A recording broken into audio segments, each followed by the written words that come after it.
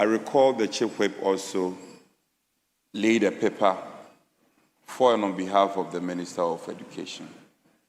And that was the University of Engineering and Agricultural Science bill. We didn't.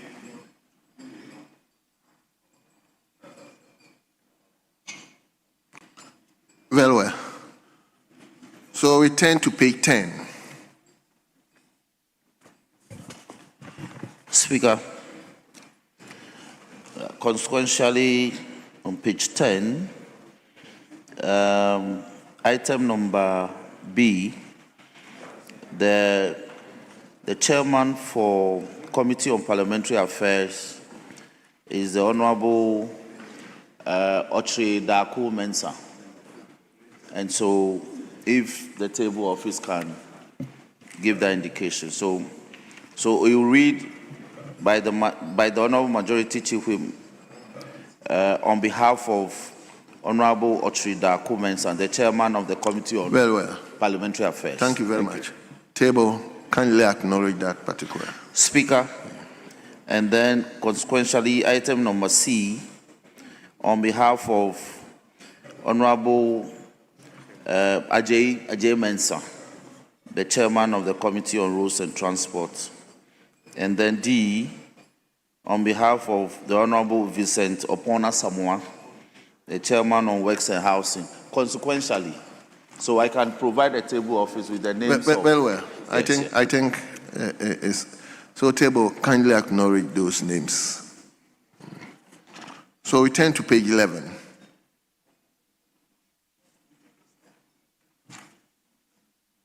Page 12.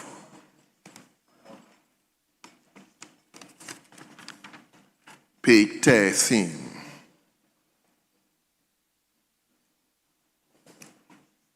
Page 14. Speaker, on page 12, item number I, the report was taken by the Honorable Comfort Doyle, First Deputy Chief Whip, on behalf of the Honorable Adjoan Tosu. So that too, I'll provide the details for the table office. So table. Yes. All what the Majority Chief Whip is seeking to bring to the fore is that don't just give the title. I mean, let the names of the people holding those titles also appear. So, by the Honorable Comfort Doyle, First Deputy Majority Whip. Chief Whip, I think that's what you want to portray. Yes, she did it on behalf of the chairperson, Honorable Adjoan Tosu. So Adjoan Tosu's name should also appear. So what I'm getting from you is that the names should, exactly, the names, yes. Thank you. So we turn to page 15.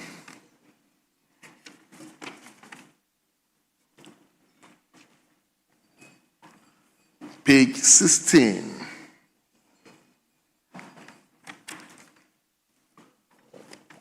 Page 17.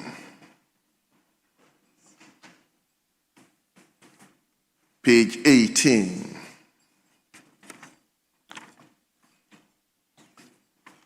Page 19. Page number 20. Page 21. Page 22. Page 23. Page 24.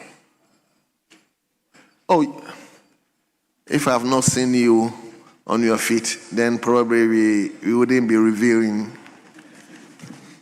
rules and proceedings. Honorable Member for Afajetu South. Speaker, thank you so much, Speaker. May I draw attention respectfully to item XVII. Which page, my brother? That's page 23. XVII. The the Director General for Ghana Health Service. Speaker, his title is a medical doctor and a professor at that. So if the clerk at table could take notes and do the needful accordingly. Again, XX, Mr. Peter Kwame Yeboah, who is the Executive Director, Christian Health Association of Ghana. He's also a medical, he's a doctor too. So if that could also be corrected. Speaker, thank you. Very well. So the titles. Table kindly acknowledge those corrections. Page 24. Yes. Speaker, Afajeto South. Again, just a minor one. At XXXII, that is 32. The health coordinator for the hospital at Kasai, the name is Kasai. That's St. Luke Hospital. So over here, it's spelled K-E-S-E-I. It should be K-A-S-E-I.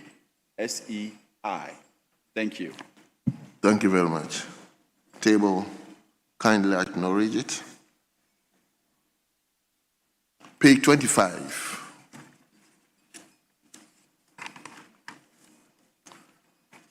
Page 26.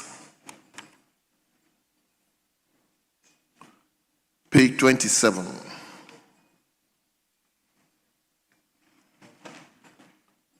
Page 28. Page 29.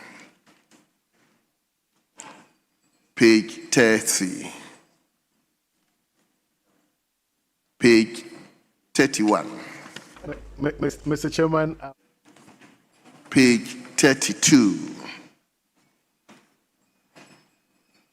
Page number 33. And finally, page 34. Honorable members, in the absence of any further corrections, the votes and proceedings of Tuesday, the 2nd December 2025 is hereby adopted as a true record of proceedings.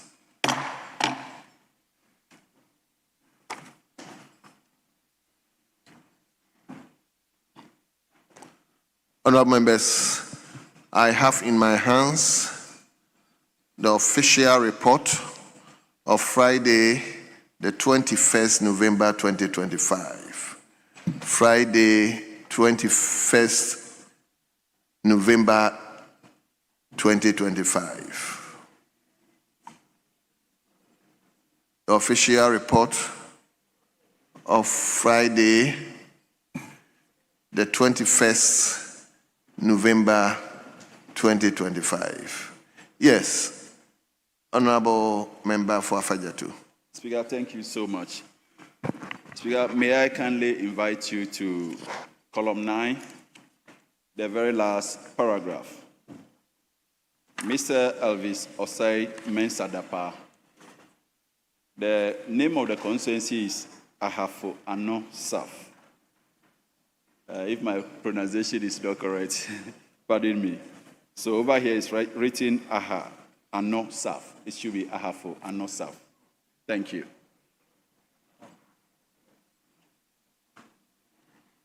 Very well. Thank you. You see, some of us, some people are very detailed. So, Honorable Afajeto South, I commend you. When you came to this chamber, it used to be Honorable Kujota Brakwa, then Honorable Professor Nyaku took over, and now you have joined the fray. Keep it up. So, honorable members, in the absence of any further corrections, the official report of 21st November 2025 is hereby adopted as a true record of proceedings.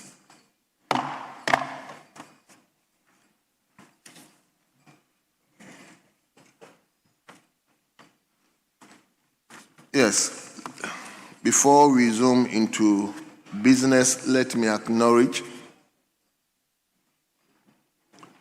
at the public gallery some visitors. And the first group is Ashase University.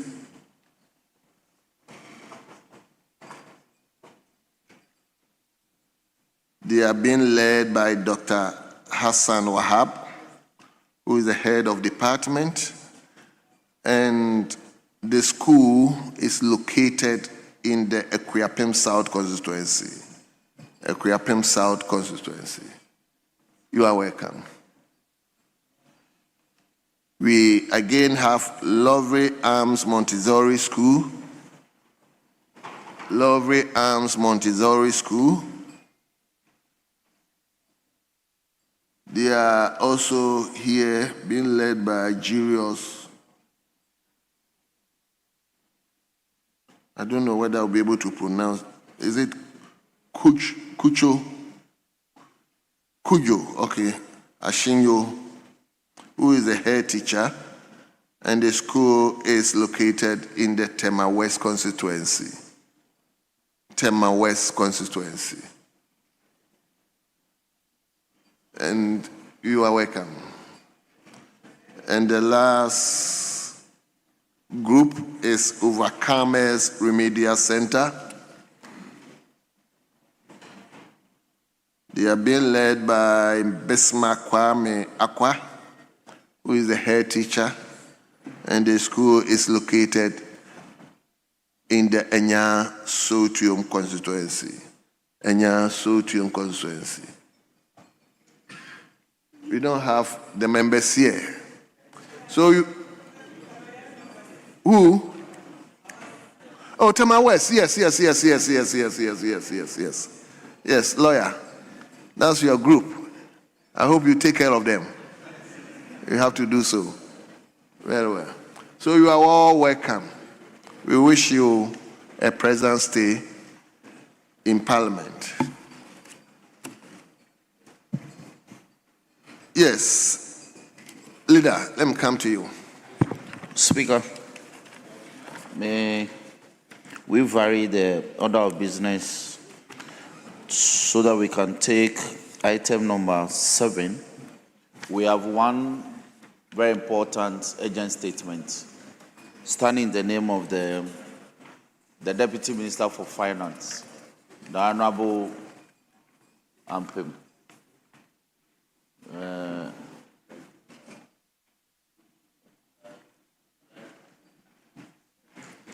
Speaker. Well, I'll allow him to read, and I'm going to limit the comments because we have a whole lot of business to conduct today. So, Honorable Minister, you may have the floor now. Yes. Thank you. Speaker, we are not objecting to the minister reading his statement. Unfortunately, Speaker, we've been urged to respect the orders. And Order 93.8, the provisions of Order 93.8 makes it imperative that the clerk should make copies of such admitted statements to members. But in the spirit of, you should listen to me. Let me conclude. Speaker, in the spirit of Eastern solidarity, and also the fact that he's a friend to this chamber. He's a friend? He's a friend to the House. It's only that the Speaker says these days you have not been visiting the Speaker. Speaker, you used to be a good boy. So this is pro bono. I'm counseling you that your visitation to the Speaker must be regularized. If you do that, and especially the chief whips, It's been a long time you visited our offices. Speaker, we will stage a compromise for him to do it. But he should take a cue. We are watching him with an eagle eye. Members, have you seen this particular statement, the kind of... Yes, Honorable Minister, let's hear you.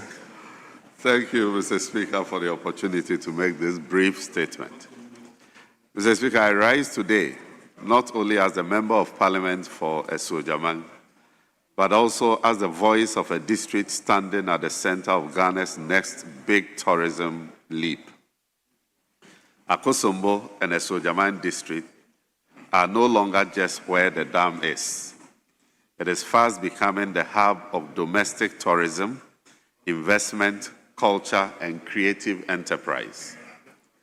My purpose is in two folds. One, to highlight the emergence of Akosombo and Esuojaman as a preferred tourism and travel destination. And two, to invite honorable members of this House and Ghanaians on a journey to unlock this potential, starting with our December in Akosombo initiative.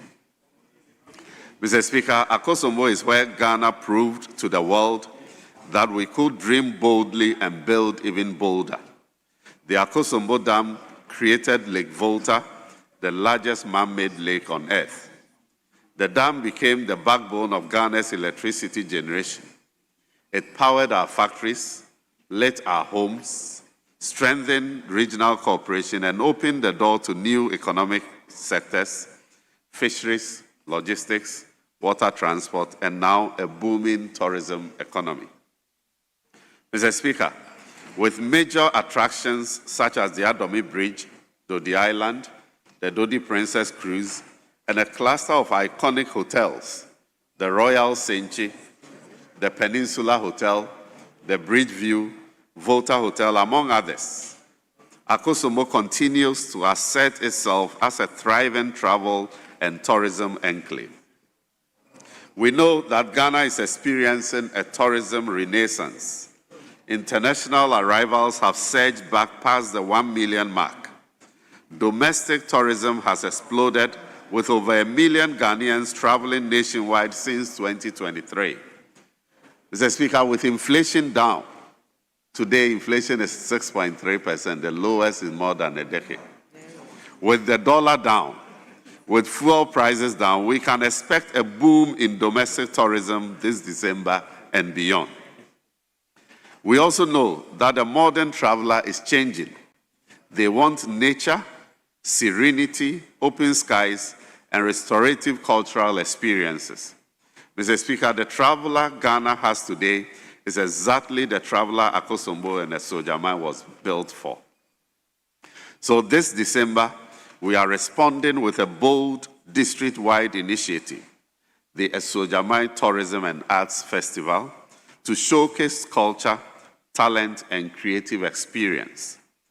Launched last month at the iconic Bridgeview Hotel in Atimpoku, the festival signals a renewed partnership between the Esuojaman District Assembly, private sector actors, and local creatives to consolidate the district as a leading domestic tourism destination.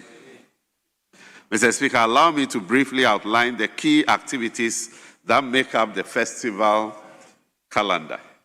As part of the ensuing activities, the Miss Esuojaman pageant will take place on 7th December to promote culture, confidence, and creativity among young women in the district. Our young men, and indeed any daring young woman, will also display their athletic prowess in the Esuojaman Strongest competition, a sporting event designed to encourage fitness, discipline, and healthy competition. In addition, a special railway tour package has been curated for tourists, featuring a unique train journey from Tema Harbour Station to the Adomi Station. This package includes guided visits to the Akosombo Dam, the Akwemu Museum, and the iconic Adomi Bridge from 4th to 7th December. The main festival week will feature an exciting lineup of activities, including street floats, water sports, regatta, a cultural derby, candlelight procession and fireworks display, alongside trade exhibitions, live band performances, and other enticing attractions. Mr. Speaker, flowing from these activities, the flagship event for this festive season is the Akosombo Street Carnival, scheduled for 19th to 21st December. The carnival will transform Akosombo into a corridor of music, color, culture, and commerce. Live stages, cultural exhibitions, dance troupes, and street fashion will showcase the diversity of Ghanaian creativity, while numerous food stands will serve local and contemporary meals.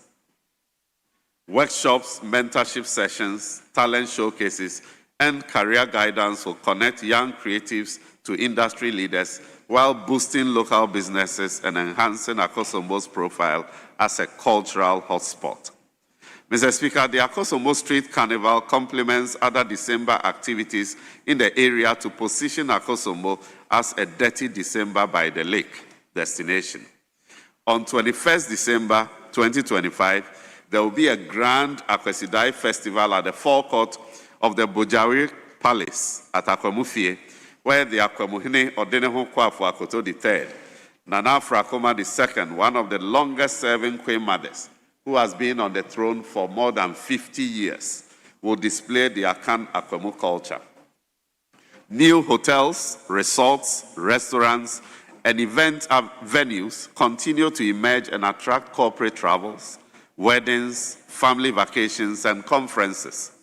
From multi-star rated hotels to budget-friendly guest houses, Esojaman offers diverse options for travelers and holiday makers. In conclusion, Mr. Speaker, working with the regional and district security committees, we continue to prioritize the safety and security of all residents and visitors. As can be expected, they will beef up security during this festive season and enhance patrols to ensure safe driving to and within Esojaman. Mr. Speaker, Akosombo holds a special place in Ghana's history. It is where our ambitions for industrialization first took visible concrete form. It is where the Volta River was tamed to power our homes and industries.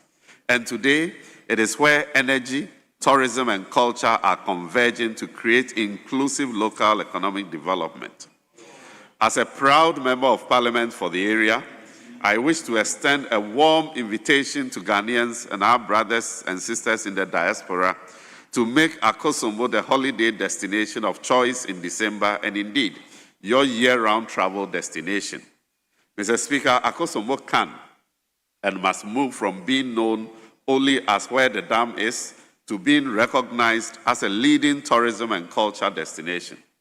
Thank you for the opportunity as we work to unlock the full economic potential of Akosombo and the Esojaman district.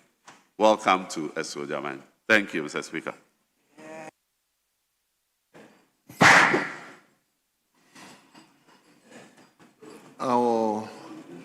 I'll take 2 comments each, including leadership. Including leadership. Yes. Member for Bosome Freho. Your place is also a band of tourists. Oh, is that so? Oh, I see.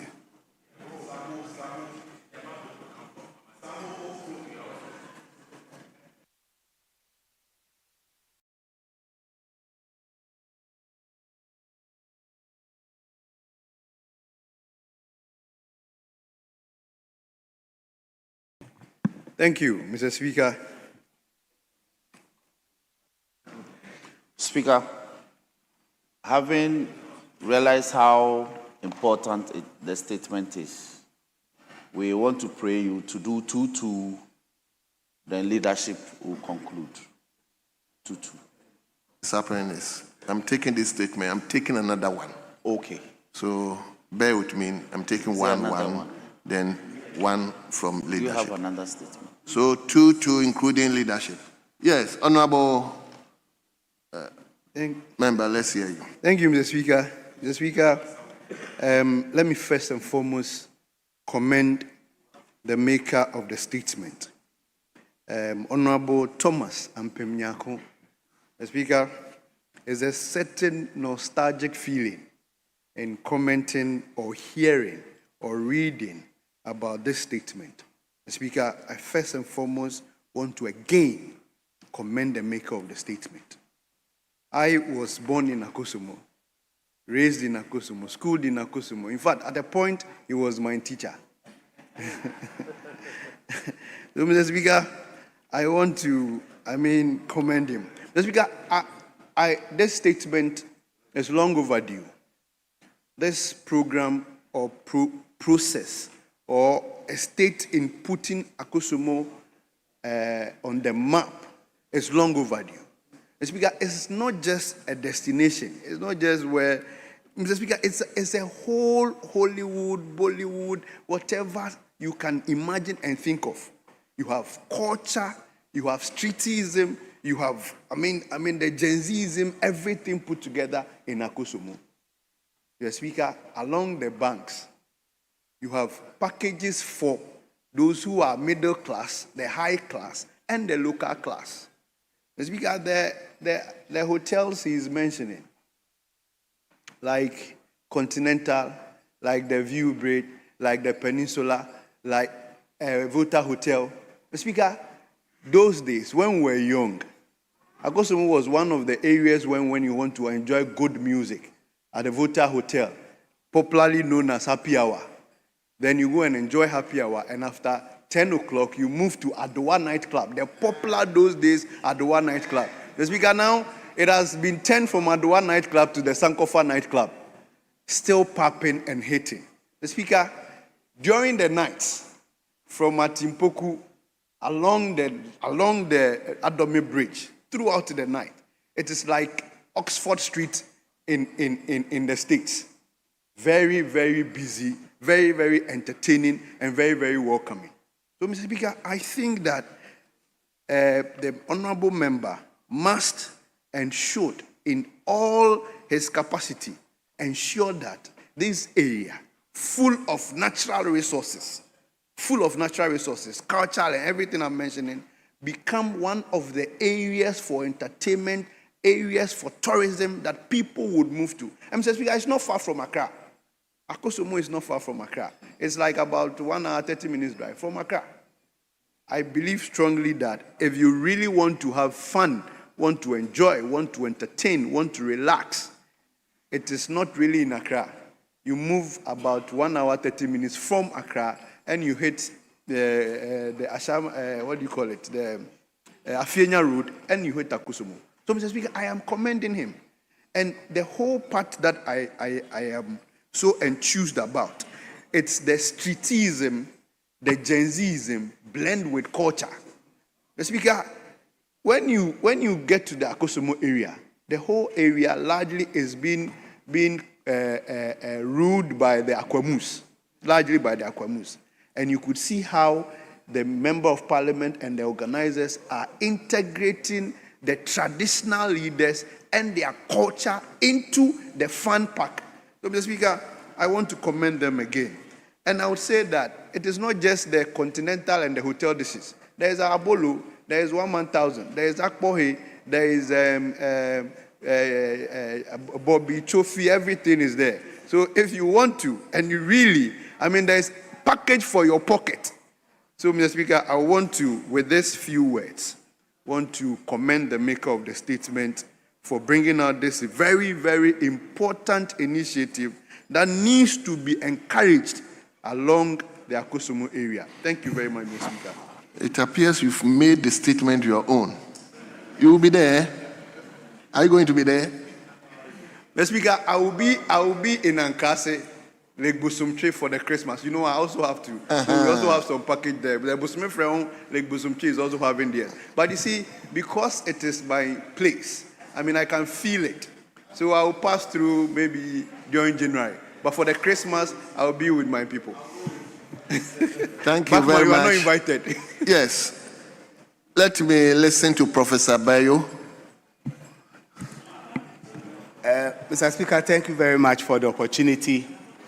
Let me commend the maker of the statement. I think he has done justice to marketing his constituency, and we really welcome such initiative. I think the Dirty December concept that he has localized to Akosombo, and for anyone who knows there, you would indeed agree with him that is one of the best tourism destinations. Its proximity to the capital city makes it even more convenient. And it is not an all-expensive place. You have a full range of hotel activities that you can participate in. And I think one of the limitations to us visiting that place and having a very good time has been the poor road network. And I want to commend the visionary leadership of His Excellency John Dramani Mahama for bringing the big push agenda to make sure that the next time they celebrate this festival, people can quickly just drive there, have fun, and come back. Because the road trip to Akosombo, one of the interesting parts, when I go there quite often, and we usually want to stop by and enjoy the scenery, especially when you get to where the monkeys are. And your kids will be happy to see them, come very close, very friendly. And when you get to Akosombo itself, the Adome Bridge is an iconic thing that everybody in Ghana who hasn't been there will want to see.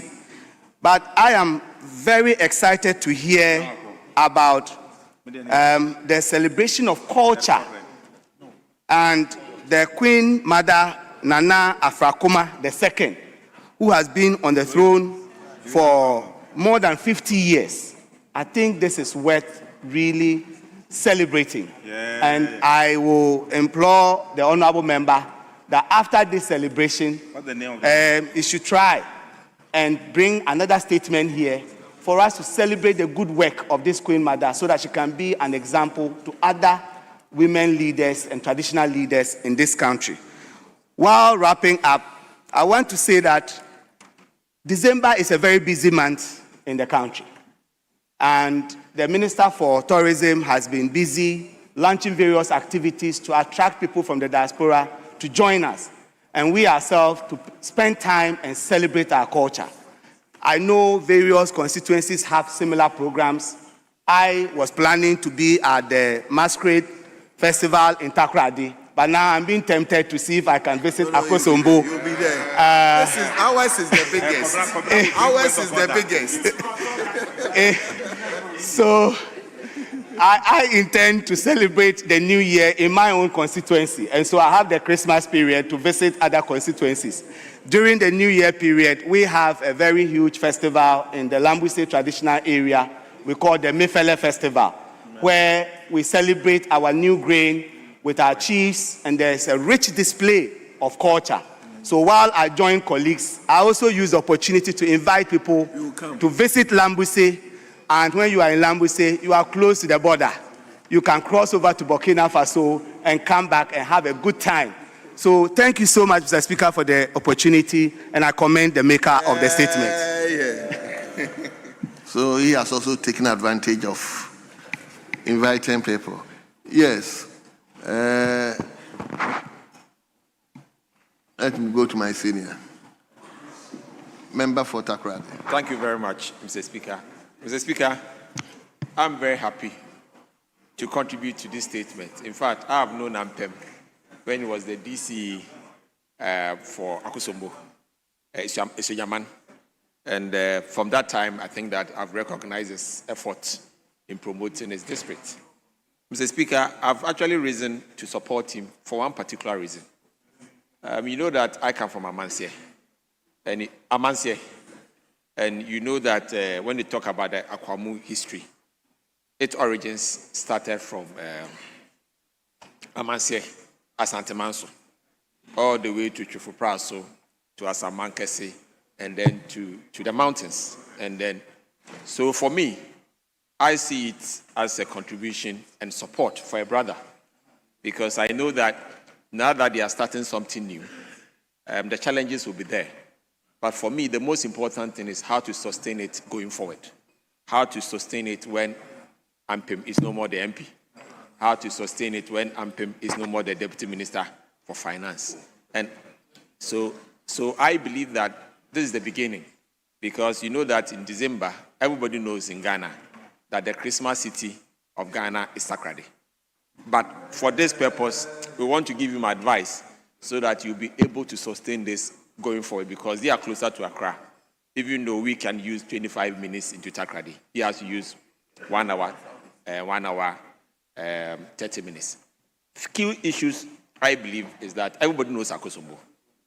And we should be able to attract, especially new visitors into Accra, to not just only do a lot of stuff in Accra, but also see Akosombo as an alternative to the Accra thing. One of the key issues is that Akosombo, because it's further away from Accra, will give a lot of customers and clients the peace of mind to enjoy themselves whilst they are at Akosombo. Secondly, I also do believe that in getting the youth involved, we should also let them understand that we have to move from social mobilization to economic mobilization as part of this new programming. Because sponsorship is one of the major difficulties we tend to have when we are organizing a lot of these programs. And if we are able to lock in that now, we should be able to consistently deliver this program over a long period of time. Thirdly, I also do believe that now that the chiefs have gotten involved, we should center all these things around them. In fact, it will make a lot of the culture popular, and the youth will easily connect with it. Because most of the time, when it's pure tradition, they find it very difficult to connect, because now education is on the net. They are thinking of more about abroad, things that people do outside this country, and sometimes think that the traditions that they participate in are hollow. Meanwhile, they've existed for a very long time, and they've survived the test of time. And I believe that if you're able to revolve it around the chiefs, they will also make sure that apart from their own traditional activities that they do, they'll be able to bring this on board. I remember some time ago that Joabin was dancing Azonto, and he made Azonto very popular. So if you're able to get our chiefs to also acquaint themselves with the new things you want to do now, and a lot of the young people will feel the stamp of recognition, and they will easily connect and make sure that they are part and parcel of this program now and going forward. Mr. Speaker, I've seen that you are holding your mic. I'd like to be concluding. In concluding, I'll say that Ampim has done a very good job. We need to support him to succeed. And I believe that if the program is extended, maybe after Christmas, we can also pass through Akosombo one day before we go to the village. Thank you very much with this. Thank you. Yes. Honorable, I always forget your name. You are doing well, and I always forget your name. Speaker, Frank Efriye is the name. Frank Efriye. Yes, sir. Wonderful. Let me hear you. Thank you, Mr. Speaker. And then let me use the opportunity to also thank the maker of this very important statement. Speaker, without doubt, the statement is as important as the personality. And indeed, I will only add that you do not waste time in giving the Deputy Minister his bill for the free adverts he has done over his constituency in the chamber. Speaker, it is important to point and add my voice to the statement made that the Sojaman constituency is indeed one of the most important ones when it comes to domestic tourism, culture, and commerce. Indeed, this same constituency houses very iconic national infrastructure, such as the Akosombo Dam, the Adomi Bridge. And for those of us who are from the Volta region, OT, and part of the Northern Enclave, indeed, the day the MP and his constituent decide to block the Adomi Bridge is the last day we'll be able to go to our various constituencies. And so clearly, it is very important that all of us support this very statement in making the Sojaman constituency a very important one, more than this. Speaker, the decision to organize a cultural festival in this December in order to add value to their eco-tourist facilities and to enhance them, I think is in the right direction. Because you see, it creates lots of jobs for our teeming youth and women. And clearly, if you get to Atimpoku, particularly on Fridays and weekends, the number of youth and women who sell by the roadside. They are not only from that constituency, but most of them have even migrated from very far away constituencies in order to make livelihoods in selling at the bridge. And indeed, a festival of this nature can only bring many customers to them. And so, Speaker, I wish to also highlight the importance of preserving nature and investing in nature. Today, one of the most important issues of national security dimension is the alarming rate of the Galamsey menace. And so when a constituency like Sojaman decide to invest in nature, preserve the serenity of nature, we can only be grateful to them and support them. Because through such preservation, I believe we'll be able to generate very sustainable jobs for our youth, our women, and at the same time preserve the integrity of the ecological system. With these few words, Speaker, may I also use the opportunity once again to thank the maker of the statement. Thank you so much. So, leadership.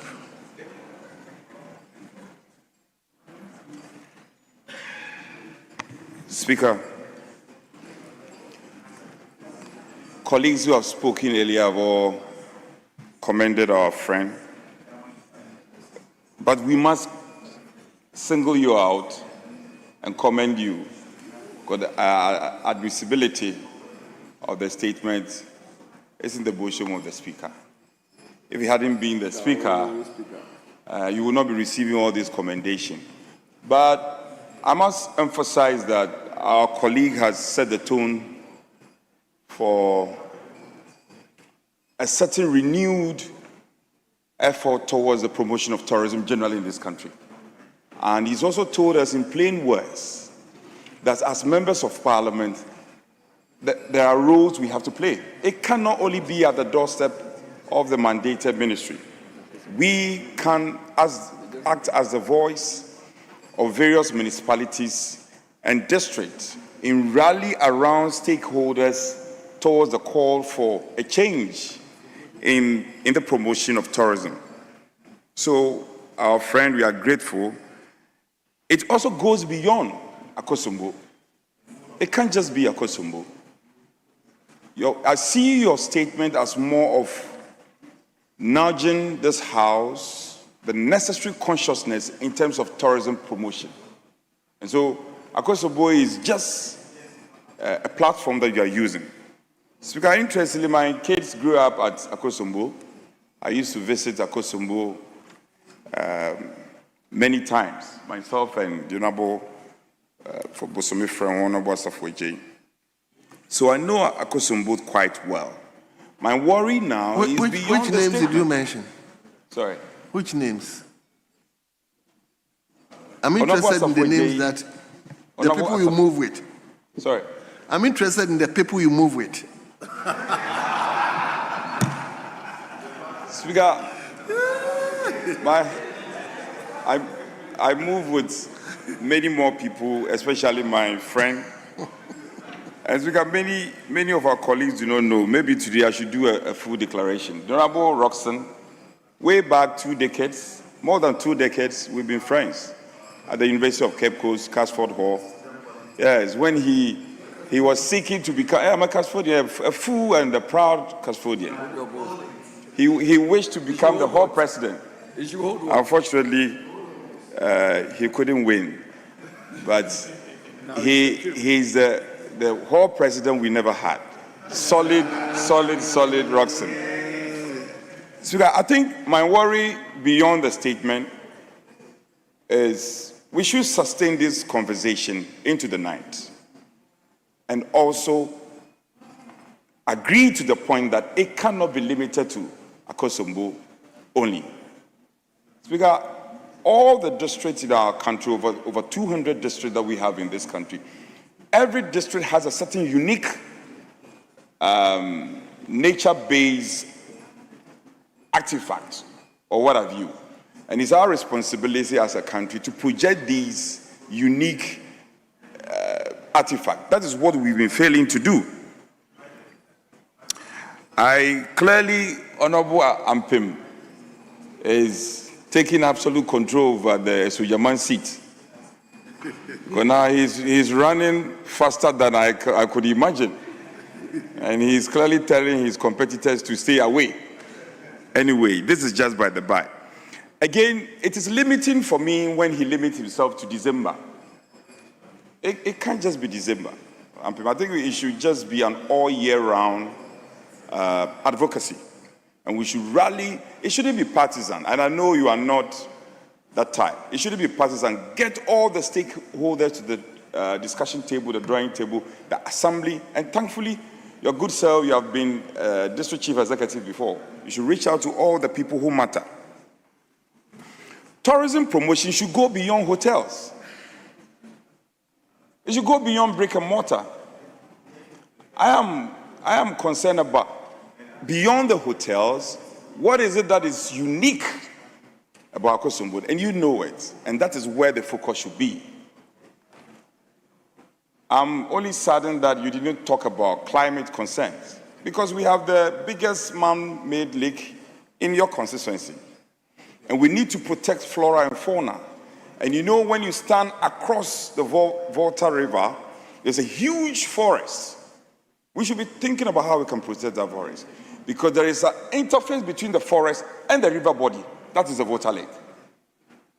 Your statement did not touch on. I've seen a number of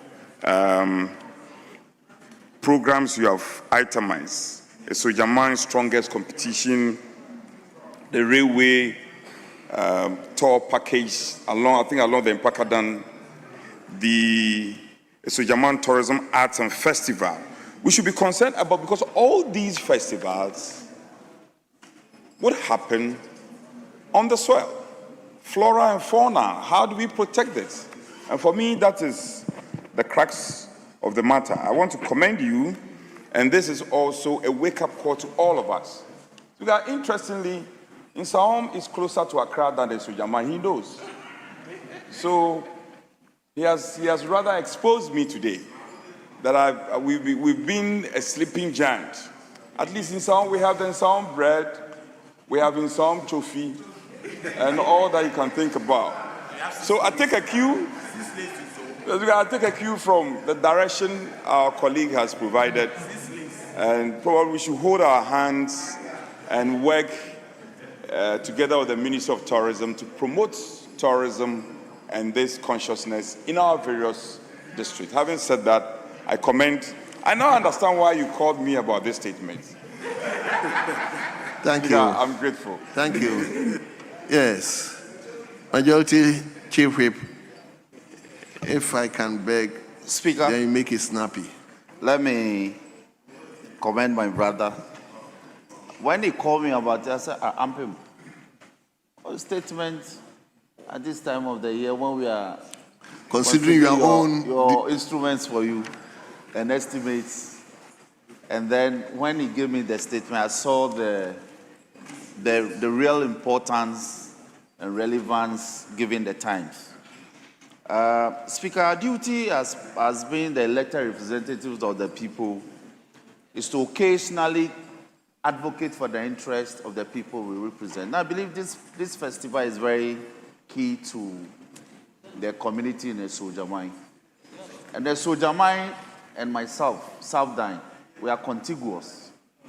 And we share the eastern and the Volta boundary, not only on land, but through the mighty Volta. People don't know that. In fact, more than half of the Dodi Island is in my constituency. Yes. And so the things we share are very common, including the people, families, and all. Now, I'm particularly happy he's brought this to the floor because, Speaker, when you go to Dar es Salaam and you want to travel to Zanzibar, it's on the sea. They go by boat. And these are, you sent me. So, Speaker, they use luxury boats as for the passengers. The bigger one it takes you 1.5 hours. But the taxis, what they call the water taxis, it takes them 45 minutes. And you pay more. So in the Sojamai at Akosombo, we have the Water Lake Transport Company. That is out very soon, I'm sure. I think we considered the estimates yesterday. We need to look at the opportunity of this house allocating some funding for the Water Lake Transport to acquire these water taxis. They're not too expensive. If we have like 4 or 5, that dock at Akosombo, we can do lake tour all the way to Yeji and back. People can spend money and we can have transit quarters built along Germany, Pando, Toko, Agodake, Abutuasi, all the way. So we need, like Arnaud said, this cannot be reserved for only December. It must be a year-long activity that must be properly packaged. And we can attract people from the sub-region. Look at the Nigerian population. They are looking for something to visit Ghana and spend. The multiplier effect of what they will come and do here will be huge. So we want to thank you for bringing this to the attention of the House. And we encourage members to identify things like this in their constituency and bring it to the floor for attention. I thank you, Mr. Speaker. Thank you very much, honorable members. We will take another statement, but before then, allow me to also acknowledge some international visitors, our colleagues from Uganda Parliament, who are here on a study visit. And they've been here since Monday. So they are James Mukaga, who is Assistant Director, Paul Telugurwa, who is the Principal Clerk, Ms. Christine Chumuhindo, who is the Principal Clerk, Mr. John Jones Setungbe, who is Senior Clerk Assistant,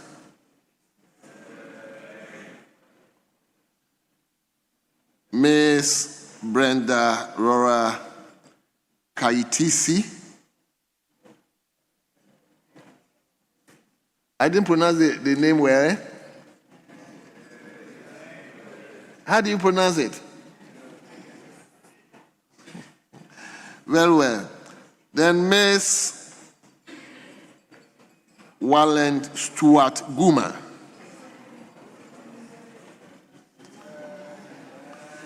But are you Miss or Mr.? We also have Ms. Dinah Amero. We have Ms. Ben Opus.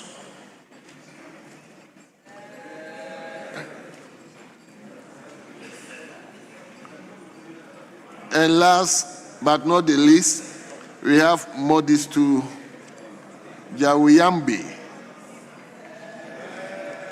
You are all welcome. We wish you a pleasant stay in Ghana. Ghanaians are naturally very, very accommodating. So feel free and feel at home. You are once again welcome. Again, we have at the public gallery, we have Laboni Senior High School. Yes.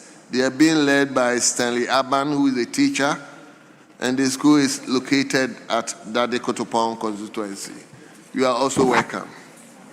So let me invite Honorable Member for Brekum. Is it Brekum West?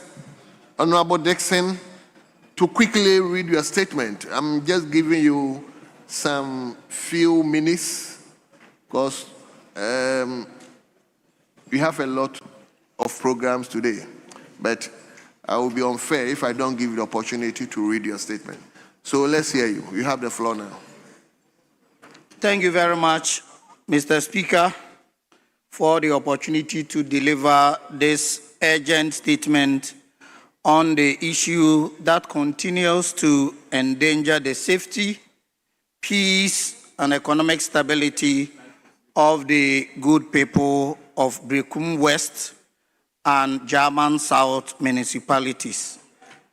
The matter before us today, Mr. Speaker, is the escalating number of armed robbery attacks along the Jenejene Drobo section of the Brekum Sampa Road, a situation made worse by the poor condition of the road. Mr. Speaker, the Jenejene Drobo Road is one of the most important corridors in the Bono region.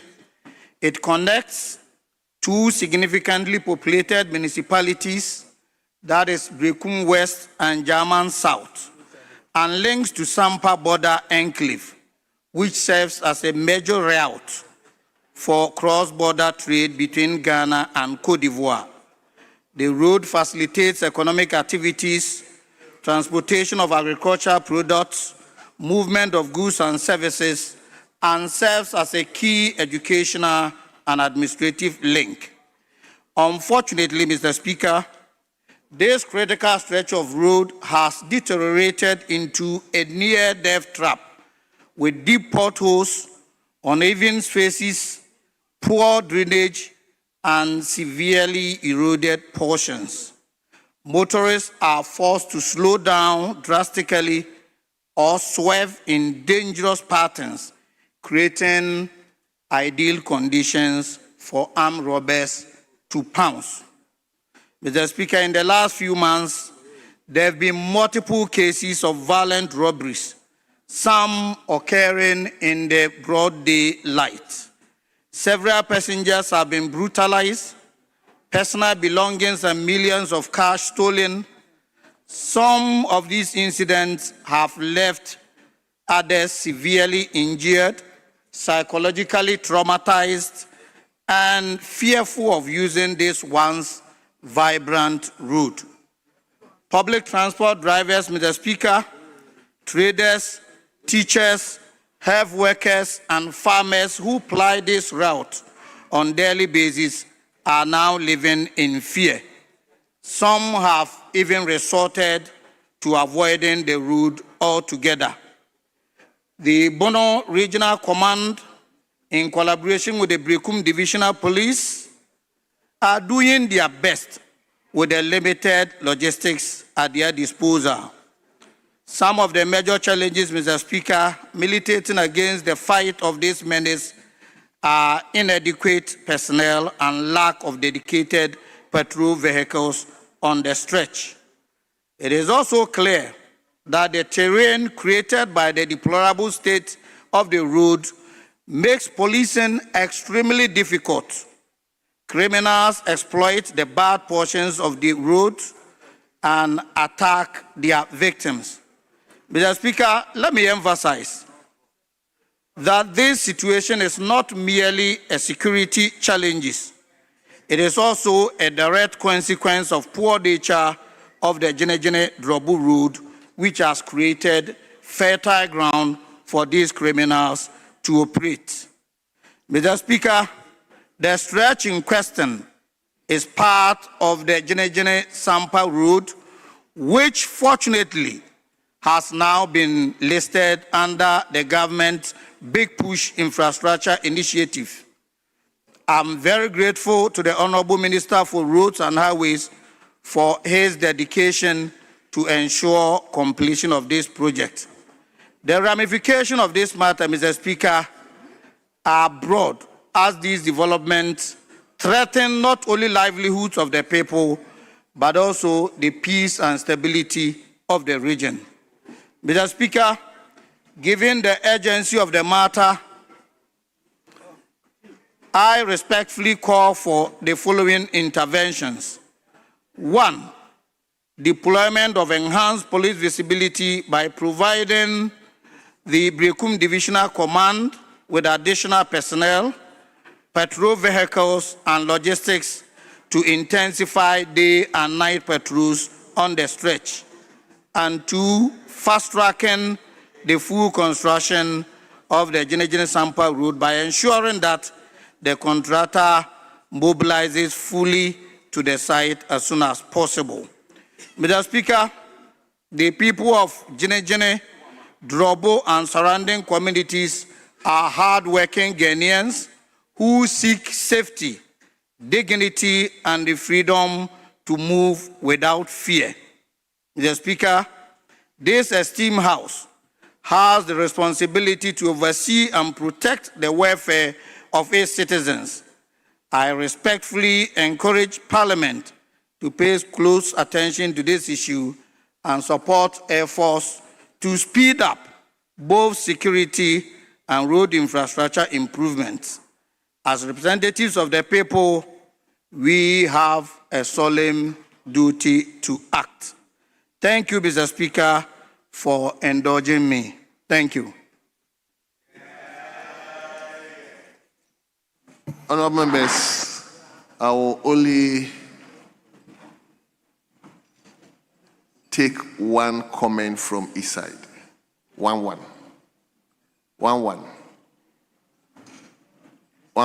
Please bear with me. We have so many reports to take. So that's what I'm saying. I'm taking one. Just allow me. Yes, honourable member for Efia. Speaker, let me pray that you rather take leadership. Then we can yield to anybody who wants to make that comment. Well. So whichever leadership way. And then Whichever way. Yes, Efia. Thank you very much, Right Honourable Speaker, for the opportunity to comment on the urgent statement made by the Honourable Member for Brekum.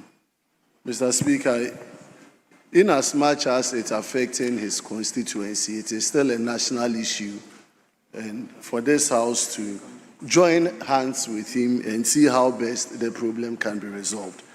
Mr. Speaker, this is a statement talking about rampant armed robbery occurrence within the stretch of Jinejene, Brekum, Sampa. And according to the maker of the statement, the armed robbery is being facilitated by the poor nature, devastating nature of the road. Coupled with it is the fact that people who trade within that particular stretch have their lives at stake, because armed robbery can happen to anybody. It is not only those who live within the Brekum area that trade between the Jinejene and Sampa route. We have people coming all the way from Accra, Kumasi, Takoradi, and the rest who go to those areas to go and do and buy products for their markets. Mr. Speaker, the road, according to the maker of the statement, has now been captured under the big push. But the difficulty, I've always said, is that yes, roads are being captured under big push. Nasikano were here to do the construction of the routes. So it is good that it has been identified. But if we delay in the execution of them, as we have seen over the past year, this year, when less allocation has been made in the area of our road infrastructure development, then this matter will be of a concern to the good people of Brekum and Jinejene. Mr. Speaker, we still have concerns about police visibility and patrol on that particular stretch. I don't know whether this issue has come to the attention of the IGP, because when it comes to security matters, if it goes beyond the capacity of the divisional command and the regional command, then importantly, national headquarters would have to also rise up and take the issue for consideration. I'll use this platform to call on the Inspector General of Police, since this has been raised in this August House, to pay particular attention to the security concern, the presence of the police to protect lives and property along that stretch. Mr. Speaker, in conclusion, I want to urge this House, as a matter of urgency, to call on the Minister of Roads to pay attention to all roads infrastructure in this country. The big push is not just a talk, it should be a work. And I'm praying that in the year 2026, money will be released. This budget, we've seen that government has not released money to do the construction. So, Jinejene, I sympathize with you, my brother. I hope that the big push, based on this conversation, your road will be constructed. Mr. Speaker, without more, I want to thank you. Thank you very much. Thank you very much. Yes. Andrew, Sola. Thank you so much, Mr. Speaker, for giving me the opportunity to comment on the statement ably delivered by the honorable member for Brekum West.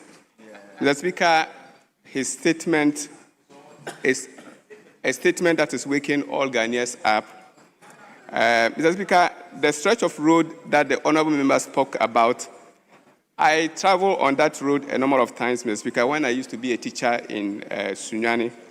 Mr. Speaker, I had a family friend in Sampa, and so I used that road very often when I was there. Mr. Speaker, that road is not just a mere road, it's an international road. It's a road that links Ghana to the Ivory Coast. You travel through Drobo to Sumahi Krom to Sampa, and then you can cross to Bundugu, which is Ivory Coast. And so it's an international road that needs a lot of attention. The Speaker, in his delivery, he made us aware that armed robbers have taken advantage and they are troubling the people who travel on that road. The Speaker, I don't intend to generate debate, but it is a fact that for the past 8-9 years, Ghana witnessed a lot of challenges as far as work on our roads are concerned. In my debate of the budget, Mr. Speaker, I raised the issue of the past government declaring year of roads 2 times, but we never saw the quality roads. The people of Jene and Drobo and Sumahi Krom and Sampa are struggling and suffering on that bad road because we never saw good works on our roads done during the past government. But good news has come. My brother who just spoke, let me remind him that as for the NDC government, we are people, when we speak, we deliver. And so, like I said, I don't intend to generate debate, but he should be rest assured that the big push is not going to be a mere talk. We are going to walk our talk. We have already started seeing the signs. And another assurance that I want to give my brother on the other side is that the road fund has come to stay. Government is putting in place the board of directors, and very soon we'll have some funds from the road fund to work on similar roads. And so the people of Jene and Brekum West in general, they should be rest assured that the solution coming. Mr. Speaker, I thank you for the opportunity. We'll continue to work to serve our people better. Thank you so much. Thank you very much. Honorable members, I said that statement was the last one, but incidental today is the International Day for Persons with Disabilities. Persons with disabilities. So we have a statement to that effect, and we have 3 statements, all of them commemorating the day. So I'm inclined to only invite one person to read the statement, and the rest of the 2 will corroborate. Speaker, with respect. Am I with you? Speaker, with respect. We have also a number of statements on our side. We have a number of them, and so far, that shouldn't be. No, so far, Speaker, with respect, when we went to conclave, the understanding was that we're doing one statement that stood in the name of AMPIB. We have, and my members are worried. Honorable Onyina, he has a statement. A number of them admitted. So, Speaker, it makes the work difficult for leadership. Let's forgive us, but because today is a day for people with disability, I'm inclined to take that statement, but I will let just one person read. One person will read. I'm not going to take all the 3 statements. I will just let one person to read, and the other 2 will comment. I hope I'm with you. Is that okay? Leader. Mr. Speaker, it's very easy. The 3 have written statements. So allow one person to read. The apport that the other 2 have, they'll use it to comment.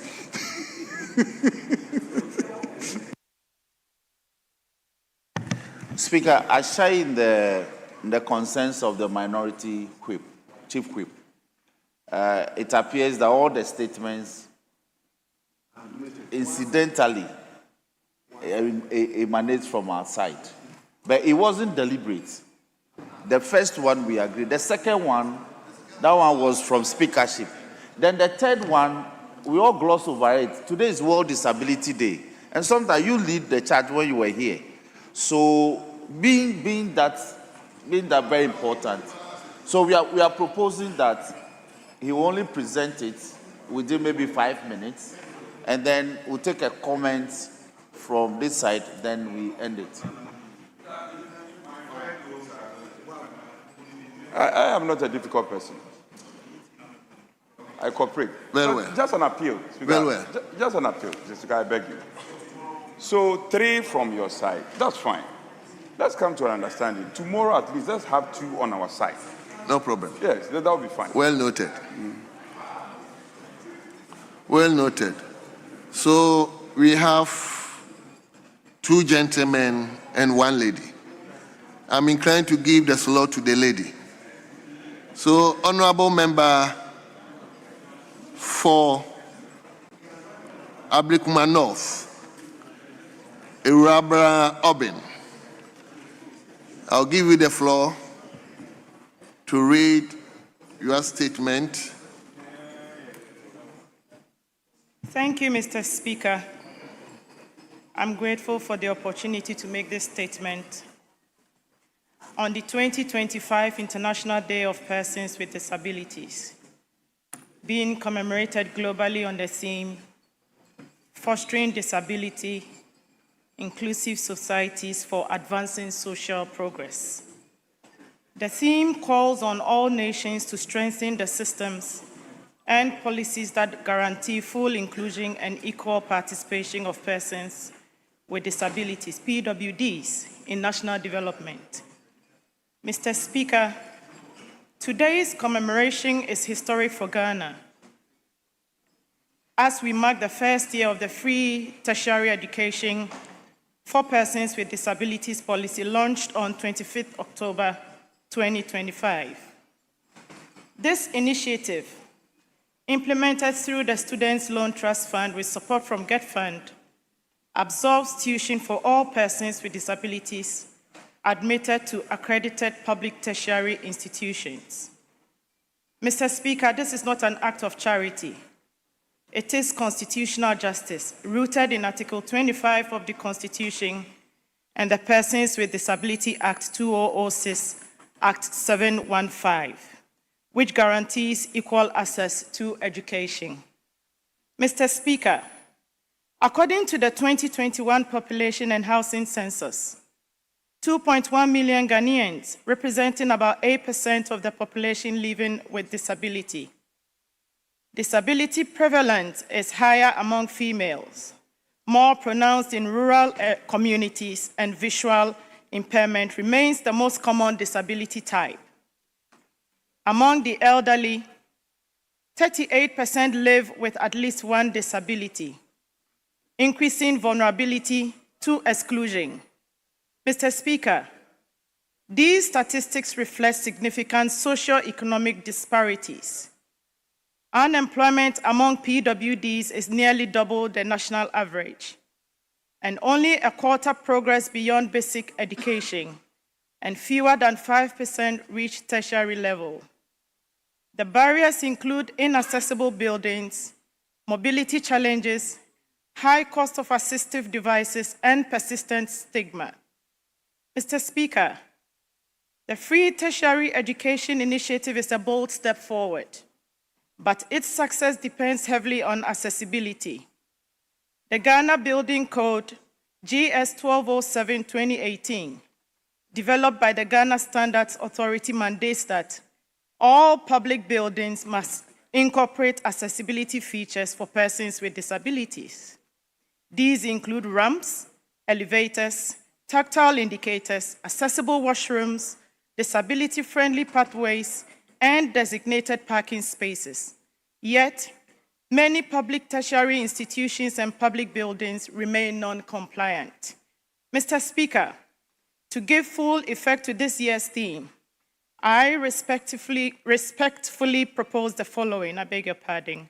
1, sustainable financing to ensure predictable funding to the Students' Loan Trust Fund and GET Fund to support fee absorption for all eligible persons with disabilities. 2, strict enforcement of the Ghana Building Code GS 1207/2018 through mandatory compliance audit. 3, provision of assistive technologies such as sign language interpreters, the Braille materials, audio resources, and inclusive digital learning platforms. 4, mobility and welfare support, including transport stipends or dedicated shuttle services. 5, improved data and monitoring systems to guide targeted interventions. 6, public sensitization to reduce stigma and promote respect, dignity, and inclusion. 7, employment pathways through internships and fair recruitment for graduates with disabilities. Mr. Speaker, as we observe the 2025 International Day of Persons with Disabilities, Ghana stands at an important turning point. Free tertiary education program for persons with disabilities is a bold and progressive intervention. Its impact, however, will depend on full enforcement of accessibility standards, sustained policy reforms, and a national commitment ensuring that disability does not limit opportunity. Our collective responsibility is to build a society where every Ghanaian, irrespective of their physical, sensory, intellectual, or psychosocial disability, has the environment, support, and opportunity to thrive. Mr. Speaker, I thank you for the opportunity once again. Thank you very much. So I'll invite, Honorable Felix Ukli, MP for Botiano English and Manfrom. You also wrote a statement, so I'll give you the floor to make a comment. Mr. Speaker. No, I'll come back to you. There are 3 people who made statements, but I just want to acknowledge them, then I'll come back to you. I know your constituency is full of... It's not. Yes, Honorable Member for English, let's hear you. Thank you, Mr. Speaker. I would like to associate myself with the statement made on the day of International Day of Disability. Mr. Speaker, in my constituency of Botiano English and Manfrom, we continue to engage with disability groups to understand their needs and support them in practical ways. But, Mr. Speaker, constituency-level interventions alone is not enough. We need a national approach that is inclusive, adequately funded, and driven by the principles of fairness and equal opportunity. Mr. Speaker, let this year, International Day of Persons with Disability, remind us that inclusivity is not charity, it is justice. It is the foundation of a sustainable development and a measure of a truly democratic society. I therefore call on this House to continue championing policies to empower persons with disabilities to live with independence, dignity, and with respect. Mr. Speaker, I take the opportunity to salute the people of Botiano English and Manfrom. Thank you, Mr. Speaker. Thank you very much. Yes, Honorable Mahama, will you also make a statement? Anyway, I think he has checked out from the chamber. So let me go to Akuapem North, then I'll come to you, Minister. Yes, Honorable Samuel. Right Honorable Speaker, I believe as we commemorate today, our friends and brothers who are persons with disability are not asking for pity or empathy from us. They are asking us to show them the same respect and support that we continue to show ourselves. The Parliament of Ghana has played host to School for the Deaf from Mampong.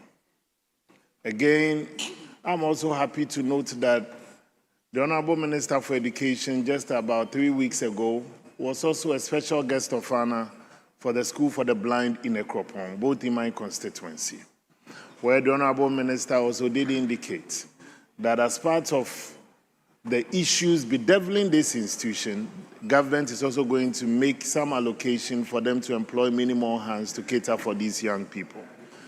Mr. Speaker, the issues of disability I have stated on this floor on countless occasions. The very act and our posture towards inclusion, respectfully as a nation, has not received the needed attention.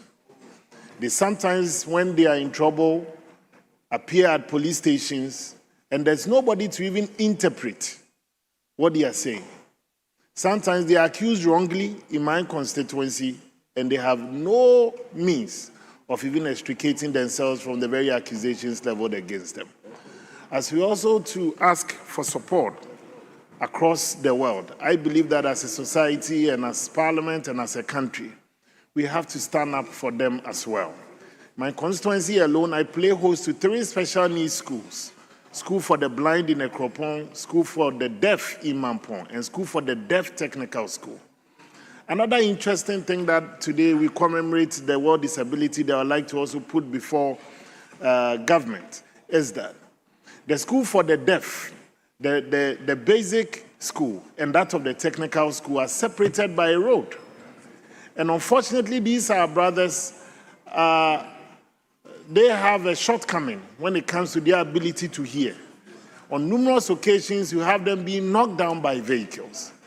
And we've complained time and over again. I believe that today, it should not just be another lip service as we commemorate the day, but concrete actions being taken by all of us to help show them that needed respect.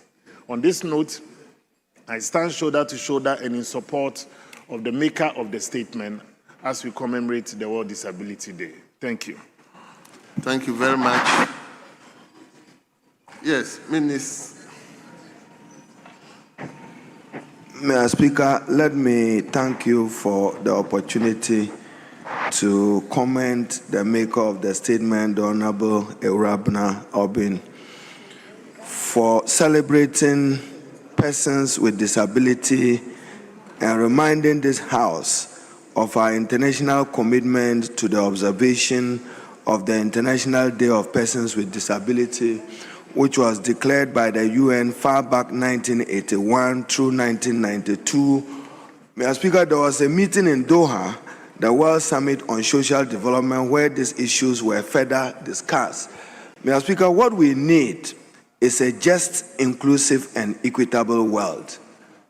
Even in Ghana, persons with disabilities still face significant challenges and obstacles. And it's commendable that she has recognized what President Mahama has done for persons with disability, at least to have access to free tertiary education. Mr. Speaker, my colleague who just spoke, the Honorable Samia Oku, I was in Akwapim 3 weeks ago where we visited the special needs school of visually impaired persons. And Mr. Speaker, I'm happy to note that from the 1st of January 2026, President Mahama will make a formal declaration declaring education for all persons with special needs free in Ghana, and would want that to be an enduring legacy and to reach out to them as very marginalized, deprived people. Currently, those of them in the schools and the special needs, we call them integrated and special needs, there are about 39 of them spread across the country, particularly in Ashanti, Volta region, and other parts of it. They live on 8 cedis a day. Government is increasing that to 15 cedis. I'm here with an amendment to the Get Fund Act, and part of the amendment is to declare special needs education free in Ghana. And every other year, Mr. Speaker, the Get Fund will be obliged through Parliament to make a minimum allocation of 65 million to 100 million Ghana cedis dedicated to their feeding. What is significant, Mr. Speaker, will be assistive devices. Elsewhere in the world, those of them who are unable to hear, there are devices that can aid hearing. we will also provide that for them. So, Mr. Speaker, I want to commend the maker of the statement. I'm also aware that the President have directed that District Assembly Common Fund allocation for persons with disability be increased from 3% to 5%, and that this money must be spent at the local level, and accessibility to the fund must be from the Federation of Disabled People as part of his determination to reach out to persons with disabilities. So, Mr. Speaker, let me commend the maker of the statement and to say that we need to do more even as a parliament. There are many institutions in Ghana which are still disability unfriendly. They have not been able to adjust their institutional infrastructure, probably, Mr. Speaker, even including parliament. How does a disabled person climb the stairs up here? I thank you for the opportunity.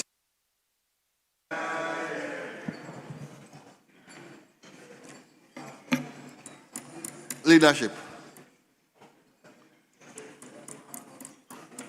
The leadership can yield to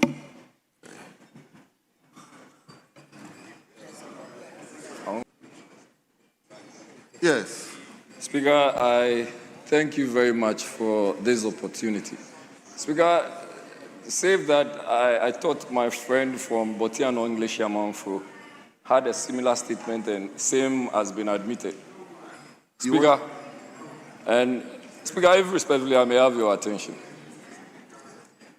Speaker, I was making the point that I thank you for giving me this opportunity. Save that I know my colleague from Botiano English Yamanfo has the same or similar statement.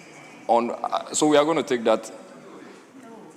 So that was why the statement were three. We just gave the opportunity to one person and asked the other two to comment. So Honorable Member commented. The other one, before I called him, he has checked out from the chamber. Very well. Very well, Speaker. Speaker, thank you. I want to commend the makers of this statement and to reiterate a few situations. Speaker, International Day of Persons with Disabilities, that is IDPD. Speaker, was established on the 3rd of December, 1992. And what's the purpose? The purpose is really to provide people with disability accessibility, to help promote their activities, and to let people understand that disability is not an inability. Speaker, today we have this platform. And in Ghana, Speaker, we have about 2.1 million people who are various persons living with various disabilities. The world over, we have about 2 billion people living with disabilities. Speaker, what are we doing as a parliament? What are we doing to help resolve some of the problems these people are facing? Speaker, if you look at what we have now, if you look at the Act 2006, the Persons with Disability Act 2006, at 715, Speaker, it remains largely unenforced. Speaker, why am I saying so? Because even in our social provisions, providing infrastructure for people with disabilities is virtually, we are not responsive. We are not doing what is expected of us. Even in this parliament, Speaker, you may ask, if you have friends with disabilities and they are coming to visit you, apart from the lift, what are they going to do? How are they going to reach out to you? Speaker, when you go to a lot of toilet facilities in Ghana, it is only meant for people who are not having any form of disability. When you travel abroad, even a parking space, public spaces, public infrastructure, most of these allocations or arrangements are not made for disabled people. So we only come and make all the noise, come and make all the laws, but we leave the vitals. We do not take care of these people. Today, as we celebrate their day, let us have this clarion call that let us make room for them. Let us make provisions for them. In our infrastructure, in our education, in our homes, in our schools, in our businesses, even in sports. Speaker, if there is the Paralympics and you are watching, you barely see Ghana. You barely see Ghana. You see a lot of swimmers who are persons living with disabilities, and they do massively well than people who are able men and women. Speaker, this is the time for us to pay attention to them. They did not call for themselves to be disabled. Unfortunately, this is a situation they have to deal with. What are we doing for them? My respective leaders who have also made statements on this, this will be a clarion call on all of us to pay attention to persons living with disabilities so that we can say that we have done our part for them and for Mother Ghana. Thank you very much. Thank Mr. you Speaker. very much. So, majority leadership, who is taking the, yes, the lady, member for Dadekotupong. Thank you, Right Honorable Speaker, for the opportunity to contribute to the statement ably made by my honorable colleague, Honorable Irabna, and all others who intended to make a statement. Mr. Speaker, we celebrate with the persons with disability on this day, the 3rd day of December, under the theme, Fostering Disability Inclusive Societies for Advancing Social Progress. Before I go on, I wish to commend His Excellency, the President of the Republic of Ghana, His Excellency John Dramani Mahama, for taking the initiative to increase their common fund, District Assembly's common fund, from 3% to 5%. Mr. Speaker, most of the time, some of the persons with disability have issues accessing this fund. And on this day, as we celebrate the persons with disability, I wish to encourage all of us as members of Parliament to be concerned and participate in the distribution and allocation of their percentage to them. There are committees in the various assemblies that oversee the disbursement of these funds. How are they disbursing the funds? We should ensure that they disburse it well. There shouldn't be discrimination where somebody would always have the opportunity and others wouldn't. Mr. Speaker, His Excellency has also made tertiary education free for persons with disability, and we want to congratulate him on that. Mr. Speaker, we have different forms of persons with disability, and per the statement ably made by my honorable colleague, we have 2.1 million people who live with some form of disability. Mr. Speaker, it will interest you to note that most people are not born with their disabilities, but as they grow, through accidents, through various means, you realize that we have visually impaired, we have physically challenged, among others. And the rate of discrimination is too high in our nation. We need to come together and not look down upon these persons with disability because they are disabled through no fault of theirs. Mr. Speaker, I would want to talk about accessibility.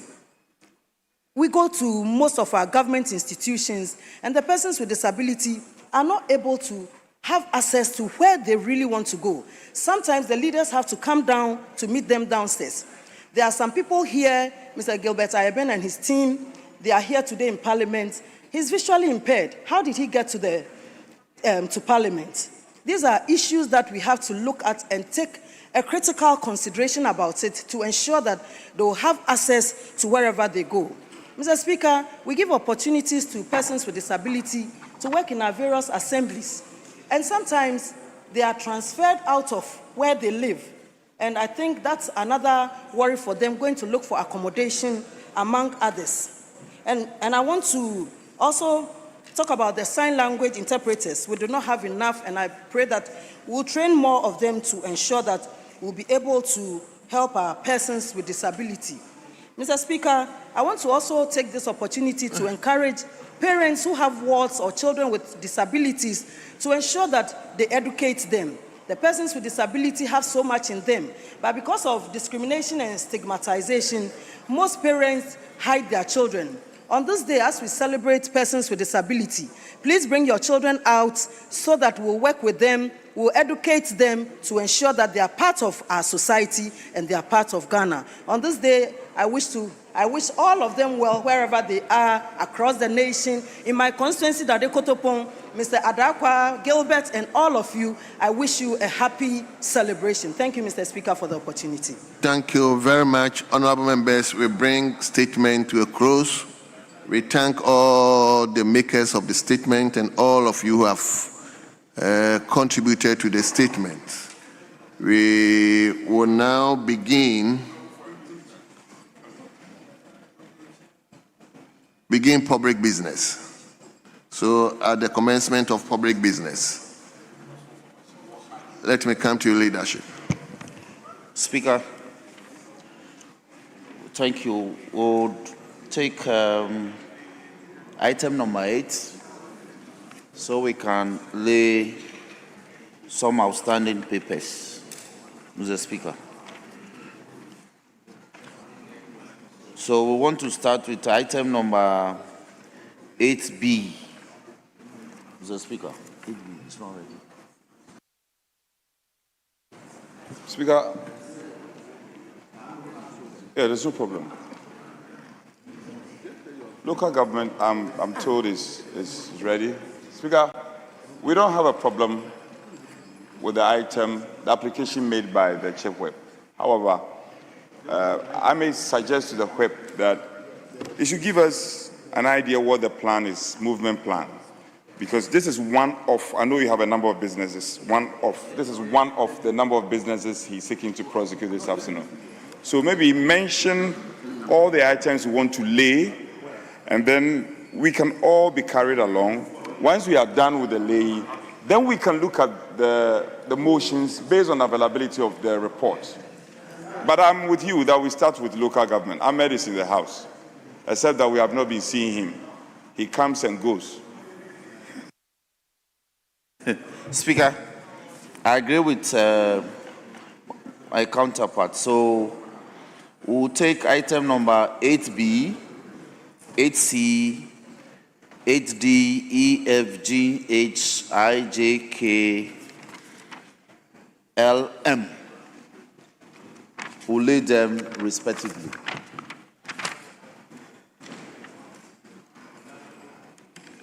Well, honorable members, come with me to page 8, item listed 8, presentation of papers.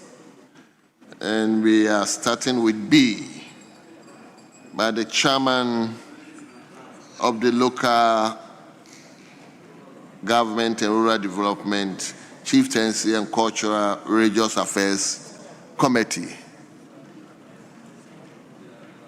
Where is the chairman? Chairman for Local Government, Rural Development, Chieftaincy, Cultural and Religious Affairs. Yes.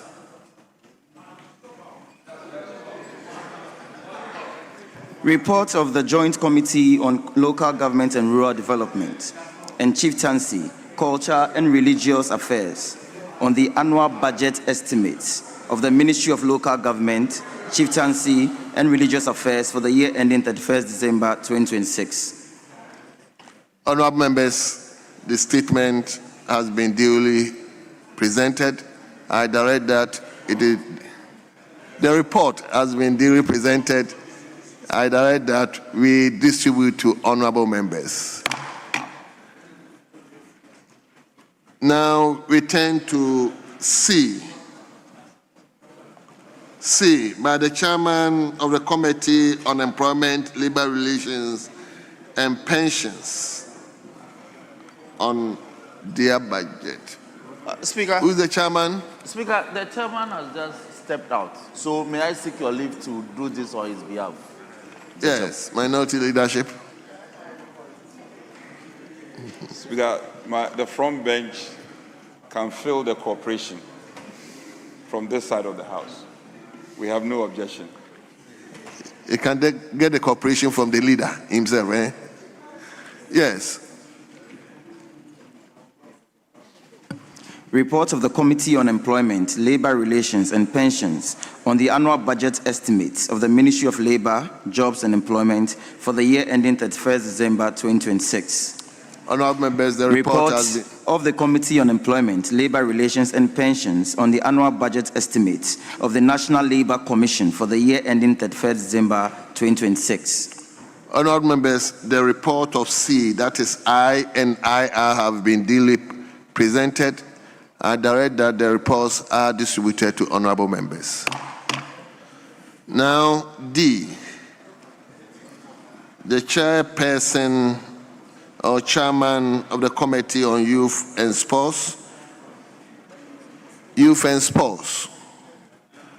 Speaker, the chairman for Youth and Sports. Speaker, we laid the Youth and Sports yesterday. We laid it yesterday. It was the report. It was the report that we couldn't take because the minister indicated that he wants to be here. Table. So is that the case? That's a repetition. We laid Youth and Sports yesterday. Whilst we are looking at it, let's move to E. Yes. Wasn't late. Speaker, well, it's not. I'm guided. So, Speaker, we'll take D. The chairman, Nogbe was here a while ago. So, Mr. Speaker, let me seek your leave to do this on his behalf. Well noted. Thank you.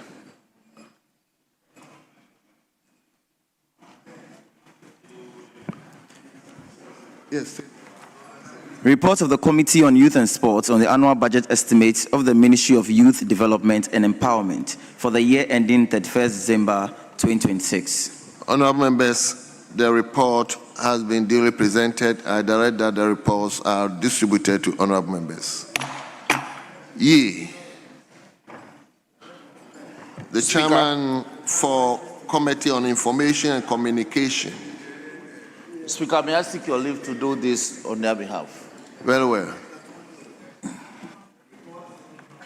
Report of the Committee on Information and Communications on the annual budget estimates of the Right to Information Commission for the year ending 31st December 2026. Honorable members, the report has been duly presented. I direct that the reports are distributed to honorable members. Let's turn to F. Speaker, the chairman, the member, vice chairman is here, so you will lay the report on behalf of the chairman. Very well. Report of the finance... Hold on.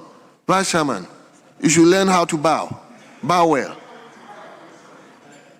I was just trying to catch your attention. I was wondering whether it was because of the hat he's wearing or not. But you must bow properly. Mr. Speaker, well noted. Report of the Finance Committee on the annual budget estimates of the Ministry of Finance for the year ending 31st December 2026. Honorable members, the report has been duly presented. I direct that the reports are distributed to honorable members. We move to G. Speaker, the chairman is unavoidably absent, but the member, the second deputy whip is a member, so I plead that he does this on his behalf.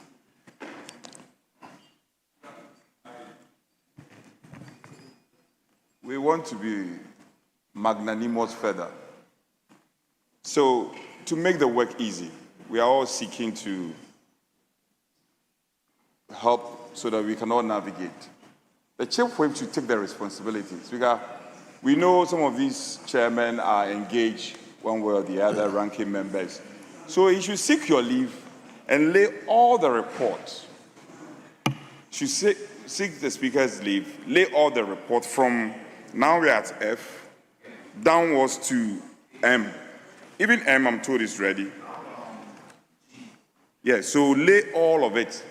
With Speaker, with your leave, a single bow, so that the table office can read the heading, and then we move fast. We want to move fast. Well, let me find out. We don't have the chairman. Do you have the chairman for Foreign Affairs here? Do you have the chairman for Trade, Industry, and Tourism? What about that of independent constitutional bodies?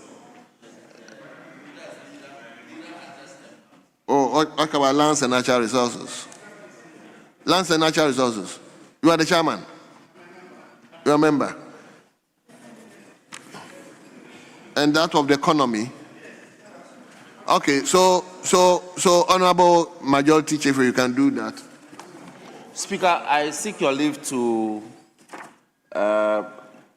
lay the reports on behalf of the committees featured in item number 8H, 8I, G is late.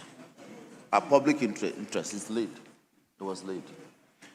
H, I, J, K, L, and M. Humbly submitted. I know. This is a formula for bowing. Very well. Yes, table. Reports of the Committee on Public Administration and State Interest on the annual budget estimates of the Office of the Government Machinery for the year ending 31st December 2026.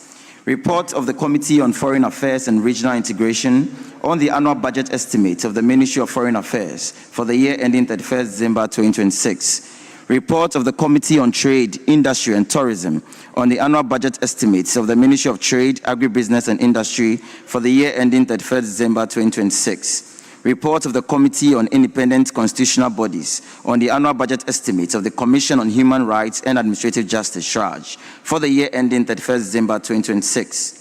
Report of the Committee on Lands and Natural Resources on the annual budget estimates of the Ministry of Lands and Natural Resources for the year ending 31st December 2026. Report of the Committee on Economy and Development on the annual budget estimates of the National Development Planning Commission for the year ending 31st December 2026. Report of the Committee on Food, Agriculture and Cocoa Affairs on the annual budget estimates of the Ministry of Fisheries and Aquaculture for the year ending 31st December 2026. Honorable members, the reports that has been read to us from G, H, I, J, K, I, M have all been duly read to us. I direct that these reports are distributed to honorable members.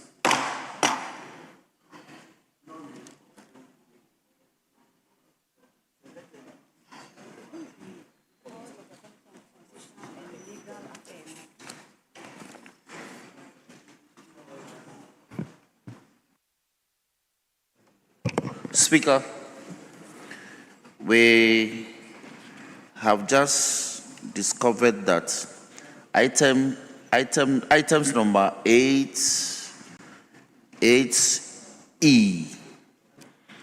the right to information, has been inadvertently placed under the Committee of Information and Communication. It should be constitutional legal. So if table office, if we can just, this is a clerical error. We can just... No, let me invite the chairman to bow, then we take it afresh. Very well, very well. So, honorable members, we turn back to Yi, chairman of the Constitutional and Legal Affairs, yes. Table. Report of the Committee on Constitutional and Legal Affairs on the annual budget estimate of the Right to Information Commission for the year ending 31st December 2026. Honorable members, the report has been duly presented. I direct that the reports are distributed to honorable members. Speaker, thank you very much. Speaker, may I pray that we move to motion number 10. No, Speaker, we'll move to motion number 14. 14, it's the Right to Information Commission report. Sorry, look at them. They are not ready. They are not ready. So, we'll take it. 14, yeah. Very well. We have no objection. However, we don't, even in leadership, we don't have copies of the report. So whilst we are preparing to take that, can table office make copies? It's on the console, yes, but we need hard copies, a few hard copies. So this is just a precursor. They can start our. Yes, but I think. Speaker, in fact, we brought a lot of copies, hard copies, because even though we are going paperless, it's still the facility of debating with paper in hand is always the best. Yeah. So we brought a lot of copies. So I want to urge the national service persons to hurry up with the distribution. There are a lot of copies from the copy room. Well.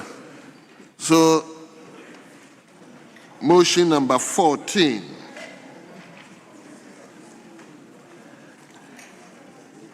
By the Minister of State in charge of government communication. Speaker, the Minister,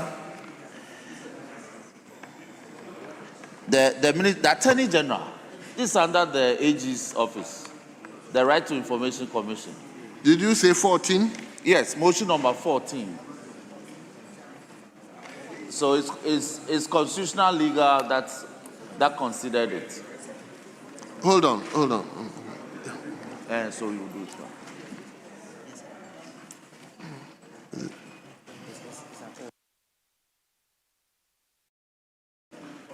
Well. So, Speaker, motion number 14. It stands in the name of the Attorney General and Minister for Justice. Yes. But inadvertently, it's been captured as standing in the name of, so that error should be corrected. Well noted. Mr. Speaker, we want to seek your leave to permit the Honorable Minister for Transport to do so on behalf of the Minister for Justice. Yes, minority leadership. Speaker, also in the spirit of cooperation, we have no protest. However, yes, the Minister for the Attorney General, he's been absent for a long time. Oh yes, even yesterday he was supposed to be here to lay his bill. He was nowhere to be found. Speaker, we'll cooperate with them on all fronts. For this particular one, no, the Attorney General must come. He must come and does he want his budget to be approved or not? Attorney General, does he want his budget to be approved? We have been cooperating with you. Committee chairmen are not here. We say, yes, somebody should lay instead. Fine. This particular one, no, we won't agree. Step outside and call the Attorney General to come. Or the Deputy Attorney General should come and do it. You know I'll cooperate with you. This one, no. I beg you. You should call him to come and do it. Does he want his budget to be approved? No, Attorney General. This one we are opposed. You should get him to be here or his deputy. Honorable members, indulge me 5 minutes. Yes, suspension. we will indulge you. Yes. Suspension. Yes.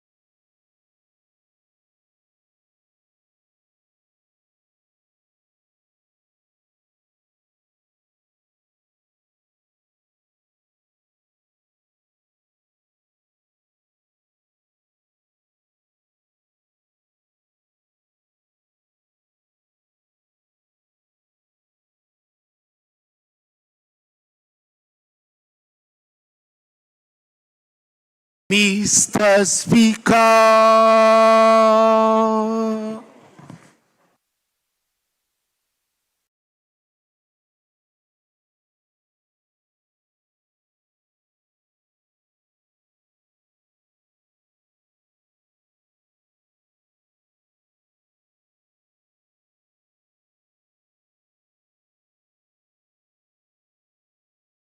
Thank you very much. Speaker, welcome back. Thank you. Yes. Yeah, so just to rehash, we will cooperate. We will cooperate, and in fact, we have been cooperating. But for this one, the Attorney General, and Speaker, let me commend the Chekwe. Since yesterday, he's been awesome, working, going to the printing room and all that. Your side, you have to commend him. He's the one holding the fort for you. Yes, I commend him highly. Speaker, but for this particular motion, no, the Attorney General must come. Speaker, we are holding on with this. Yes. That's why, Speaker, you live long.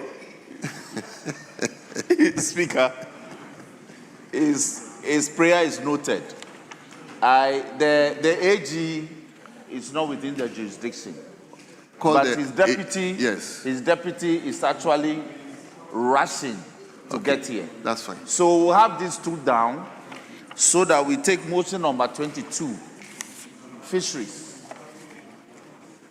No, yours. Let AG come. Let AG come. Sorry? No, Stripes is coming. You didn't hear me.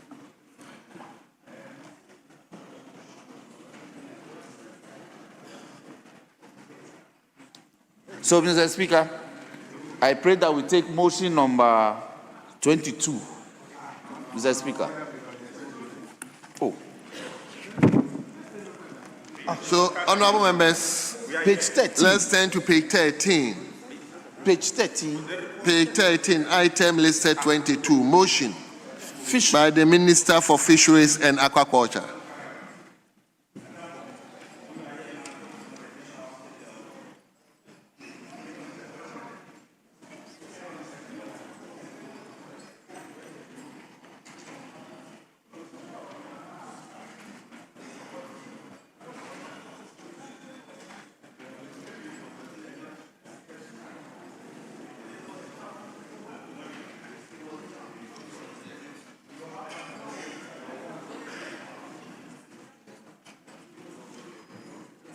Speaker, they can proceed. Well. So, Honorable Chief Whip, who is doing that on behalf of the Minister? Speaker, the Fisheries Minister is also outside of the jurisdiction. She sent a message yesterday night. So I want to pray you to seek your leave to permit the Minister for Transport or the Minister for Education to do this, or the local government. We have them in abundance. You can't say or just tell me. Mr. Speaker, the minister responsible for transport will do this on behalf of fisheries. I know it's okay. I know I've heard you. It's okay. Really, you can have interest there. If you get to a point where your ministers are deserting you as a chief whip, I can only sympathize with you. Speaker, I will not object. No problem. I sympathize with you. Speaker, let the record reflect that my ministers have not deserted me, nor abandoned, nor forsaken me. They are turning to other, and she hasn't got a deputy. So that's the difficulty we have. Very well. Transport. So, Honorable Nipe, may you do as the honors and take the motion listed 22. 13, not 22. 22. Motion 22. I hope the chairman is here. Well. Motion 22, Minister.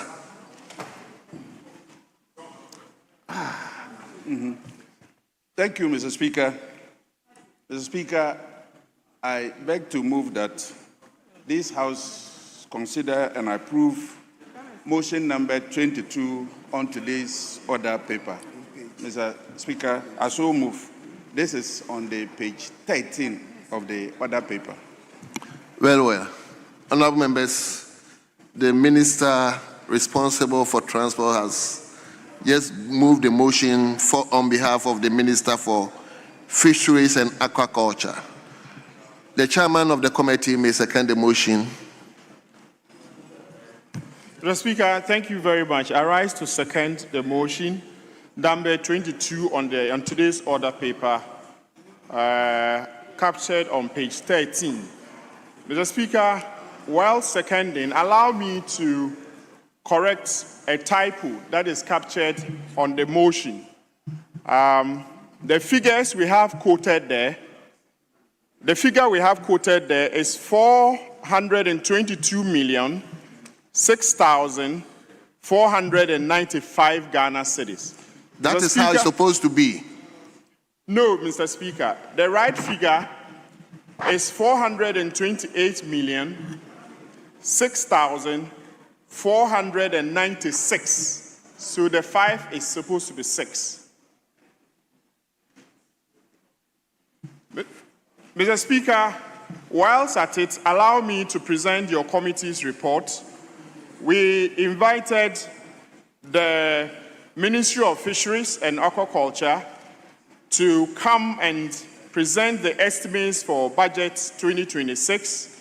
Mr. Speaker, we had very productive deliberations and your report is here submitted, but may I invite the table office to capture the content of this report as if it was read in its entirety. Mr. Speaker, the committee's report, may I just highlight a few for your records, Mr. Speaker.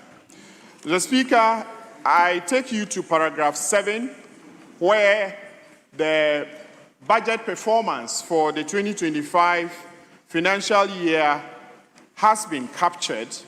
Mr. Speaker, they had a total allocation of a little over 200 million Ghana cedis, and they showed the programs for which they expended these finances in executing. Mr. Speaker, we were satisfied with the answers that they provided, and we considered the outlook for 2026.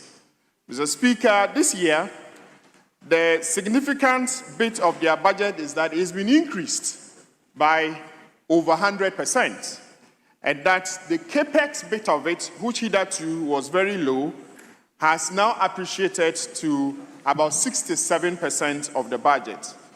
Mr. Speaker, that is commendable, and that will allow them to be able to implement some of the planned projects that are captured broadly under management and administration, fisheries resource management, aquaculture development, fisheries law enforcement, which we passed in this House, aquaculture and animal post-harvest management. Mr. Speaker, these are the broad programs that they intend to implement, but to emphasize that they will be very loud on aquaculture. Mr. Speaker, the committee made certain observations. Key amongst them is that we also had, in line with Parliament's open governance policy, invited civil society organizations to represent the fisheries sector, and they participated fully in our deliberations. They opened up and brought dimensions that we otherwise normally didn't consider. And so I commend the policy on open governance for Parliament, because we are bringing governance closer to the people. Mr. Speaker, allow me to go to the conclusion and indicate that the committee accordingly recommends to the House to adopt its report and approve the total sum of 6,496 Ghana cedis to implement the planned programs and activities of the Ministry of Fisheries and Aquaculture. Respectfully submitted. Mr. Speaker, thank you. Thank you very much, Chairman. Yes, Honorable Dr. Opoku, the ranking. Thank you very much, Right Honorable Speaker. Right Honorable Speaker, I rise in support of the motion on the floor. Speaker, motion number 22, which is urging the Honorable House to approve the sum of 428,006,496 Ghana cedis for the services of the Ministry of Fisheries, Aquaculture for the year ending 31st December 2026. Right Honorable Speaker, I must say that when your committee met with the ministry and the various agencies, we were satisfied with the performance of the ministry as far as the 2025 activities were concerned. Speaker, because of time constraint, I will mention a few of them. Speaker, the first one was the Anomabo Fisheries College. Speaker, this college was started in 2013, and for more than a decade now, the project has not been completed. And Speaker, the committee was happy to note that it is nearing its completion, and that very soon the project will be launched. Speaker, when this project is completed, it's going to serve as a source of facility for education for the fisher folks. Speaker, currently the extension delivery is very poor, so it will give the ministry the opportunity to train their staff in the fishery and aquaculture sector. The Speaker, we're also glad to learn that 22 automated pre-mixed fuel outlets started by the previous regime have also been completed. Speaker, this is also going to aid the pre-mixed secretariat in addressing some of the challenges they encounter. Speaker, another area which the committee also was happy about was the fish health sector. Speaker, one fish health laboratory has been completed, and it's very important because we have to ensure that the fish we consume is wholesome for Ghanaians. So, Speaker, this is where they will be taking samples to for analysis to ensure that the fish we consume is safe. Speaker, we were also glad to learn that the ministry is not only concentrating on marine fisheries, they are also looking at aquaculture. Mr. Speaker, those of us who are not along the coast, Speaker, we are always happy to learn that aquaculture has not been left out by the ministry. Right Honorable Speaker, in spite of these challenges, we realize that the ministry is constrained when it comes to the release of funds. Speaker, we were sad to learn that as at the end of the third quarter, at the end of September, only 30% of the budgetary allocation had been released. Speaker, if you remember, the 2025 allocation was 264 million. And Speaker, at the end of September, third quarter, only 81 million had been released. Speaker, this is unacceptable, and we urge the finance minister to ensure that more funds are released to the ministry.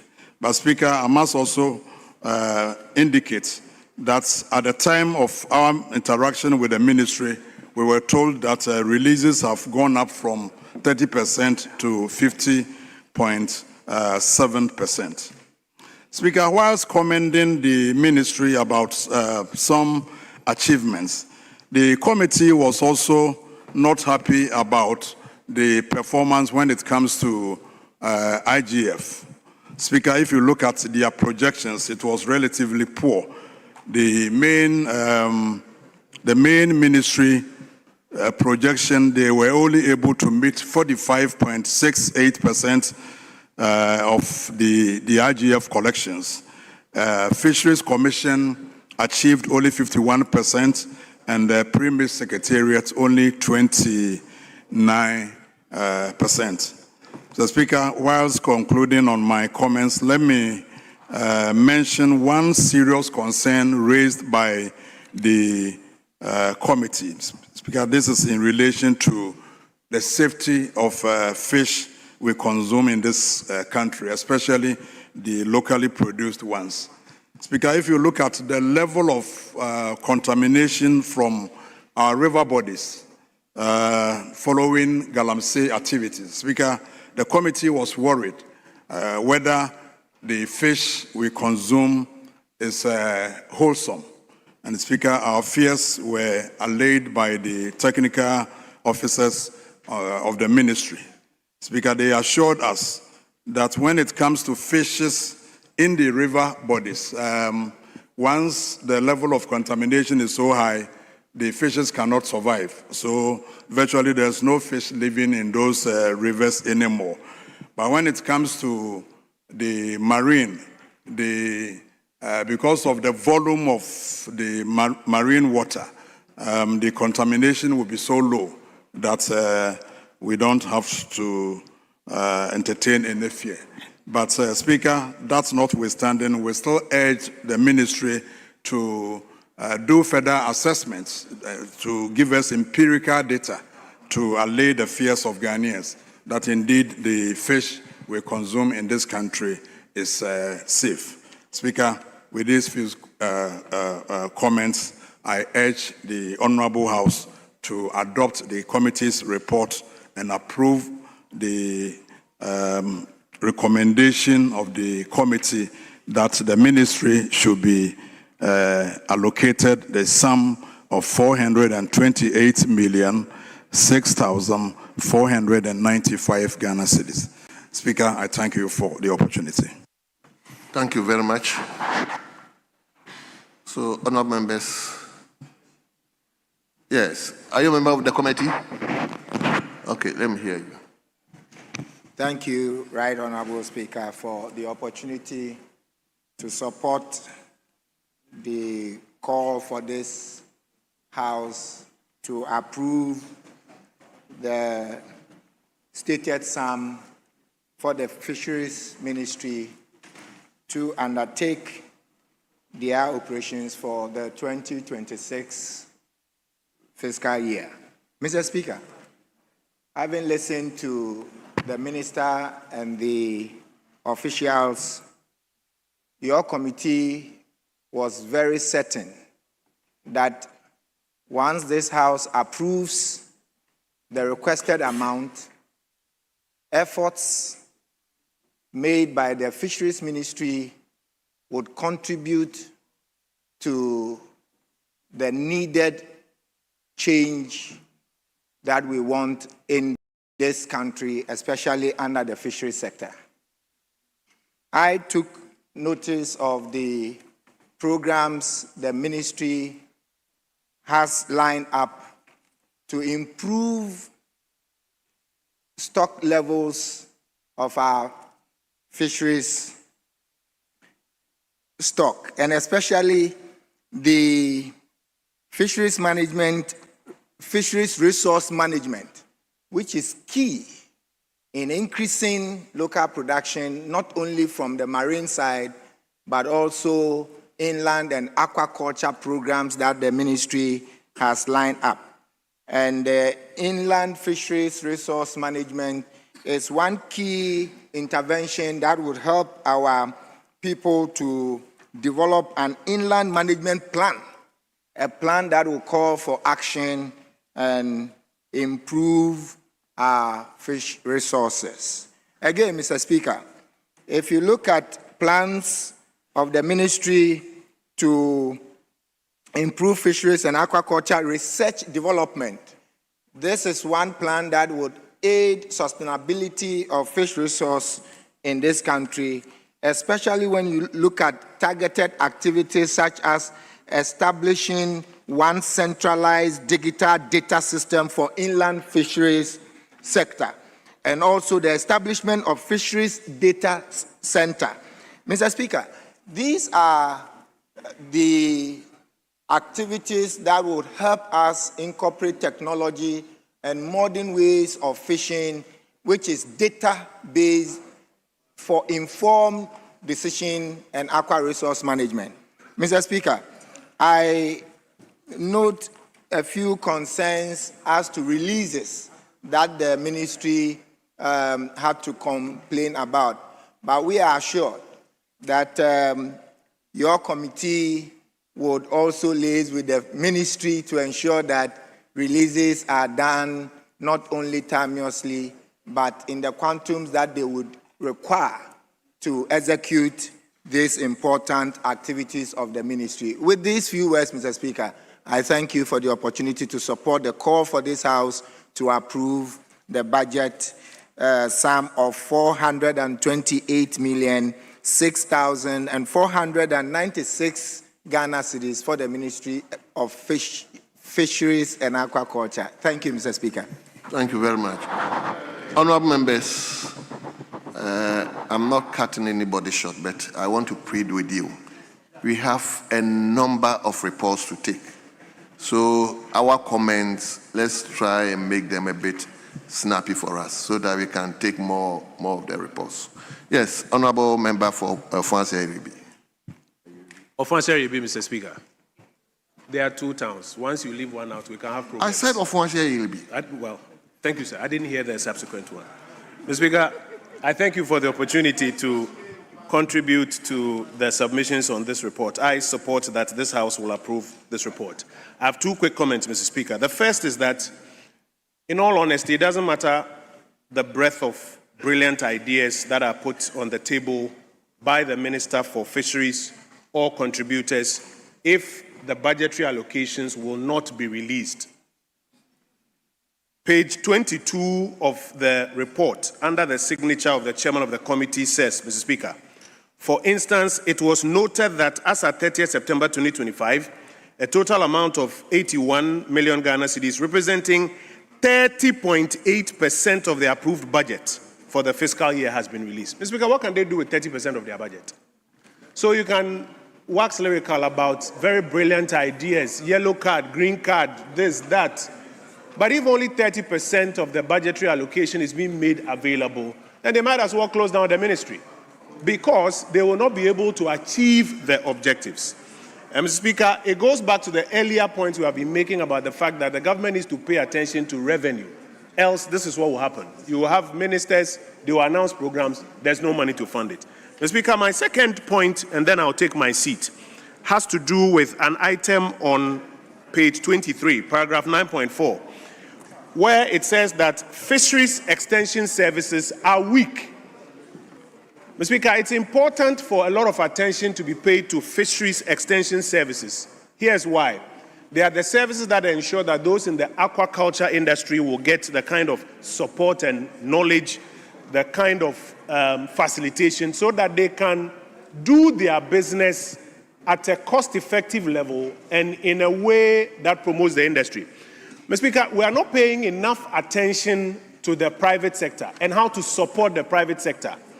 In fact, just yesterday, the PURC announced that from the 1st of January, there's going to be an increase in utility tariffs, about 9.8% in electricity tariffs, 15.9% in water.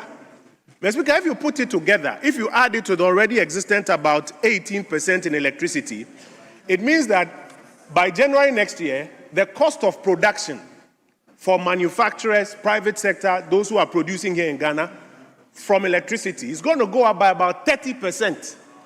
If you are competing with somebody from Ivory Coast or from some other jurisdiction who is not having these increases in utility prices, how competitive will you be? So it is important that the government pays attention to the underlying issues, whether it is about fisheries extension services aimed at assisting those in the fisheries industries or cost of production like utility, electricity, etc. If they don't, we'll be putting our private sector at a disadvantage. So we can do all of these approvals. But if they don't get those things done, the private sector will continue to be at a disadvantage. I thank you, Mr. Speaker. Thank you. Honorable Chairman, I think you made some corrections earlier on the figure. You said it's supposed to be 428,696 instead of 95. Yes, but the actual budget presentation captures is 95. So in order not to appear controversial, let's restrict ourselves to what the budget figures has given us. So the budget figures, when you go to page 181, item 14, Ministry of Fisheries and Aquaculture, the figure is 428,695. But you are saying you should make it 496. I want us to remain or restrict ourselves to what the figures we are having at the budget, which is the official report. Instead of, I don't know where you got your correction from, but I want us to restrict ourselves to what the budget figures are actually presenting to us. I hope I've made myself clear. Chairman. Yes, Mr. Speaker, I agree with you perfectly, except that that figure also came from the estimates that were submitted by the Ministry of Finance. But, I mean, it's just a decimal point, so we can go with what your ruling is. Well, thank you. Well. So, leadership, I think I'm going to restrict the numbers going forward. Please, bear with me. Yes, Honorable Habib, yesterday I didn't see you. Thank you, Mr. Speaker, for the opportunity to speak in support of the approval of the motion for the estimate of the Ministry of Aquaculture, Fisheries and Aquaculture. Mr. Speaker, looking at the observation is very sad to an extent that the minister responsible for Fisheries and Aquaculture rushed to Parliament in June, pleading that we, under Certificate of Agency, the Fisheries and Aquaculture Act 2025, Act 1146, be passed.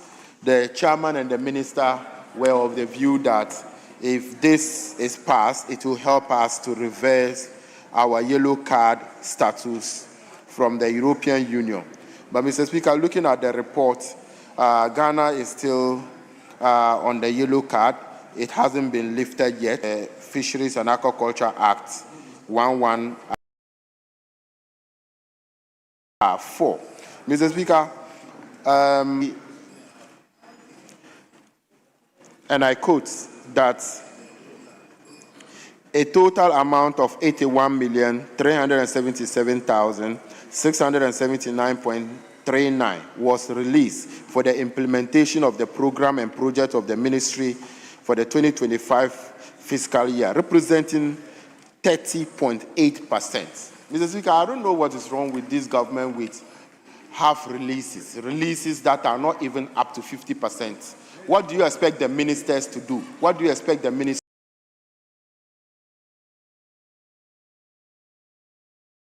to release? Mr. Speaker, and like you were talking to the chairman, now they have allocated 428,006,495. Mr. Speaker, if you calculate another 30%, because looking at the projection that the minister has presented in the budget, it means that things are going to get worse. Nothing is going to get better based on the projection.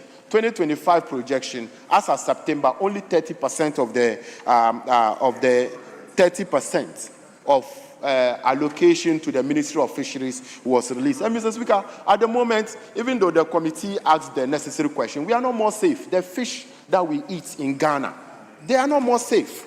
The committee, based on their observation, asked those critical questions, whether it is still safe to eat fish in Ghana. Mr. Speaker, I am very much afraid in the market. When you want to buy fish, you ask yourself, because the committee said that the committee sought clarification regarding the safety of fish consumed in Ghana.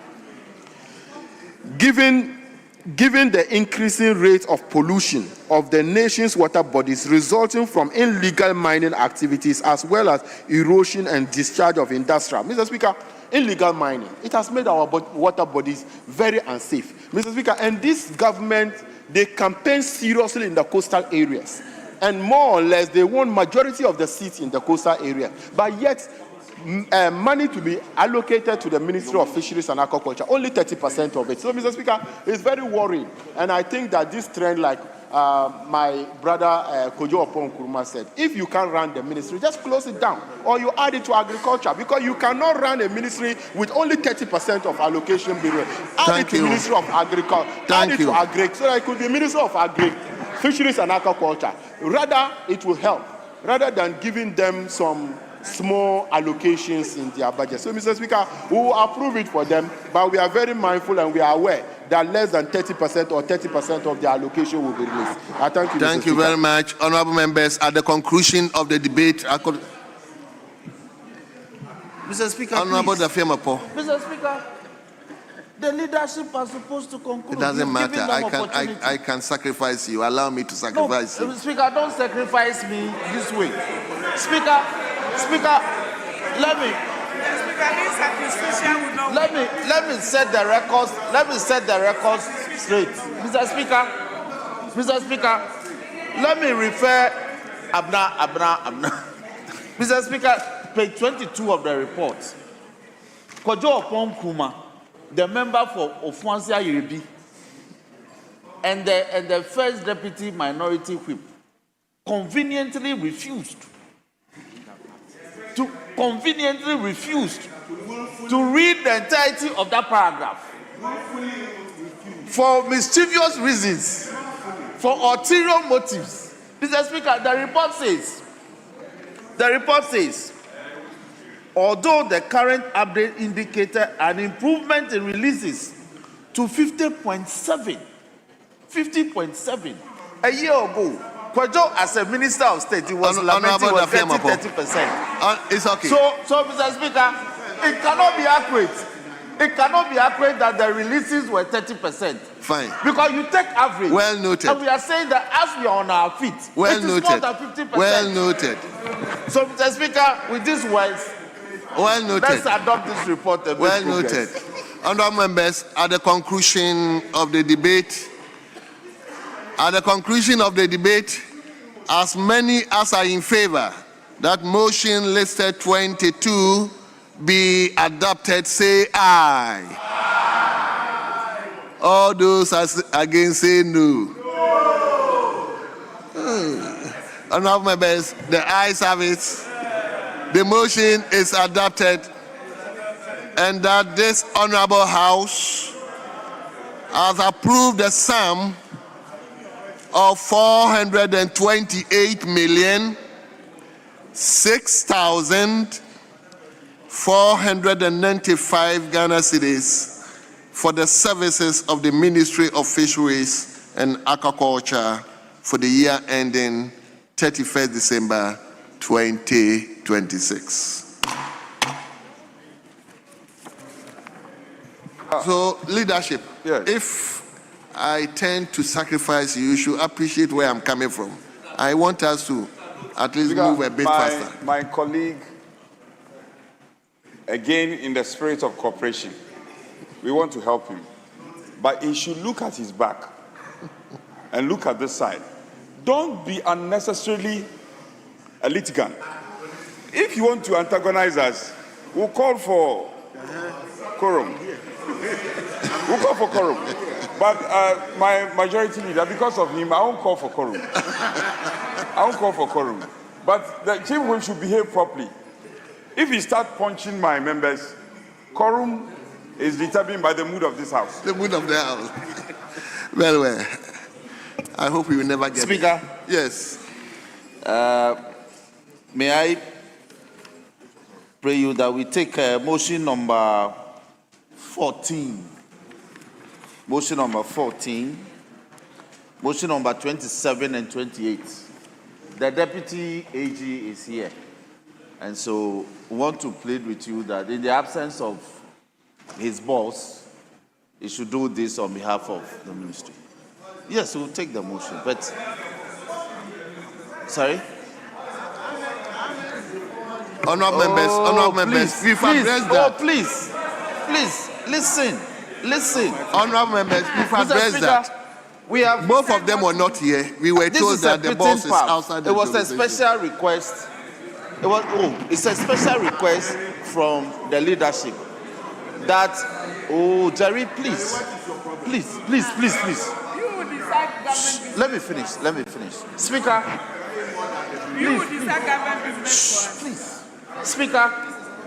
Speaker, we stood down motion number 14, 27, and 28 because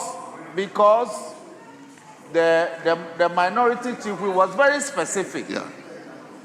It's not because other ministers are not here, he will not allow them. He says specifically in respect of the business for the Ministry of the Attorney General's business, he wants he himself or his deputy to be here. That is why we stood it down.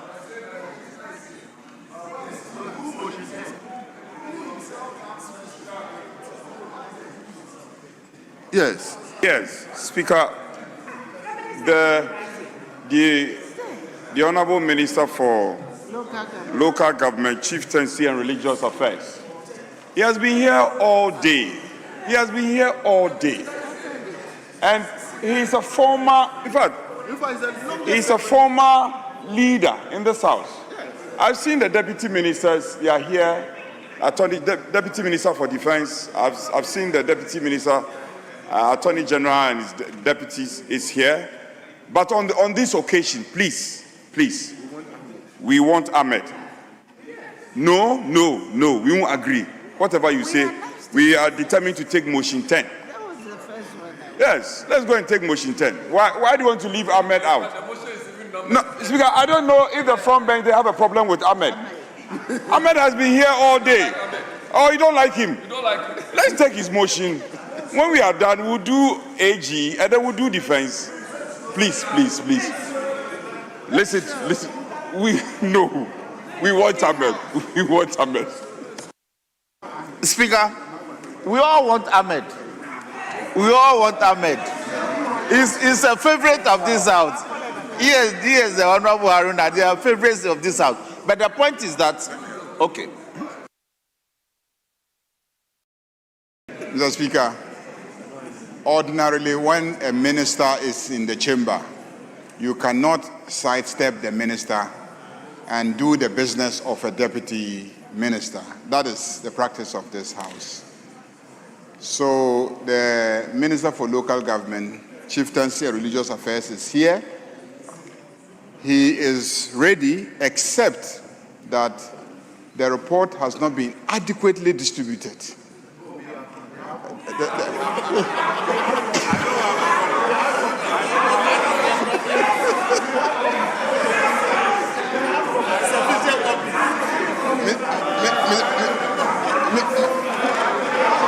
Mr. Speaker,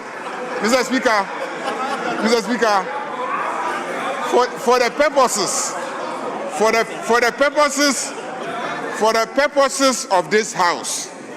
purposes of this House, adequate distribution happens when the report has been loaded onto the console.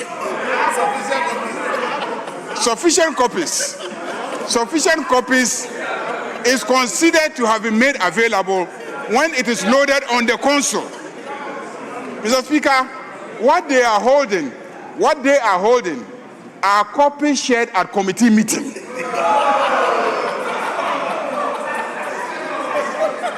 But the final copy has not been loaded on the console. So let's pay attention to the console. When we see it loaded, then we can now take that report. In the meantime, the one for the Ministry of Justice has been loaded onto the console. It's been loaded. So there is sufficient distribution. there is adequate distribution. So we will take that one and wait until Ahmed's report is loaded. Is it there? Is it there? Eh?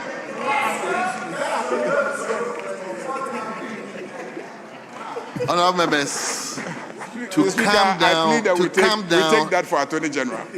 to calm down, whether we should take Attorney General or Ministry, kindly indulge me to acknowledge the beautiful dressed students from Zabzugu. I mean, you could see they came all the way from Zabzugu.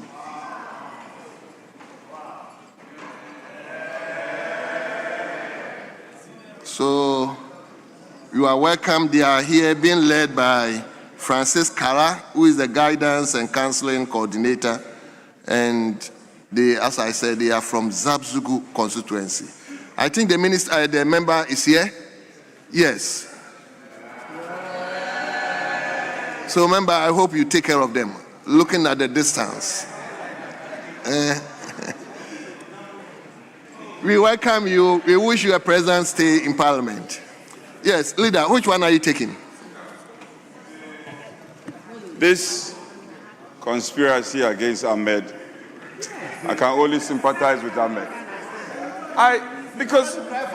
And if you listen to our respected leader, he was making the point forcefully.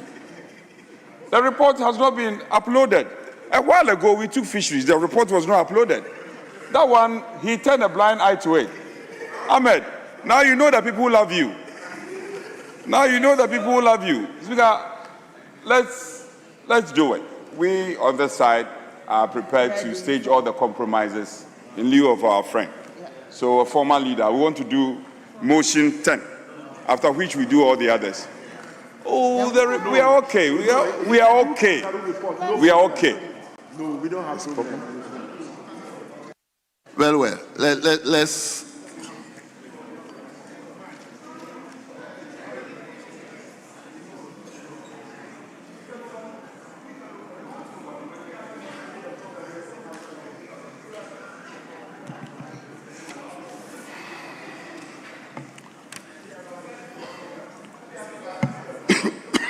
Speaker, we would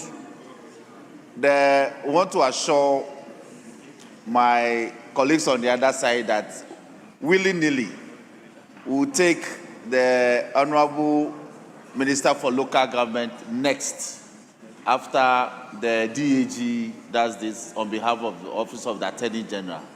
You know, we also have 4 bills to lay. Yesterday, they demanded the presence of the AG, so we couldn't lay the bills.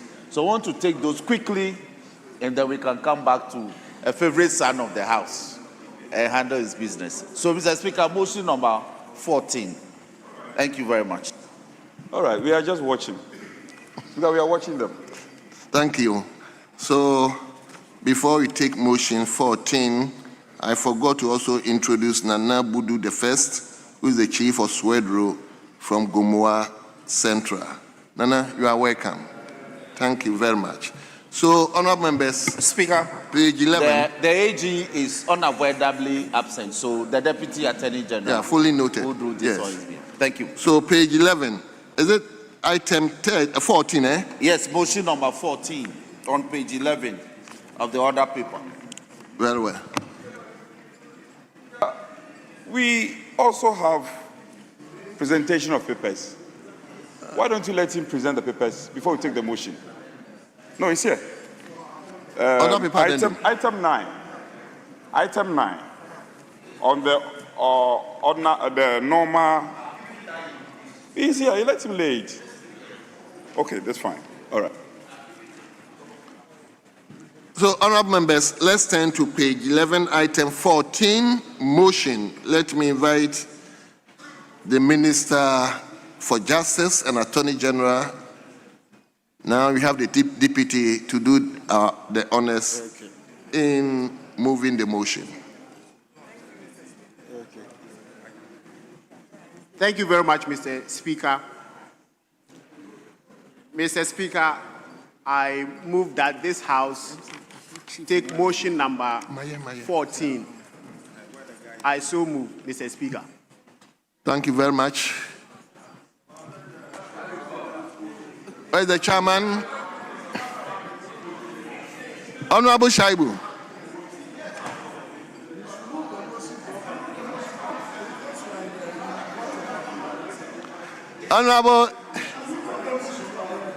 Honorable Habib. Mr. Speaker, Mr. Honorable Speaker, Habib, I sitting here as the Speaker has noted the motion that has been moved, and I think it has been moved rightly. So, Honorable Shaibu, Chairman.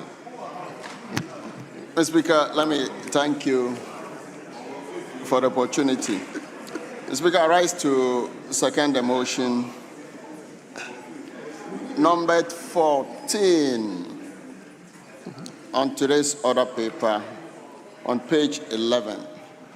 Mr. Speaker, that this Honorable House approves the sum of 20,413,271 Ghana cedis for the services of the Right to Information Commission for the year ending 2026.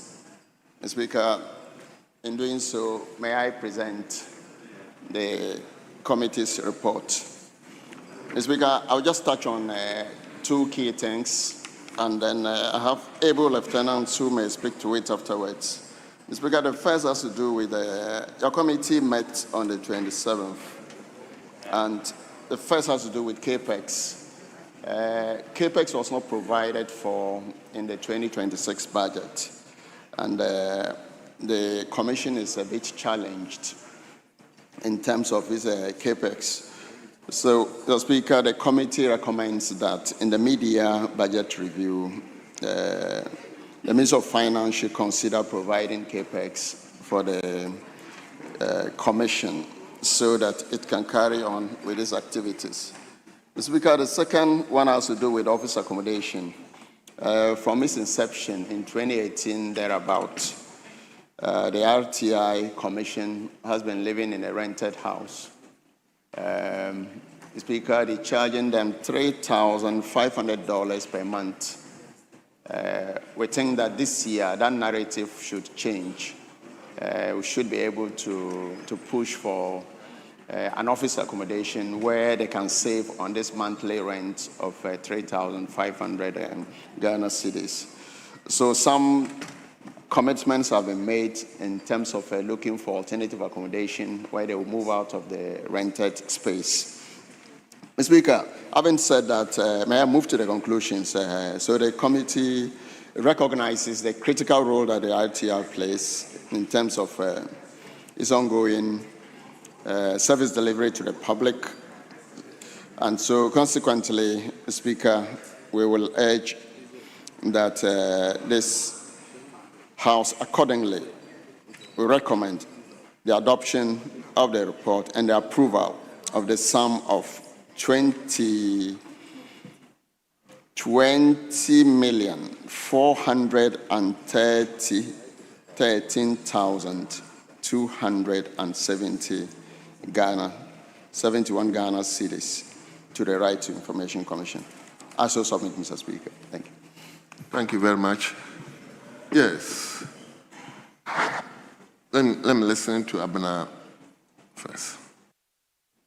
Thank you very much, Mr. Speaker, for the opportunity to contribute to the report on the Right to Information Commission. Mr. Speaker, from where I came from, I know that the Right to Information Commission does a lot to help prevent illicit financial flows. The mere fact that... Abena, can you help the House? Where are you coming from? Oh, Mr. Speaker, where I came from before, where I was the Minister of State and the Deputy Minister of Finance. Very well. Yes. They played a very significant role in helping prevent or reduce illicit financial flows. We all know that it takes a huge chunk of our revenues in this regard.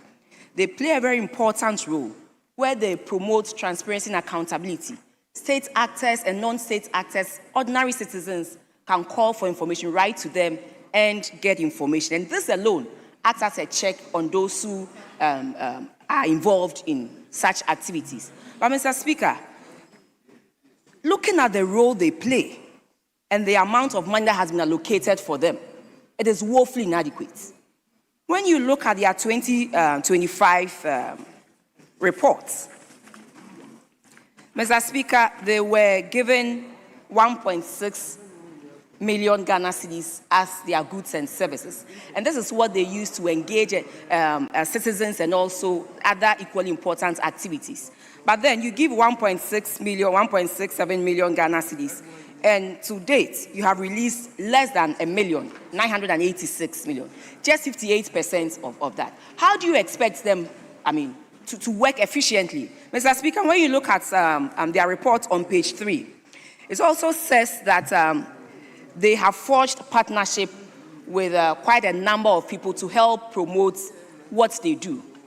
Mr. Speaker, partnership with Star Ghana, GIZ, the European Union, and other foreign partners. But you ask yourself, they are doing a very important job for our country. So why don't we commit so much to help them achieve their objective, but rather we expect foreign donors to help them do their work? Is this a matter of misplaced priority or what, Mr. Speaker? Because I know the quantum of illicit financial flows that this country loses. And so the mere fact of their presence alone and what they can do and their mandate alone helps reduce this. And so I believe the Minister for... I saw my colleague, Honorable Ampim here. So if you can speak to your minister to make sure they are funded adequately.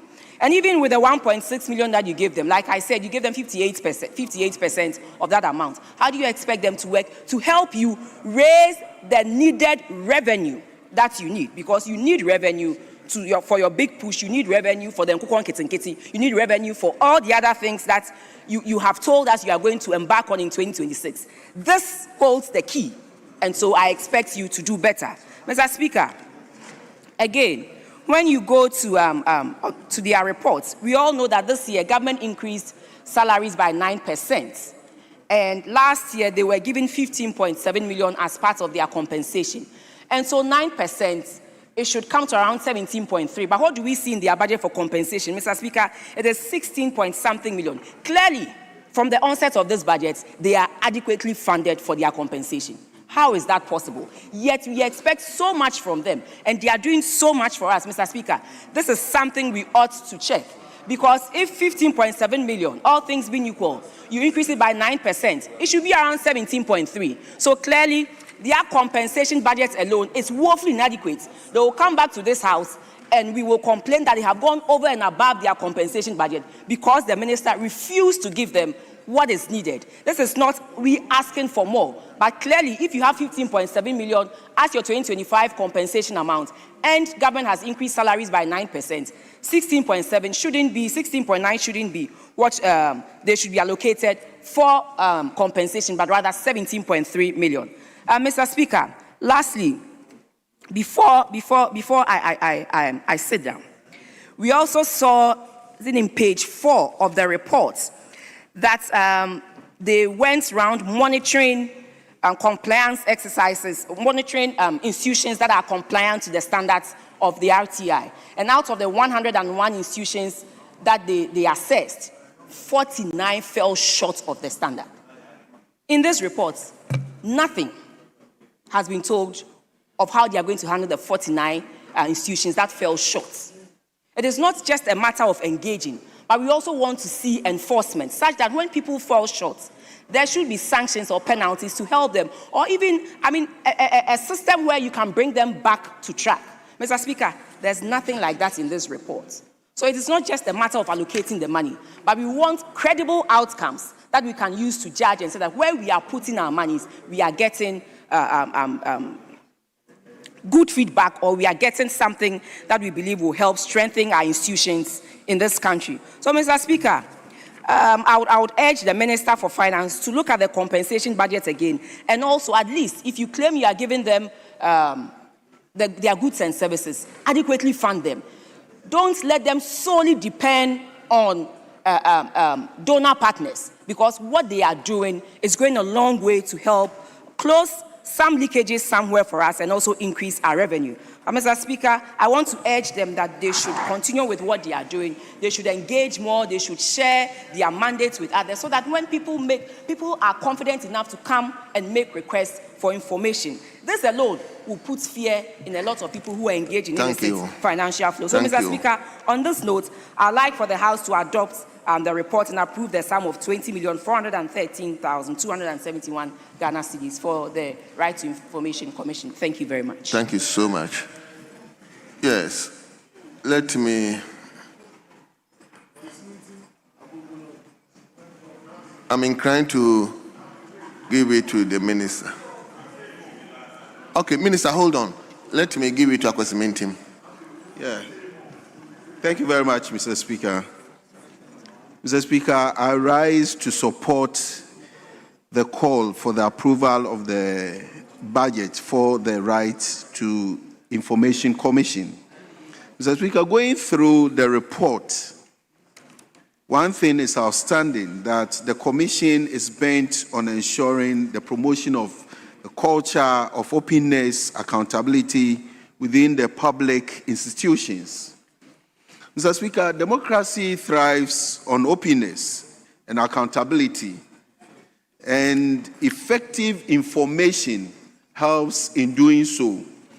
Mr. Speaker, I would want to commend the Commission for the work done in 2025, looking at the report, what they were able to do, sensitizing, the public, going around, even with, inadequate funds, they were able to perform that effective, function for the state. Mr. Speaker, in 2025, the approved budget was 18,182,421, and the release to them was 14. In fact, we must commend the Ministry of Finance for the 82% release to the Commission. I agree that we still have to do better in providing for CAPEX. We still have to do better in ensuring that they come up efficiently in performing their duties. But, Mr. Speaker, I want to humbly say that the institution is performing very well, doing very well, and ensuring that information flow goes on well for us. I also want to say that let us all come together, support the Commission, support the budgets as allocated to them, and I believe that by the end of the year, we shall see effective performance, efficient performance from the Commission. I rise to support, Mr. Speaker. Thank you very much. Thank you very much. Yes. Honorable Bafo. But I still go with my plea. Please, let's make things a bit snappy for us. I beg of you. Thank you, Mr. Speaker. Mr. Speaker, the Right to Information Commission, its role, significance in creating a transparent and accountable government cannot be overemphasized. But, Mr. Speaker, when you look at the allocation given to it, it looks as though, as much as on paper we consider it to be a very important outlet in our fight against corruption and perhaps in ensuring transparent and accountable government, we don't seem to be putting our money where our heart is. Mr. Speaker, I look at the amount allocated to it, Mr. Speaker, and I've been wondering what we expect of that office. Mr. Speaker, the office is not only a curative measure in terms of the fight against corruption, it's also preventive. When you look at other offices which are responsible for the fight against corruption, Mr. Speaker, you see that heavy funds have been allocated to them. Mr. Speaker, in some instances, 158 million. to agencies that rather prosecute or investigate corruption in situations where the horse has already bolted. Mr. Speaker, the Right to Information Commission rather puts a light on the activities of public office holders. Indeed, Mr. Speaker, the Right to Information Commission is like a transparent grass, Mr. Speaker, around public office holders. But, Mr. Speaker, what are we seeing? It's so disheartening to notice that, Mr. Speaker, there is serious attrition in that office. Clearly, it is not an attractive office to most professionals. Mr. Speaker, one of the things that came out from our committee hearing is the fact that a lot of them are leaving because the necessary tools for performing their duties, they don't have them. Mr. Speaker, why would they stay in view of the paltry sum of 20 million cedis which is being allocated to them? Mr. Speaker, we need to increase funds to the office. Mr. Speaker, it is even disheartening to also note that we did not even make an allocation for CAPEX. And so it continues to live in a rented office. Whereas other agencies are being spent on, offices are being provided for them, Mr. Speaker, because we thought that it was the tiger that was going to roar and drive away corruption. Mr. Speaker, if there is any office that will make corruption unattractive, it is the Right to Information Commission. Mr. Speaker, if there is any office that will make the public office holder scared of corruption, is the Right to Information Commission. And so, Mr. Speaker, as I add my voice to the approval of their budget, I'm urging the Ministry of Finance to consider enhancing their budget and also ensure that they are paid enough to be able to retain human resource. Mr. Speaker, thank you very much. Thank you very much. Honorable Ampem, you want to say something? Okay, don't worry. Mr. Speaker, thank you. I want the minister, the Deputy Minister for Finance, to listen before he makes his remarks. I don't know whether there is an attempt to also collapse the Office of the Right to Information Commission. Mr. Speaker, considering the fact that first and second quarter of 2025, 0 releases, how do you expect them to survive? Mr. Speaker, the allocation to compensation, if care is not taken, Deputy Minister for Finance, if you look at your increments that you have done across board, they might not be able to pay their salaries because you've allocated about 16,337,059. And if you look at what was allocated last year and you do a 9%, it is more than what is being given here. And Mr. Speaker, capital expenditure, 0. And this is a commission that they normally need to enhance their capacity in terms of IT system, logistic, vehicle, office expansion. At the moment, they are still renting. They intend getting offices in 5 regions in Cape Coast, Ho, Takoradi, Koforidua, and Tamale. How will they be able to do that? Deputy Attorney General, the Deputy Attorney General who moved the motion is not even concentrating on what we are saying. You need to pay attention that the RTI, many a time when we send or when citizens send the request under the Constitution in Article 21, under the Act 989, I am, for example, I send a request to the Office of the President with regards to the helicopter crash. They address it by doing a press conference on my request. No official response has come from the presidency, but rather a press conference to address this issue. So what I'm saying is that you need to liaise with the Minister of responsible for finance, that in first quarter, second quarter, there was 0 releases. How do you expect them to survive? That the money that they have given, 0 capital expenditure, compensation is less by 5%. At the end of the year, if we are not careful, they might not be able to pay salaries. And it means what? They are moving to a stage of being collapsed. So you need to liaise with the ministry responsible for finance to enhance their capacity, not giving them capital expenditure, capex. It means that they will not be able to enhance their capacity in ICT, transportation, and logistics. And they want to open offices. At the moment, they are still renting. Why? And the money they have given, whether you are aware that the money they gave for compensation might not be able to pay their salary for the year. It might not be able. So you need to talk to the ministry responsible for finance, then they will be able to enhance it.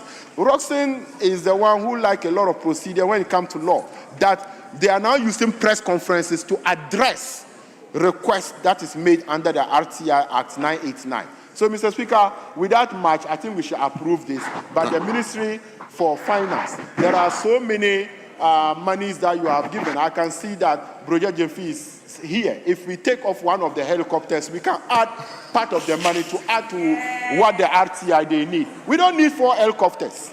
We don't need 4.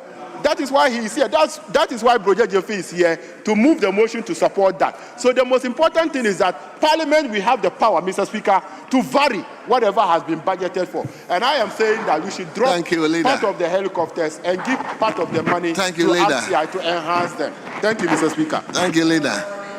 Yes, lastly, let me hear Honorable Minister.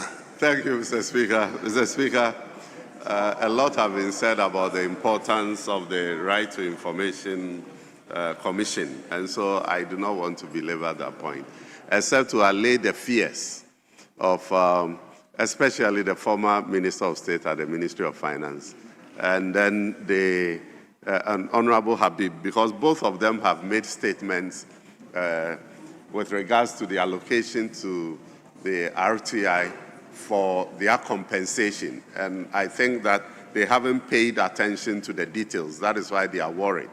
It is true that we have increased their compensation allocation marginally from 15.9 million to 16.3 million. But if you look at the details, you see that this year, 2025, when we allocated 15.9 million cedis to them, from January to October this year, they've actually spent only 10.8 million on compensation. So there is a balance of about 5 million cedis left. At this rate, if you look at it critically, they spend on average a little over 1 million on compensation a month. There is only 2 months compensation left. They will end the year with a balance of close to 3 million cedis. So at this rate, that is why we have actually increased it marginally. If we increase with a 9% increase in compensation, it will still be able to, the allocation will still be able to cater for the compensation needs for RTI and even additional a few employees if they so choose to add onto it. There was also another point that was made with regards to they getting donor funds, and the fact that they get donor funds doesn't mean we shouldn't give them allocation from GOG source. The way it works, and my senior colleague is much aware, is that when we are doing allocation, we look at the total sources of funds to the state. And then we say, if you are getting donor funds, you don't really need more of our GOG funding. So it balances out. So I just wanted to put on record that the allocation for compensation will be able to adequately cater for compensation for 2026. And so they should not be worried. Thank you, Speaker. Mr. Speaker, just a correction here, and to let my colleague on the other side know that what he said is not the case. When you look at the report, page 7, it says releases end of October 13.3. Ministry of Finance will only release your compensation when you need it. Compensation includes other allowances. So that Ministry of Finance has released 13.3 at the end of October. So clearly, I still stand by that it is inadequate. It is not Thank the you. 10, because compensation includes other allowances. And so Ministry of Finance pays the salary plus the allowances. And that is why Ministry of Finance has released 13.3 million in October. And the actual, be the salary, has been 10.8 million has been paid. But the 13.3, it includes allowances that they ought to pay to them. And that is why Ministry of Finance released this. Otherwise, Ministry of Finance would never have released it. Thank Even you. monies that are due ministries, departments, and agencies are not being released. So why do you think Ministry of Finance release money for fun? That is not possible, Mr. Speaker. Thank you. The Thank you. 13.3 million is the actual releases that Ministry of Finance has made. And because Ministry of Finance thinks that is what should be given to Thank them you for by clarification. October. Thank you. Minister, are you also coming back? Yes, yes. You see, she must be corrected. Mr. Speaker, she should read the report well. There is releases and there is actual expenditure. The actual expenditure as at October is 10.8. That is the point I'm making. So as at October, the actual expenditure is 10.8. So at this rate, this is Honourable what is members, going to happen. Thank you. at the conclusion of the debate, the question is, as many as are in favor that motion listed 14 in today's order paper be adopted, say aye. All those against say no. Honourable members, the ayes have it. The motion is adopted, and that this honourable House has approved the sum of 20,413,271 Ghana cedis for the services of the Right to Information Commission for the year ending 31st December 2026. Yes. Leader, which one? Please. Motion number 27. 27. Oh. Speaker, why has, anyway, I don't want to stir any honestness. So, motion number 27.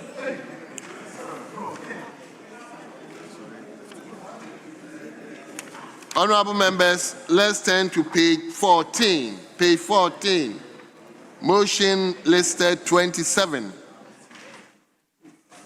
The Minister for Justice and Attorney General. Thank you very much, Mr. Speaker. Mr. Speaker,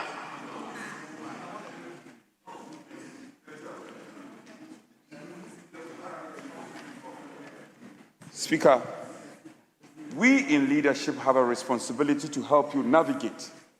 That is why we normally have conclave. That is why oftentimes we defer matters and say, leadership, confer. We confer. And the agreement was that when we take that motion, we will revert to local government. and we have the report. And my friend, Speaker, he didn't get back to me. If you have changed your mind, fine. You can change your mind. But if it's the case that you have changed your mind, you should revert back to us. What is the problem with Ahmed? Why? What is happening in this house? We don't understand. The thing is now here. It's Because, here and the report is there. Roxanne, wait. Now, Speaker, we have the report on the console. We also have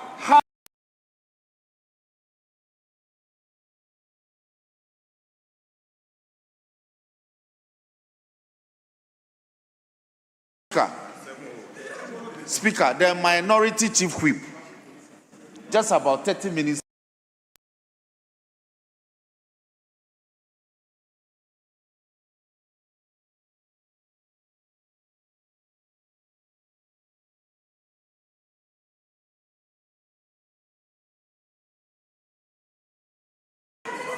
The man, please, I have summoned the man. The man has come. Because of that, even yesterday, we couldn't lay his bills. You insisted that the deputy must be here. Now we brought him. You raised the issue about menstrual. I'm saying, Mr. Speaker, Menstrual is the Minister for Local Government. Now I have prayed you, I implored you, I begged you that the Office of the Attorney General has several businesses. Apart from the 3 motions, there are bills. So let's take those and get them and get it over with. After that, we'll take local government. Mr. Speaker, that was the agreement. The agreement was not that we'll take motion number 14 and come back to 10, and before we go back to 27, 28, standing in the name of the Minister for the Justice and Attorney General, and then go back to 9 to lay the bills. So that once we are dealing with his businesses, we take care of all those. This is the agreement. If he insists that we should take the Minister for Local Government, Mr. Speaker, motion number 10. Motion number 10. Motion number 10 is fine. Speaker, we are not in a hurry. Thank you. I need to respond to him. Motion number 10. That's fine. But. Clearly, Ahmed needs prayers. He needs prayers. He's an elder of the Pentecost Church. Because really, the business, Speaker, no problem. Speaker, the business of the Attorney General, apart from the motion, is just first reading of the 3 bills. That is not difficult. And we have a senior member of this House. And you are detaining the man. He has been in leadership for 12 years. The man has been in leadership. For 12 years. What is the evil of Ahmed? I don't understand. What has Ahmed done? What has Ahmed done? What has Ahmed done? Ahmed need prayers. Well, Ahmed need prayers. so Ahmed clearly need prayers. But he called item 10. So shall we proceed? Let us now turn to item 10 to save the House. So, motion 10. Leader. Yes, leader, save me. Let me deal with Ahmed and. No, Mr. Speaker, I'm surprised that the minister responsible for religion is being subjected to this treatment. Religion, where we will all spend eternity, and you people are humiliating him this way in the chamber. Yes, honorable members, item 10, motion 10. Hey. So now we are becoming the most popular. Yes, Minister, let's hear you. Minister really need prayers.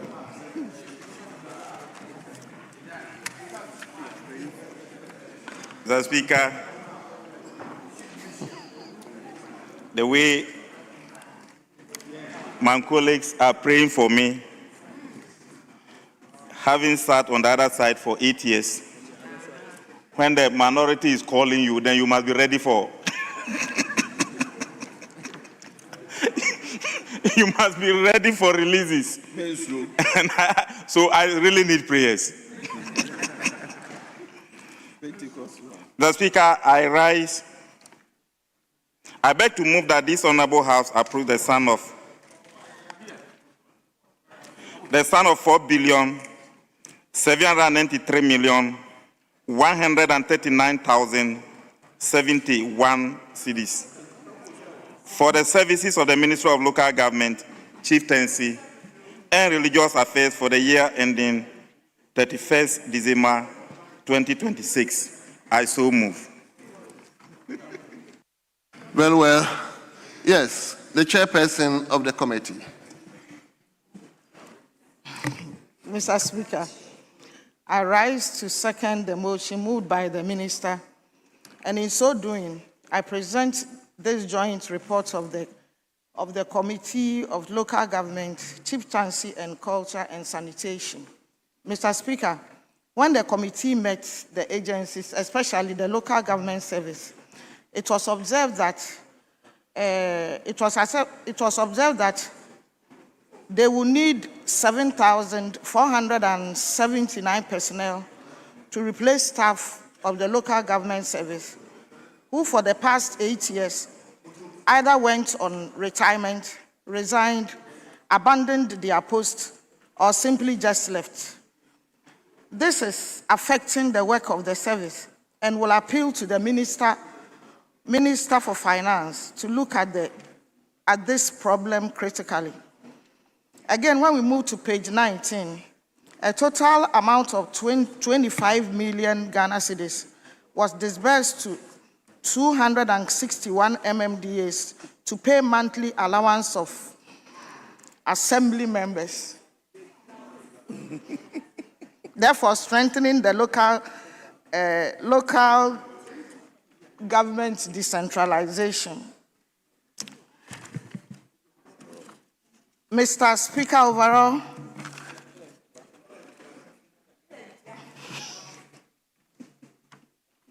Mr. Speaker, overall, I ask that we adopt the report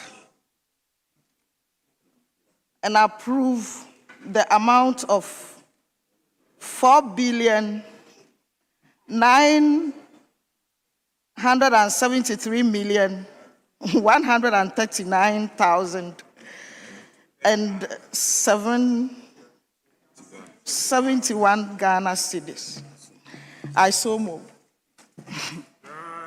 Honorable members, the motion has been moved and it has been seconded. The committee report has been read to us. Now, the motion is before the House for consideration. So let me go to Bantuma. Speaker, we just want to agree on the number of contributors. Honorable members, I'll do 2-2 and leadership, please. Speaker, the ministry is more or less a combination of 3 key sectors: local government, chieftaincy, religious affairs. So let's do 3 and the leadership 4. It's very important. Look at the report. Is that ministry also taking care of our common fund? Yes, they take care of common fund too. Okay, Yes. 3-3, but please be snappy. Speaker, approved. Yes. So please be snappy for me, I beg of you. Yes, honorable member for Bantuma. Thank you, Mr. Speaker. Mr. Speaker, I rise to contribute to the motion for the approval of the 2026 budget estimate for the ministry and the review of an amount of 4,793,139,071. The Speaker, right from the outset, I would like to commend the Honorable Minister, his deputy, the officials of the ministries and the agencies for their cooperation shown during the committee's deliberations. The Speaker, the report before us is a reflection of both some commendable progress and also some persistent challenges within the sector. The Speaker, the ministry recorded some achievement in the year 2025, including upgrading of the district development data platform and the DPAT portal to strengthen data-driven planning. Planning is science, and data is needed for evidence-based development planning. The Speaker, another progress worthy of note is the National Decentralization Policy, which is on course, and also the payment of allowance to district assemblies, elected officials. And also, I note from the report that we have some improvements in horticultural training and urban beautification through the Department of Parks and Gardens. Mr. Speaker, these outcomes demonstrate that when resources flow and systems operate efficiently, the ministry delivers results that impact citizens at the local level. Mr. Speaker, the committee also identified significant challenges that strengthen the effectiveness of decentralization. One, Mr. Speaker, budget imbalance. Mr. Speaker, it's striking to note that compensation alone absorbs 65% of the total allocation, leaving limited resources for goods and services, and even more importantly, capital expenditure. This means that we just pay salaries, but under-resource the very institutions expected to deliver services. And Mr. Speaker, that is why we are facing various challenges at the District Assembly. I always use the opportunity to talk about flooding. It's because the institutions at the district level who are supposed to perform their duties to ensure that they issue permits where there should be development and all that, they don't have the resources to do their work.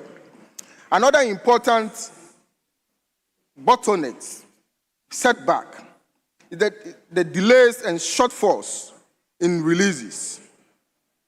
Mr. Speaker, we experience significant gaps between approved budgets and actual releases, especially for CAPEX.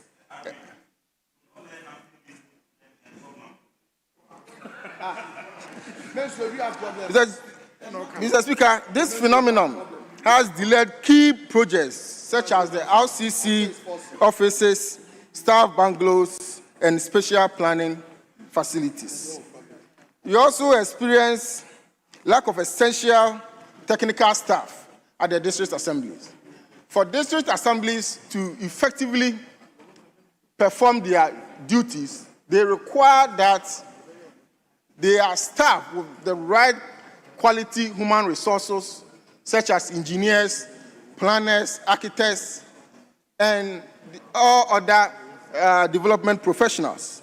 But unfortunately, when you go to the assemblies, the story is different. One of the key reasons why they find it very difficult, Mr. Speaker, to attract these quality human resources is lack of accommodation, a place for them to lay their bed after hard day's work. And that is why, Mr. Speaker, I'm excited to hear that this government is continuing the initiative of the former administration, the Nana Akufo-Addo's administration, of this district housing scheme, so that there will be enough accommodation at the district level. I had the opportunity to talk about this during the budget review, and no doubt that the Minister of Local Government indicated that he plans to coordinate with the Ministry of Finance and the Ministry for Housing so that they can expedite this process of providing housing for our district assembly officials. Mr. Speaker, another important, Mr. Speaker, even more important, Mr. Speaker, is the creeping centralization going on at the district level. During the budget debate, I had the opportunity to talk about it. Mr. Speaker, the whole business of decentralization is to allow local government officials to take their own decisions, allow people who are the main target of decentralization to take their own decisions, identify their own priorities, and help in the planning of their communities. But quite lately, what we experience is official central government control of resources that belong to the district. Use this percentage for this, use this percentage for that. Mr. Speaker, when operational guidelines and project choices are dictated from the center through decentralization, it's lost. Mr. Speaker, assemblies cannot be accountable to their people if they lack Honorable member, and timely resources. We have so many. Mr. Speaker, you don't have time. We want a ranking member to comment. These are very important issues that I have to bring to the fore. If you have decided to go on a path of decentralization, but the people don't have power to be part of the decentralization, there is a problem. I appreciate it, but try to summarize it. In conclusion, the committee made some recommendations. One is the rebalancing the budget to strengthen goods and services and CAPEX, and also improving predictability of releases, especially for critical service areas. Mr. Speaker, the ministry remains central to inclusive development, chieftaincy governance, and effective local service delivery. While estimates have strengths, the issues of centralization and resource imbalance must be addressed. Mr. Speaker, subject to the committee's observations and recommendations, I support the approval of 4,739,139,71,000, Mr. Speaker, for the financial year 2026. Mr. Speaker, I'm obliged. Thank you so much. Thank you so much. So, yes, let me go to Offenso North. Doctor, nobody has gotten up here. I looked at here, nobody was up. Doc. Dr. Samuel, please, you have the floor, but please be snappy for me. I beg of you.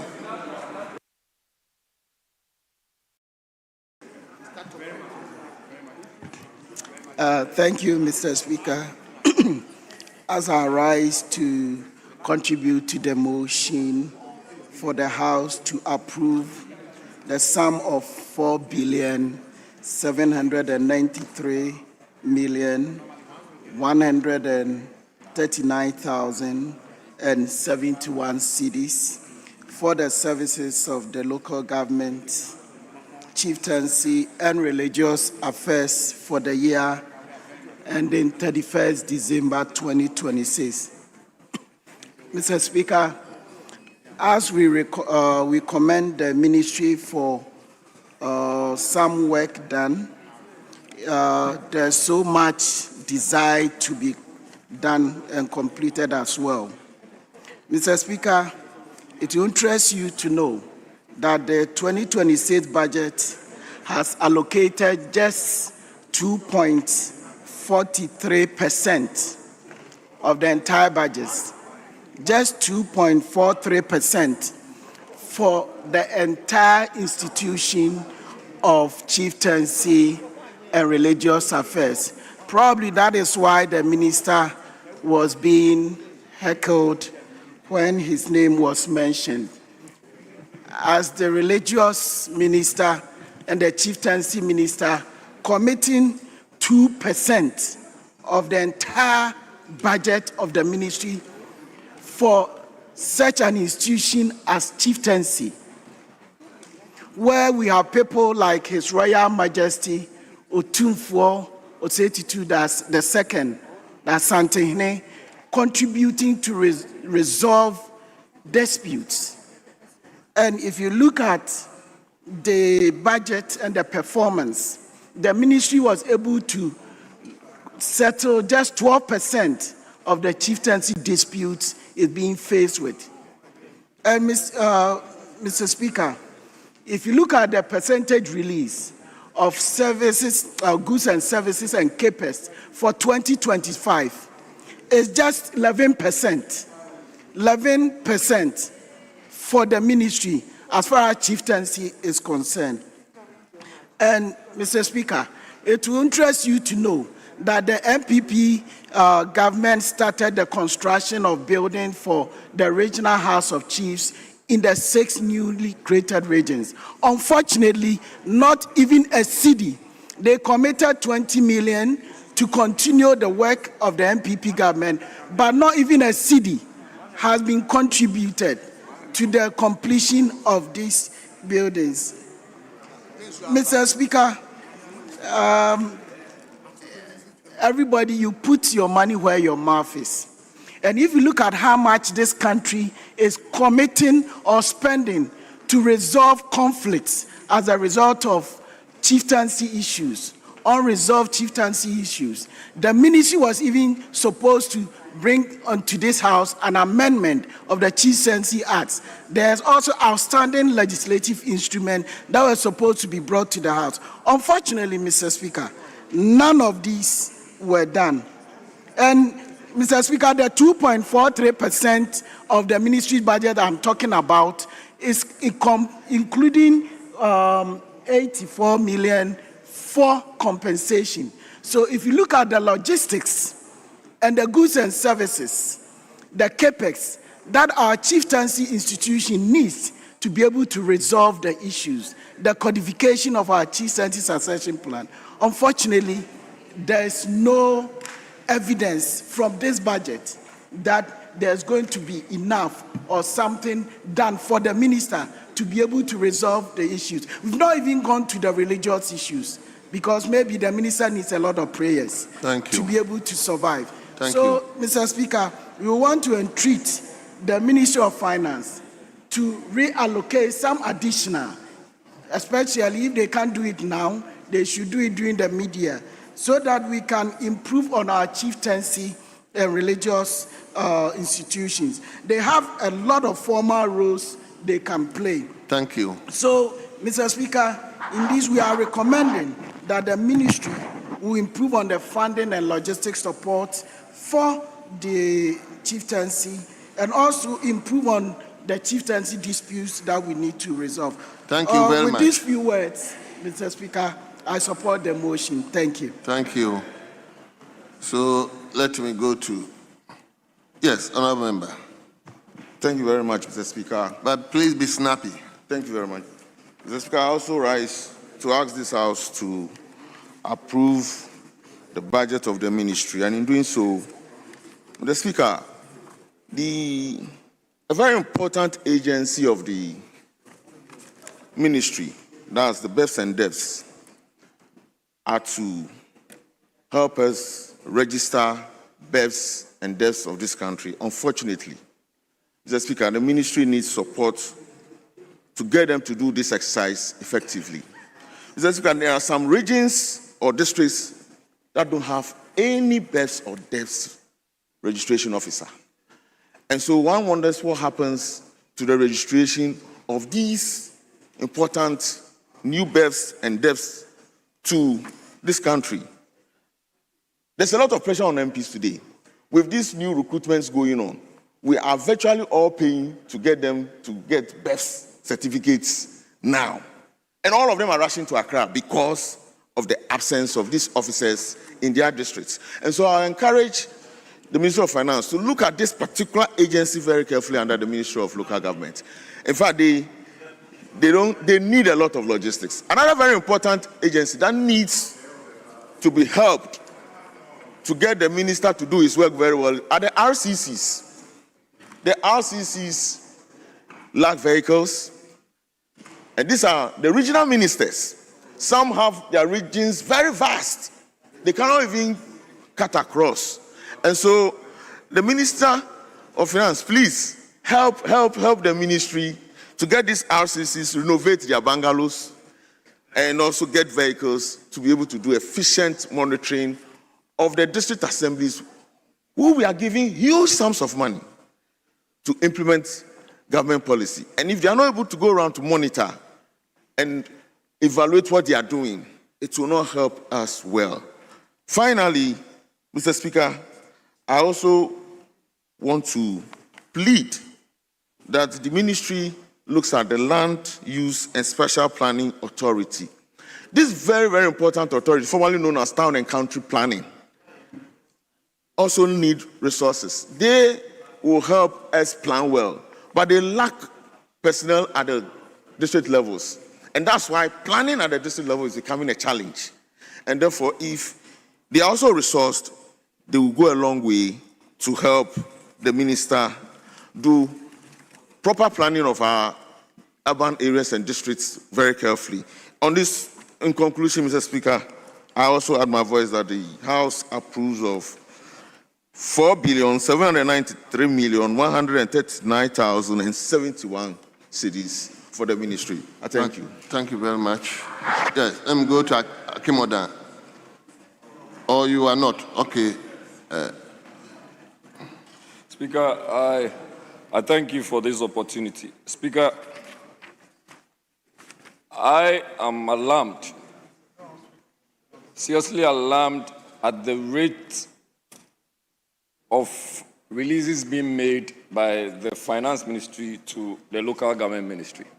And Speaker, I actually sat somewhere quietly and I asked myself, Mesro, Honorable Minister, are you planning to contest the presidential elections? And are you stepping on the toes of some people? Because it is as if they want to run a ministry moribund. Speaker, and let me give you the reality check. Speaker, it was a rhetorical question. Speaker, it was a rhetorical question. Speaker, let's do the 2025 reality check. Speaker, when you examine what was allocated in 2025, Speaker, it was 4,400,000 Ghana, 4 billion and 4 million cedis. Speaker, that was what was approved. Let us see what was released, Speaker. 2 million. Speaker, what is happening?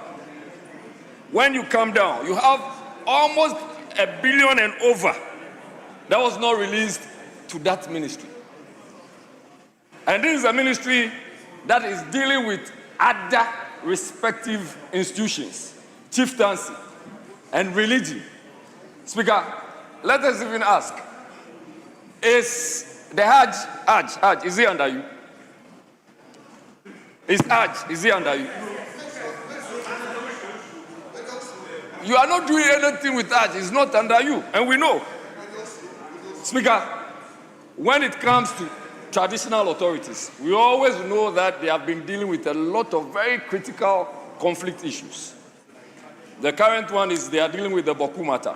I do not think that the minister sitting there has any sums of money to deal with any of these issues involving chieftaincy. Speaker, let me even come to the critical question. Assembly members were in this chamber, and then the minister threw his rhetoric in a nicer way and said that he was going to pay assembly members allowances. He indicated he was going to give them 100 million cedis. Speaker, do you know how much they have received? 25 million. Now 75 million, now Sikano, Shika, 75 million. Where is the 75 million cedis for the assembly members? Where is it? What you say is what you do. Don't come and promise us and say it is better. Where is the Minister, where is the 75 million cedis? So you come, Speaker, so it has become the normal settings. We come and promise and we run away. We don't do anything. Speaker, let me go on.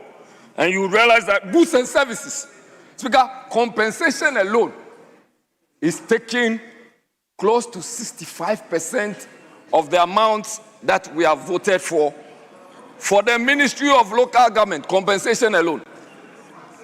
19% is going to goods and services. Speaker, the 19%, do you know what it means? It means that they do not even have the capacity to run operations. Deputy Minister of Finance, please, I need your attention on this matter. You are giving 19% to Ministry of Local Government for goods and services. That 19%, what it means is that they cannot run operations. And that is why you have about 88 million cedis sitting there. And look at this. Speaker, I'll show you. Come with me. And I'll show you that you had 88 million cedis. The capital expenditure, that I call the capital expenditure scandal. 88 million cedis is sitting in there. They could not even assess the 88 million cedis. Why? Because you have not given them the wherewithal to run the operations of the local government ministry. Speaker, this is a major problem. Now, you come here and you are asking us to still approve of some monies, and when we even approve, you come back and not release those monies. Majority Leader, they are not releasing the monies to the Ministry of Local Government. Thank you. Speaker, let me round up, and which is very critical. Speaker,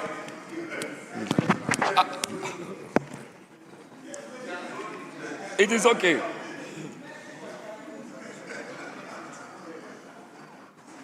Thank you. Speaker, because he stood up, so I just want to finish. Please, Yes, it's very conclude for me, difficult. please. Speaker, I am a member of this committee, and these are issues that are bothering us. So, Speaker, if you go to the local government service, close to 7,000 people lost their jobs. And there's this gap. So when you go to the district assemblies or municipal assemblies and metropolitan assemblies, they don't have the technical men to run the activities of the local government. What they do is that they only sit there and watch. They only have staff who are sitting in the offices. They don't have the real technical people, planners, engineers, they are not available. Speaker, this is a situation we need to consider and have an amendment to that. Speaker, the last one for me. In 2025, this house, they came to this house and they made this promise that we are going to have a Royal Academy of Chiefs and Traditional Authorities, RACTA. They said they are going to have a Royal Academy of Chiefs and Traditional Authorities, RACTA. And that they were also going to pass the University of Local Governance Bill. Thank you. To elevate the Institute of Local Government Institutions. Because it's very important. They have not done that a year now. It's gone. Speaker, as I speak with you, we do not know the situation and the position of the drip. We don't know the situation on sanitation. A lot of sanitation workers are not being paid. They have not been paid for close to 9 months. And Speaker, this is a problem. The local government minister is there, and his hands have been tied behind his back, and there is nothing going on for him. And yet we are calling him Mesro. Speaker, thank you. Osro. Thank you. Speaker Osro. Thank you very much for this opportunity. Thank you. Thank you. Yes. But please be brief. Thank you very much, Mr. Speaker. Another member for Gwan, yes.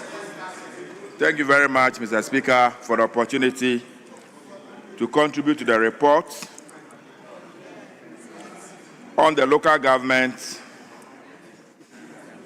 chieftaincy and rural affairs committee. Mr. Speaker, let me start off by commending the sector minister and the agencies under the ministries.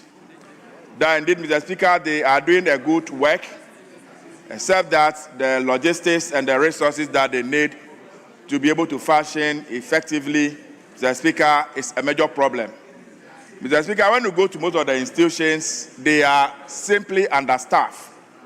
The personnel that they need to be able to do their work, Mr. Speaker, are simply not available. Majority of them have indicated that they've applied to the Ministry of Finance for clearance so they can employ more people to help in their work. Unfortunately, Mr. Speaker, they've not received that clearance. We want to call on this House, Mr. Speaker, to appeal to the operating institution to release the necessary funds for them so they can employ more people to work at the district. Mr. Speaker, we all know the role that the chieftaincy institution plays in our country. And we all know that wherever there are war, there are conflicts and misunderstanding in this country, it's largely traced to the institution of chieftaincy. And Mr. Speaker, we're sad to note that of the many chieftaincy cases that came before the ministry to be addressed, barely 12% of it was addressed in the whole year.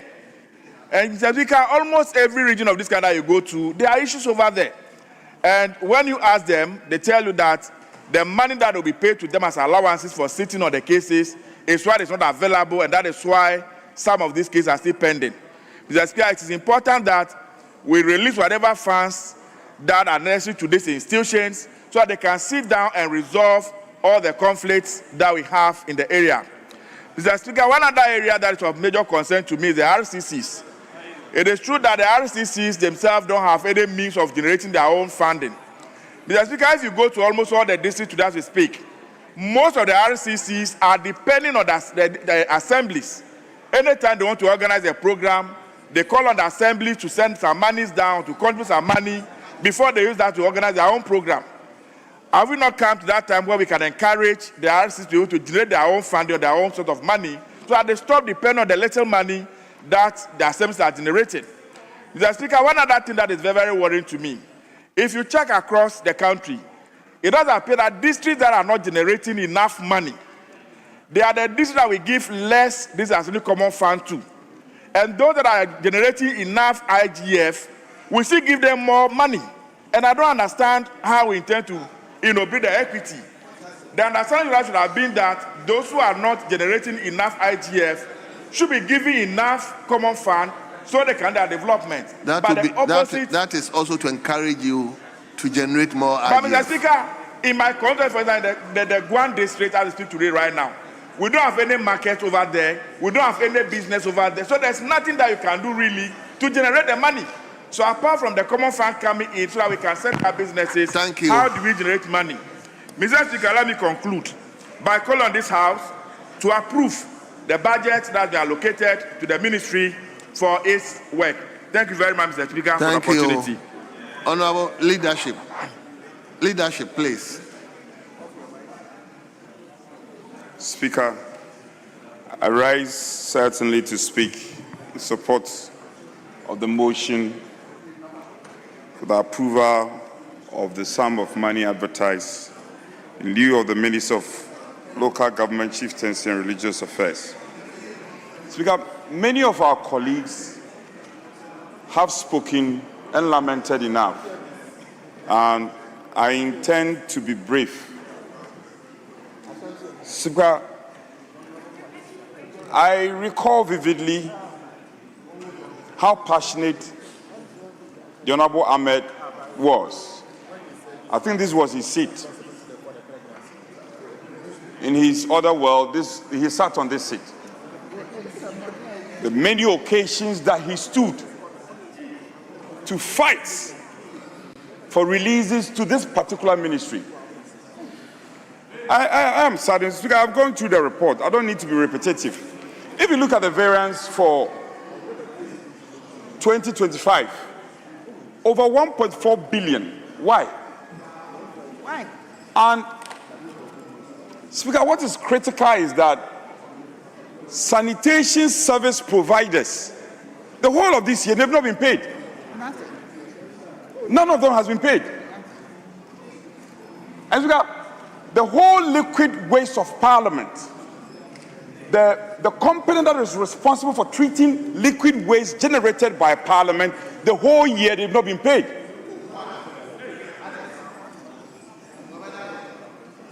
No, Speaker, anytime we have budget estimates and we are considering the passage of motions, if we can have some some silence.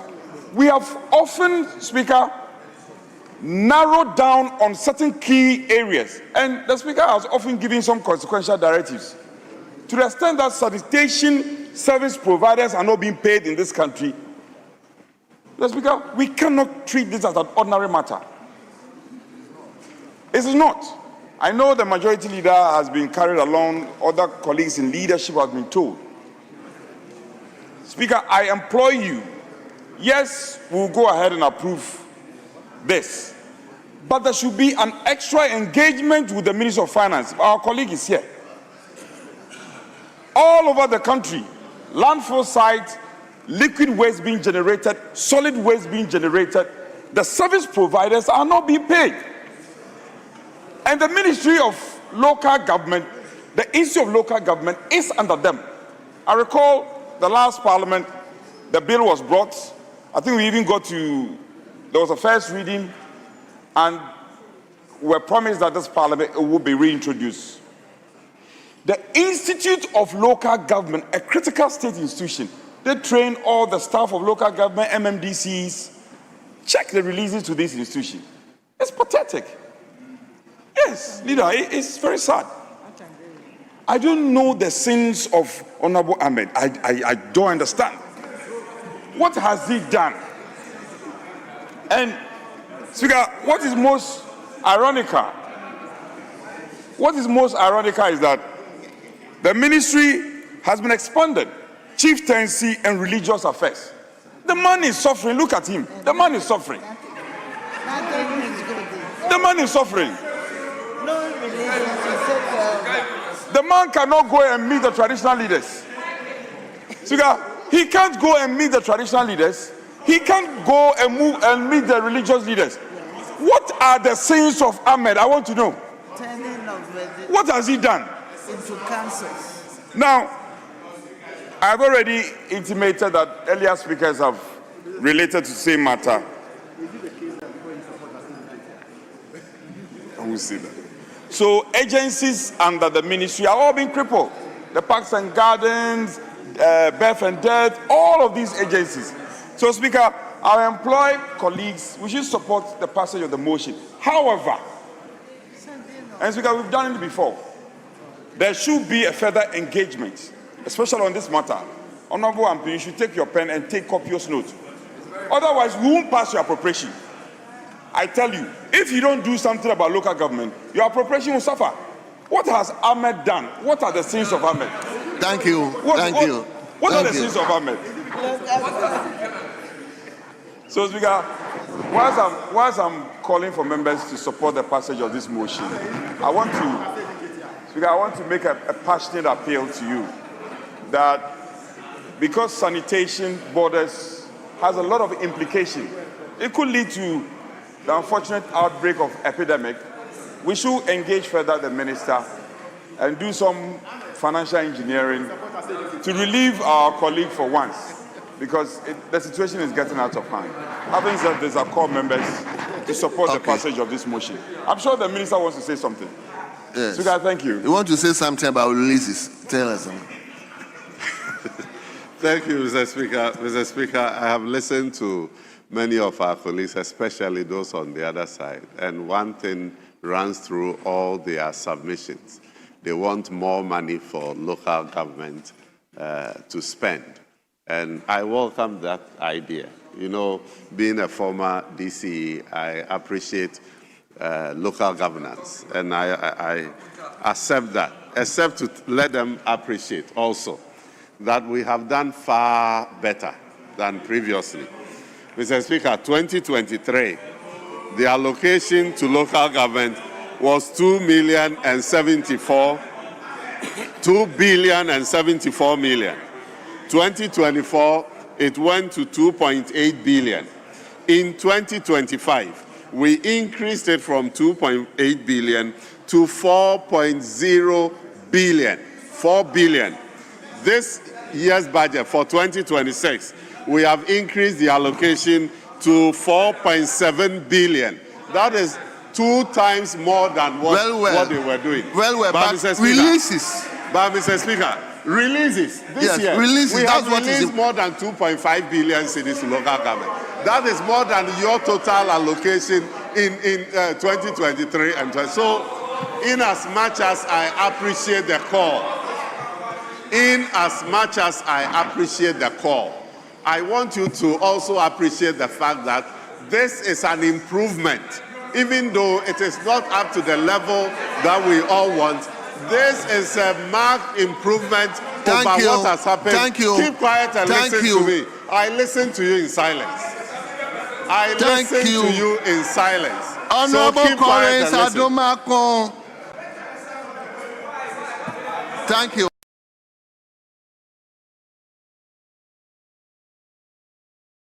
Appreciate the fact that this is a vast improvement over previous years. Thank you. We gradually will get there. Thank you. Mr. Speaker. Honorable members, at the conclusion of the debate, leader. Menso, you're okay.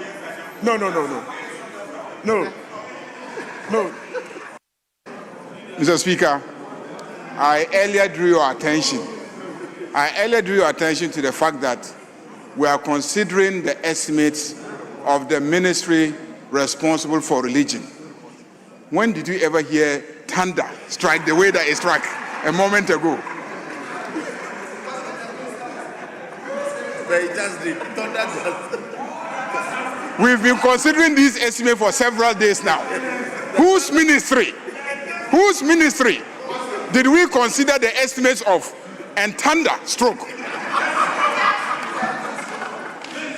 So I continue to urge you and caution you that when dealing with the Ministry of Religious Affairs, be very careful. Be very, very careful. Mr. Speaker, you may put the question. So, honorable members, thank you very much. At the conclusion of the debate, as many as are in favor that this honorable House adopt the motion listed 10 in today's order paper, say aye. All those against say no. Honorable members, it's obvious. The ayes have it.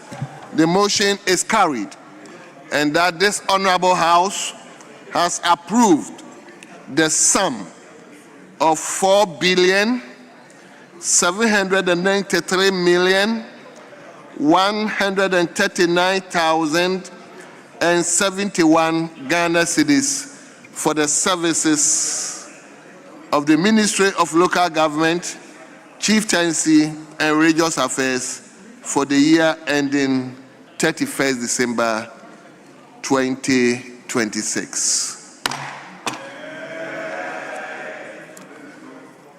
Yes. Now move to 27.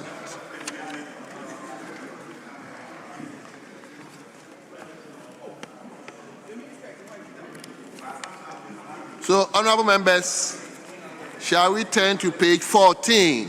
Page 14, item listed 27. Item listed 27, motion.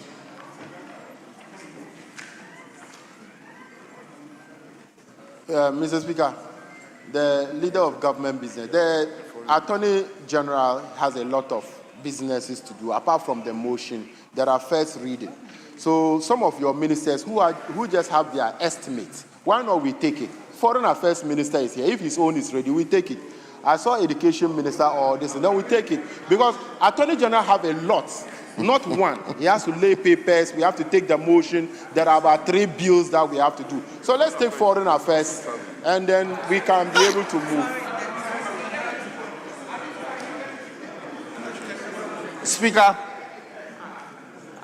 I won't respond. So, but the prayer is that the business of the Office of the Attorney General, Minister of Justice, or the Ministry of Justice, it was truncated to prioritize that of local government. So the order of things will be to return to their business. So that will be motion number 27 and 28. And then we'll come back to motion number 9 to lay the bills. We have some other businesses on the order paper addendum. So after taking 27, 28, we'll take order paper addendum, lay those reports, and then we'll go back to 9. Speaker, I've been telling my good friend to give me the order of business so that I can flow with him. In fact, he's my good friend. But clearly, Ablakwa is going to suffer the fate of Ahmed. That's how it looks. That's how it looks. Because Ablakwa, I know, foreign minister, I know he has a number of trips. He has a number of trips outside the jurisdiction. He is a senior member of the House. He is a very senior member of the House. The Deputy Attorney General, you should wait. He is not a member of Parliament. Enjoy Parliament. Sit down and enjoy Parliament. And then also learn how we move the motions and all that. This is not court. 17. Let's go and take Ablakwa.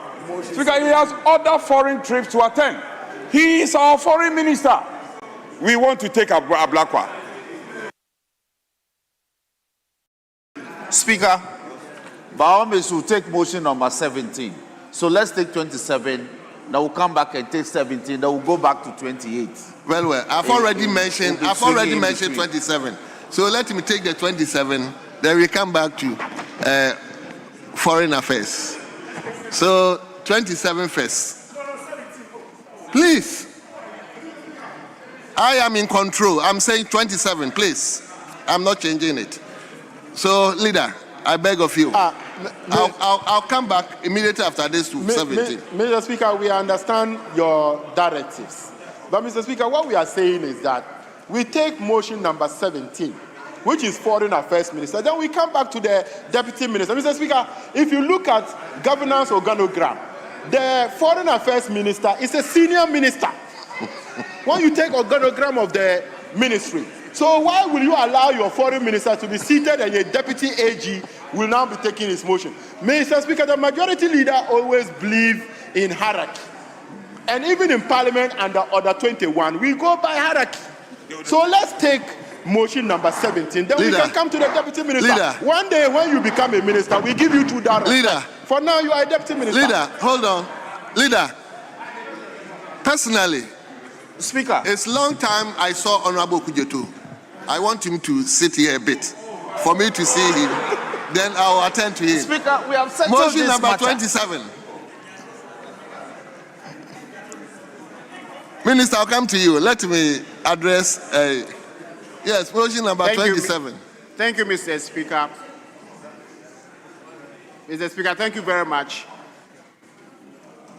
Mr. Speaker, I move that this Honorable House approves the sum of 47,515,501 Ghana cedis for the services of the Office of the Legal Aid Commission for the year ending 31st December 2026. I so move, Mr. Speaker. Thank you very much. Honorable Shaibu.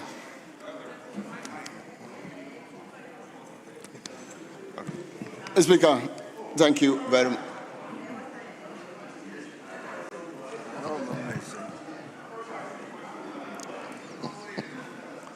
Speaker, I beg to second the motion. Speaker, I beg to second the motion. Number 27 on page 14 of today's order paper. And so, Mr. Speaker, may I present the committee's report?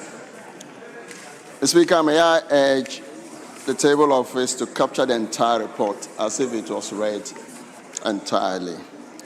Mr. Speaker, I will touch on just two things and then I move to conclusion for want of time.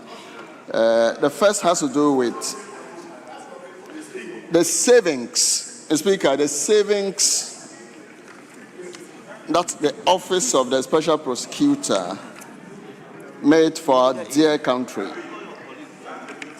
Mr. Speaker,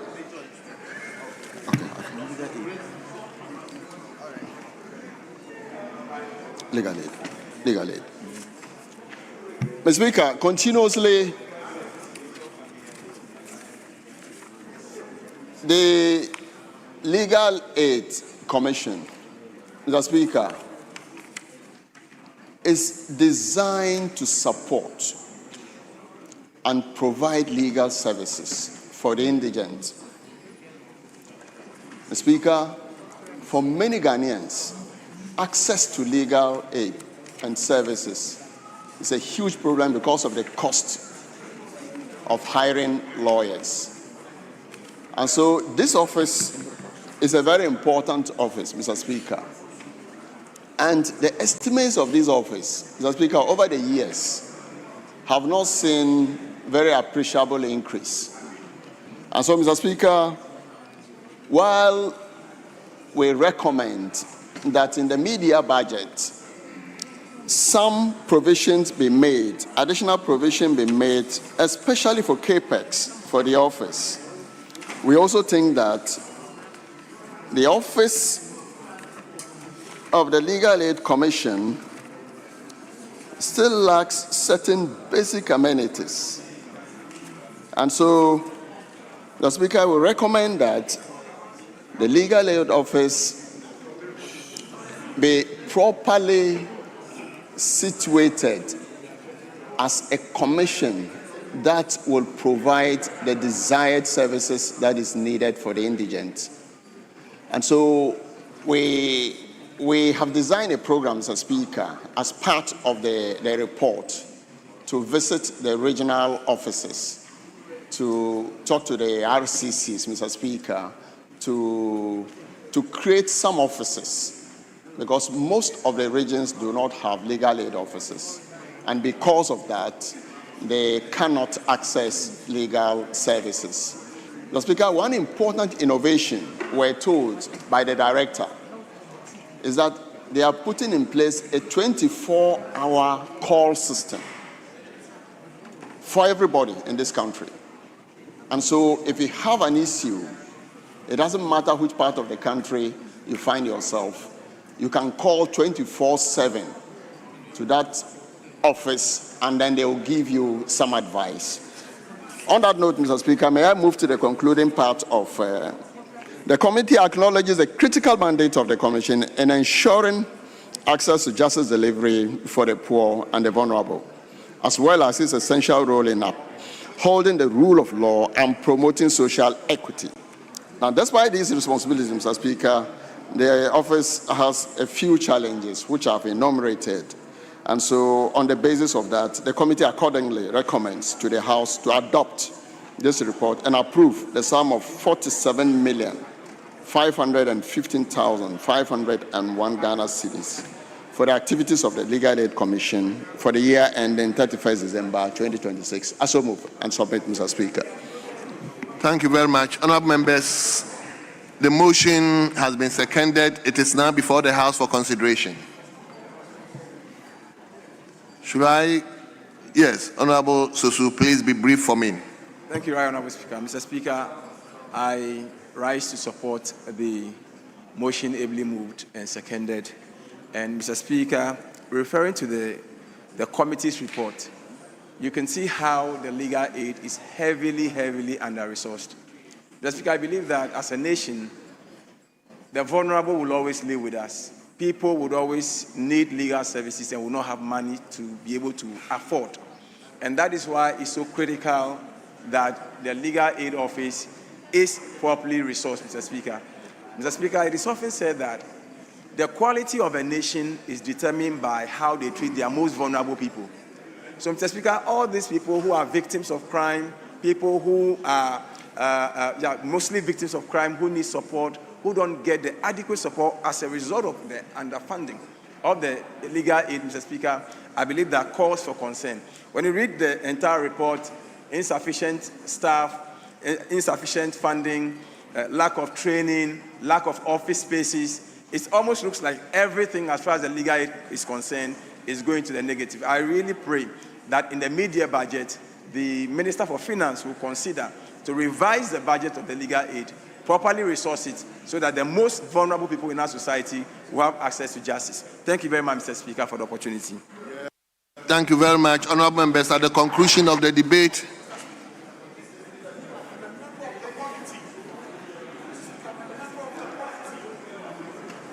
Honourable member for Menchia South, let me hear your voice, but be brief for me. Mr. Speaker, it is obvious that what has been given to the office is inadequate. Mr. Speaker, perhaps there is the need for a proper review of that office to ascertain the volume of work that goes there, so that there can be commensurate allocation to the office. Mr. Speaker, it is not called aid for nothing. Mr. Speaker, it is aid because it is support, it is help to the poor, to the needy. Mr. Speaker, it's important that, Mr. Speaker, we pay serious attention to the legal aid office. Mr. Speaker, I know that when you are in private practice, you are not giving free legal services. Mr. Speaker, people could not afford your services. They couldn't have come to you. Oh, Mr. Speaker. So, Mr. Speaker, very respectfully, we need to support the legal aid office so that people can have quality legal representation that Mr. Speaker would have otherwise provided, Mr. Speaker, to people at a serious charge. Indeed, Mr. Speaker, we need to take inspiration from Proverbs 19, verse 7, which says that kindness to the poor is a loan to the Lord. Mr. Speaker, legal aid is kindness of the nation to the poor. And so, Mr. Speaker, we need to show mercy to the poor by supporting them. Thank you, Mr. Speaker.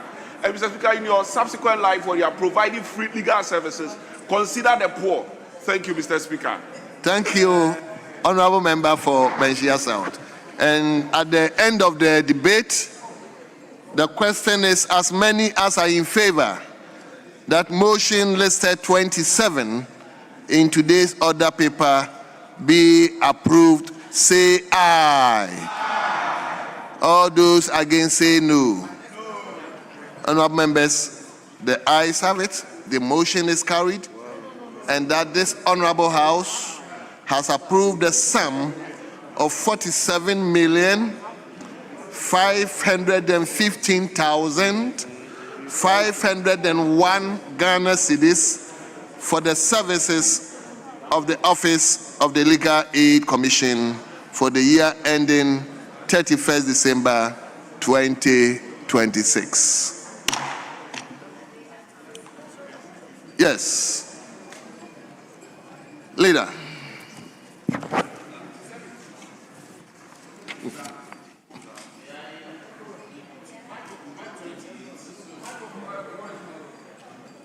We take 28, then we take 17.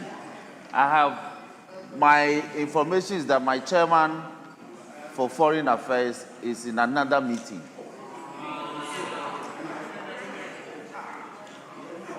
Okay. Oh, please, why?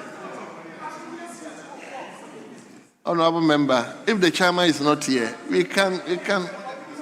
Mr. Speaker. So Ranking, get in touch with the chairman. Mr. Speaker, with all due respect, you sent word that I should stand this matter down, abiding your coming. You have just come. I just saw that you walked in, so please don't do that. I stood down the business to allow you to come. You sent an emissary to me.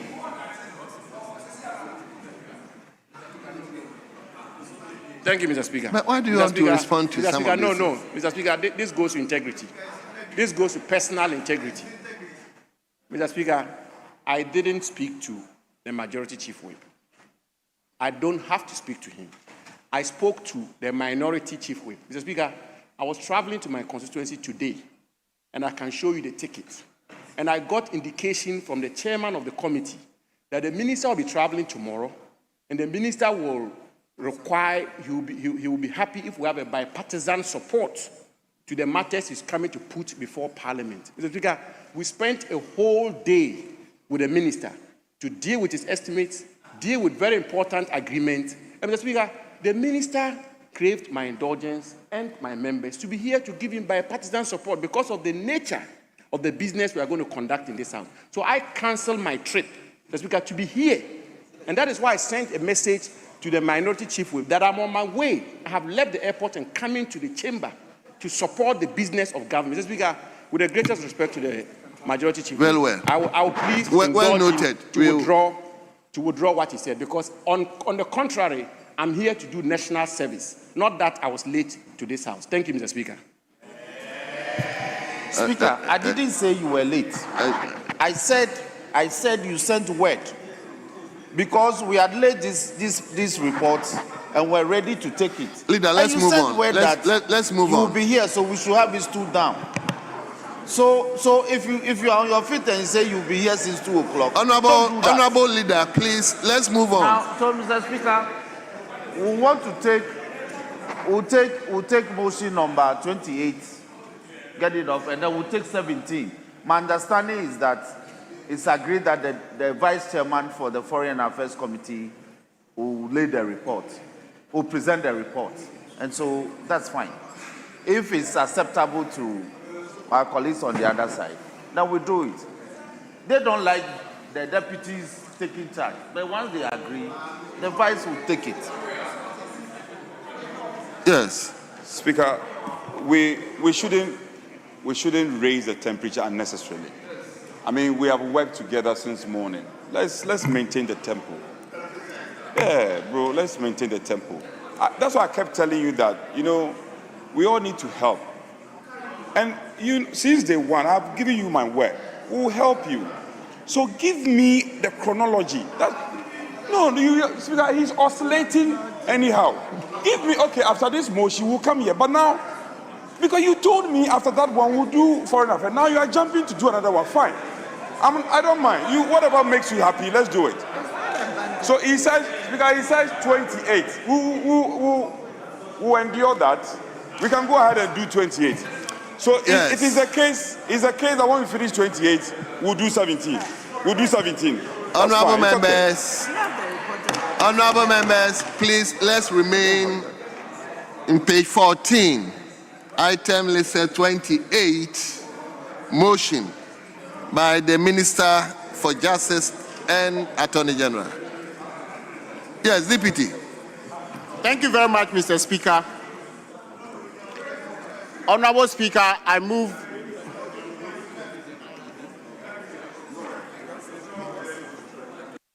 Speaker, the Special Prosecutor's report, 1, it's not on the console.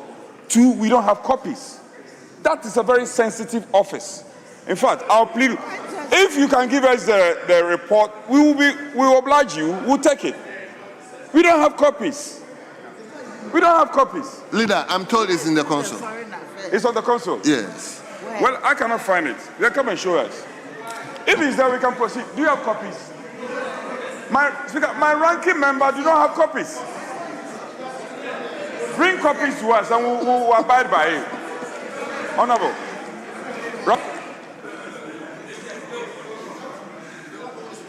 Honorable Deputy Attorney General, let's move on. Thank you very much, Mr. Speaker. I hope you are enjoying Parliament. It's part of the game, so... Mr. Speaker, I'm really enjoying the proceedings. Okay. Mr. Speaker, I move that this Honorable House approves the sum of 158,936,458 Ghana cedis for the services of the Office of the Special Prosecutor for the year ending 31st December 2026. Mr. Speaker, I so move. Thank you very much. Honorable Shaibu, please be fast. Mr. Speaker, thank you so much. Mr. Speaker, I beg to second the motion. Numbered 28 on today's order paper on page 14.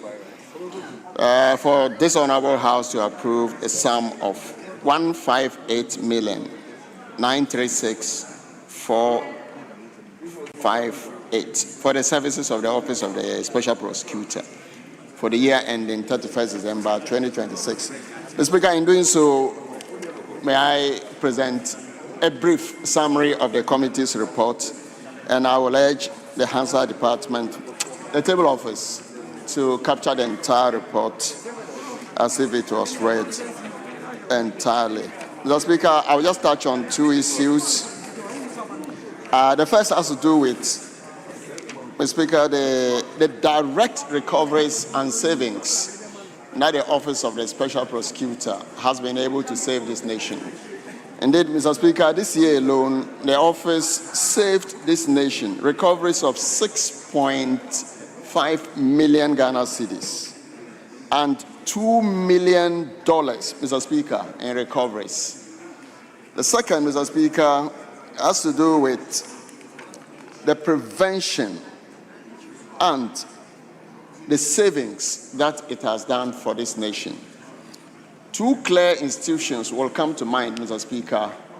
The famous SML, Mr. Speaker, and Evertex Logistics Limited, where the state was saved 687 million Ghana cedis through the effort of the Special Prosecutor.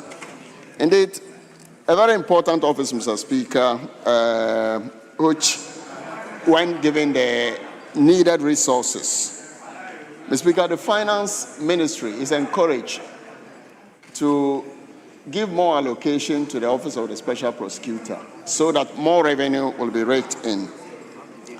In conclusion, Mr. Speaker, the committee, after a comprehensive review of the 2026 budget of the Office of the Special Prosecutor, concludes that the proposed initiatives are well designed and aligned to strategic priorities required to advance the national fight against corruption. The committee accordingly recommends to the House to adopt this report and approve the sum of 158,936,458 Ghana cedis to finance the implementation of programs and activities of the Office of the Special Prosecutor. I so submit, Mr. Speaker. Thank you. Thank you very much. Honorable members, the motion has been moved and it has been seconded before the House for consideration. Yes, Honorable Tampuli, I haven't seen you today, so let's hear you. Grateful, Mr. Speaker. Mr. Speaker, I rise to contribute to the motion before this House for the consideration of the estimates for the Office of the Special Prosecutor in the amount of, Mr. Speaker, 158,936,458. Mr. Speaker, the Office of the Special Prosecutor has recently come under public scrutiny, and it will be difficult for us to make commentary on its budget without making referral to the raging discussion about the effectiveness of the office, about the continued relevance of the office.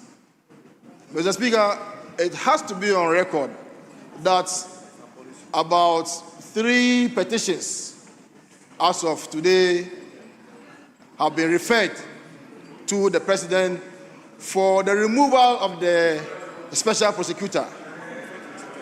Mr. Speaker, this comes on the heels of the removal of the Chief Justice of the Republic of Ghana.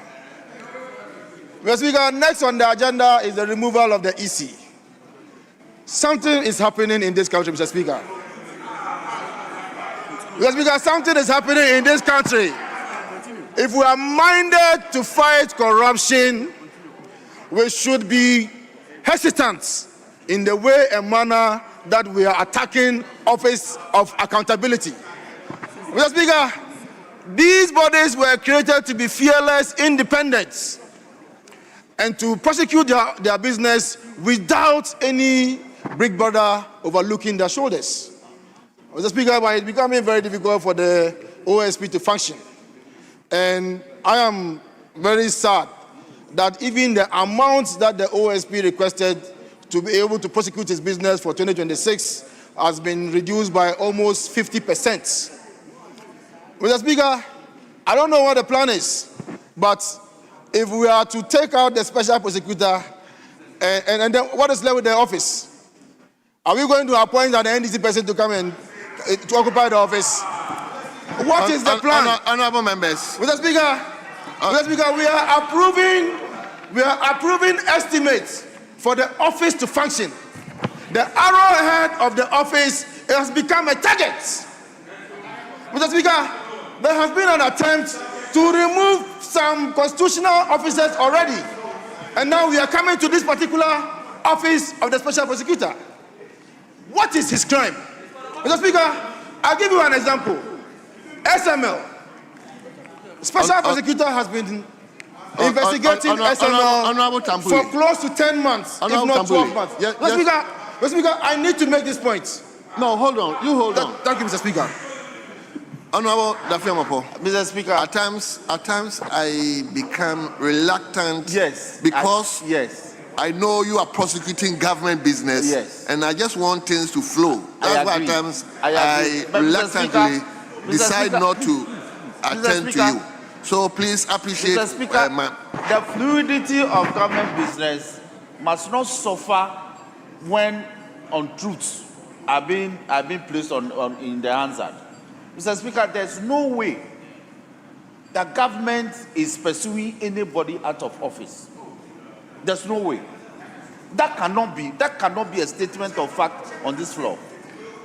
Citizens have rights to petition, and they must have done that. It does not constitute a removal. So don't make the suggestion. Second, we are approving the estimates for next year's operations for the office of the special prosecutor, not the special prosecutor. So this attempt to malign government at the slightest opportunity must not be countenanced. By all means, make your point. Within the terms of the reports, look at the number of cases they've done, not done. Look at the activities. And leave the tangential matters for the press Thank you, leader. conferences. Thank you so much. Speaker, Yes, Honorable let's be Tampuri, guided. let's move on. Mr. Speaker. But leader, I will urge you, Mr. Speaker, some of these things, the majority leader, ignore it and let's move on. The majority leader is doing any and everything. A majority chief whip is doing any and everything instead of facilitating government business. He's frustrating government business. Mr. Speaker, the point that I'm making is that this office started the SML investigation about a year ago, and it is on record that the Honorable Attorney General and Minister for Justice said that the Office of the Attorney General is also pursuing its own investigation in respect of that same matter. Mr. Speaker, it appears that another state agency is also investigating SML. SML Bako. Investigations, Bibri. Mr. Speaker, you see, Mr. Speaker, what exactly is the issue? What exactly is the issue? Listen, the corruption has started. You are overspending what has been appropriated to you. You are overspending. It is on record. It is on record. Honorable members, please. Let's move on, please. I beg. The work that the OSP is doing requires some amount of focus. But it appears that any time that OSP makes a move, some other state agencies will come and then pulling their legs from different angles. So we're not sure whether the government is actually committed to the fight against corruption. Mr. Speaker,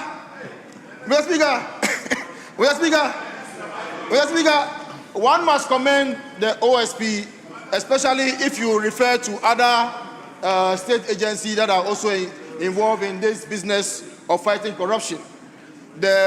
We must put on record that they have a very flexible arrangement to consider people to come on self-recognizance. And I think that is in keeping with best practices and the precedents that have been set over the years. Nobody is running away from the jurisdiction.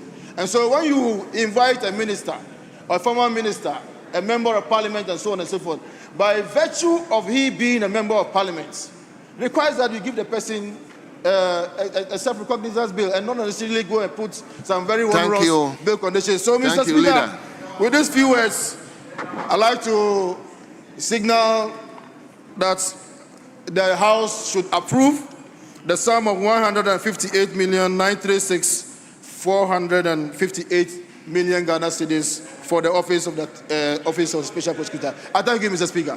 Thank you very much. Yes, Honorable Sosu, please be brief.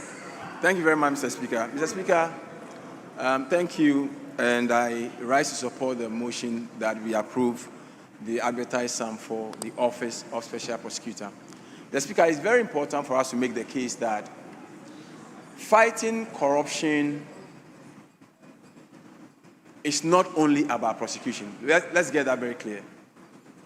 That in investigating corruption and corruption-related matters, the amount of savings you make to the state is as critical as the people you prosecute.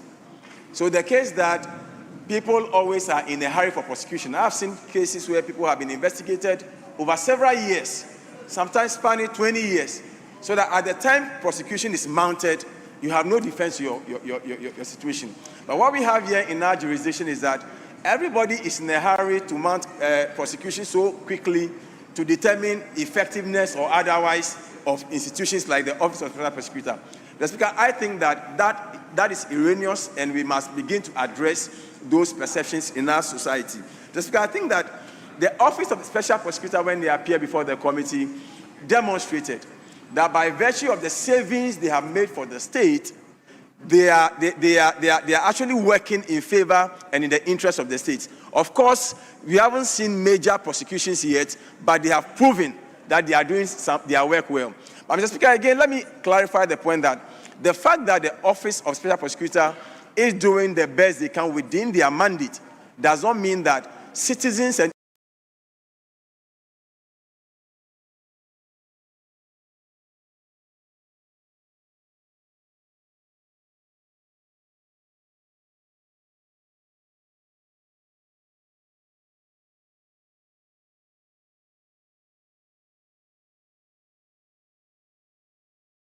have some may border on criminality, you can report to other agencies so that it does not look like you are investigating someone in your own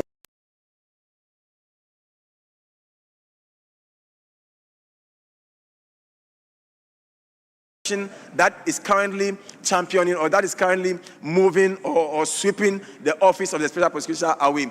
Having said that, Mr. Speaker, every citizen that has an issue can petition, and in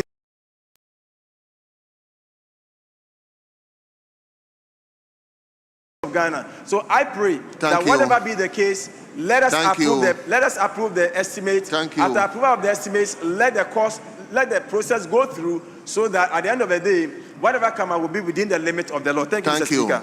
Thank you. Lastly, Honourable Member for Manchester South. Mr. Speaker,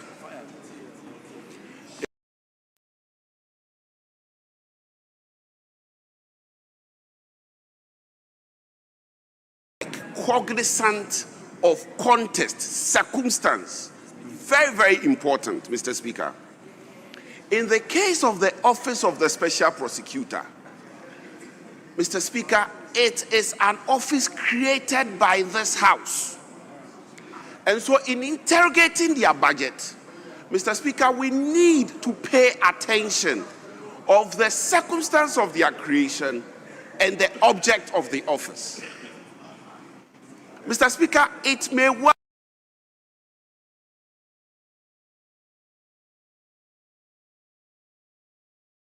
without cognizance of these facts. Mr. Speaker, why do I say so? Mr. Speaker, when you take the Hansard of 2018, when the Office of the Special Prosecutor was being promulgated, when it was being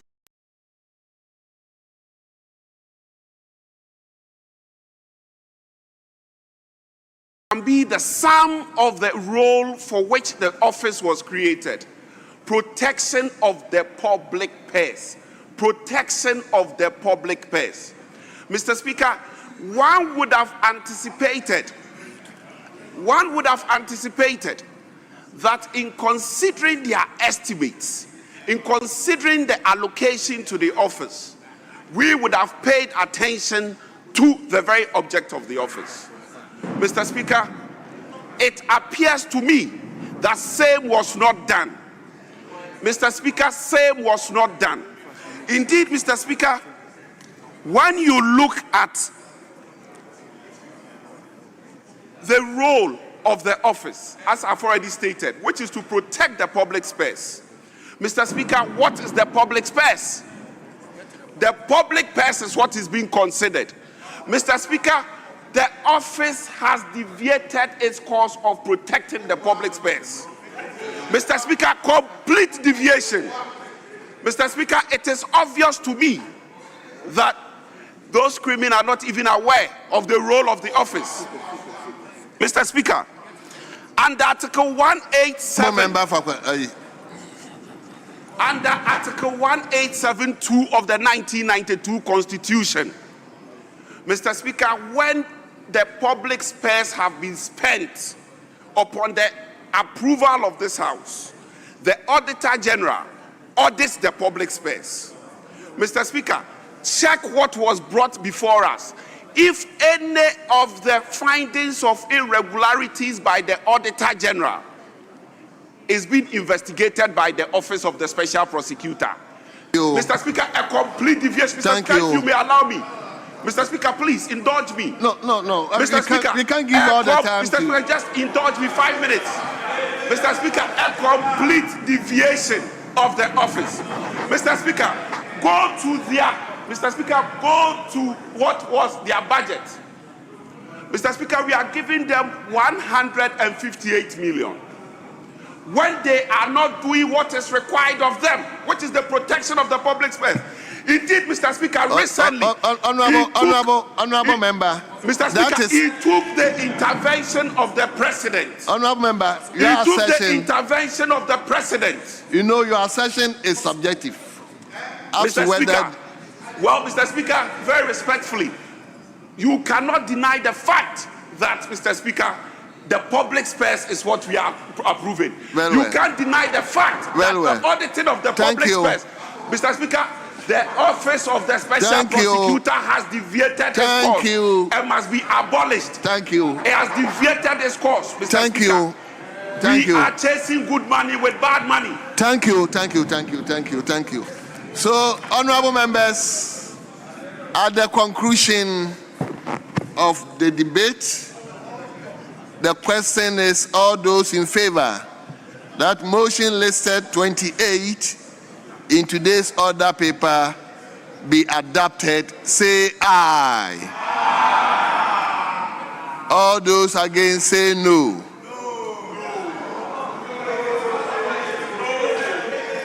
Honourable members, the ayes have it. The motion is carried, and that this honourable House has approved the sum of 158 million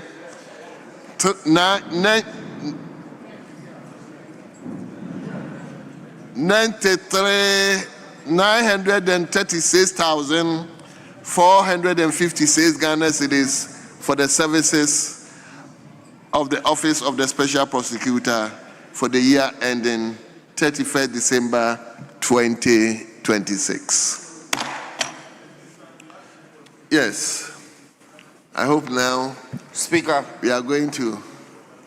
as a matter of course, motion number 17. Speaker, the minister is here. Fortuitously, the vice chairman of the committee is ready to present his report. So, Honourable Minister. So, Honourable, yes. Mr. Speaker, we don't have any difficulty. The vice chairman is a nice guy, so he can. Honourable members, let me invite you to page 12. Page 12, item listed 17. Motion by the Minister for Foreign Affairs. Honourable Minister, you have the floor now. I'm grateful, Mr. Speaker. Mr. Speaker, I rise to move motion numbered 17, that this Honourable House approves the sum of 1,696,321,803 Ghana cedis for the services of the Ministry of Foreign Affairs for the year ending 31st December 2026. I so move, Mr. Speaker. Thank you very much. Yes, Vice Chairman. Thank you, Mr. Speaker. Mr. Speaker, I rise to second the motion number 17, urging the House to approve the sum of 1,696,321,803 Ghana cedis for the service of the Ministry of Foreign Affairs for the year ending 31st December 2026.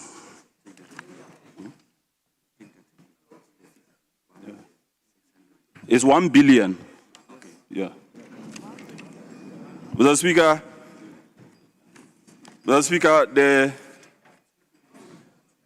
the committee, Mr. Speaker, for the 2026 fiscal year, the ministry has been allocated a total amount of 1,696,321,803 Ghana cedis.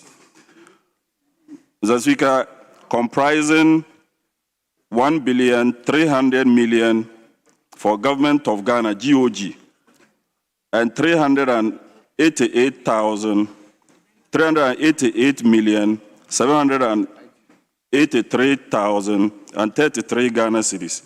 That is for internal generated funds.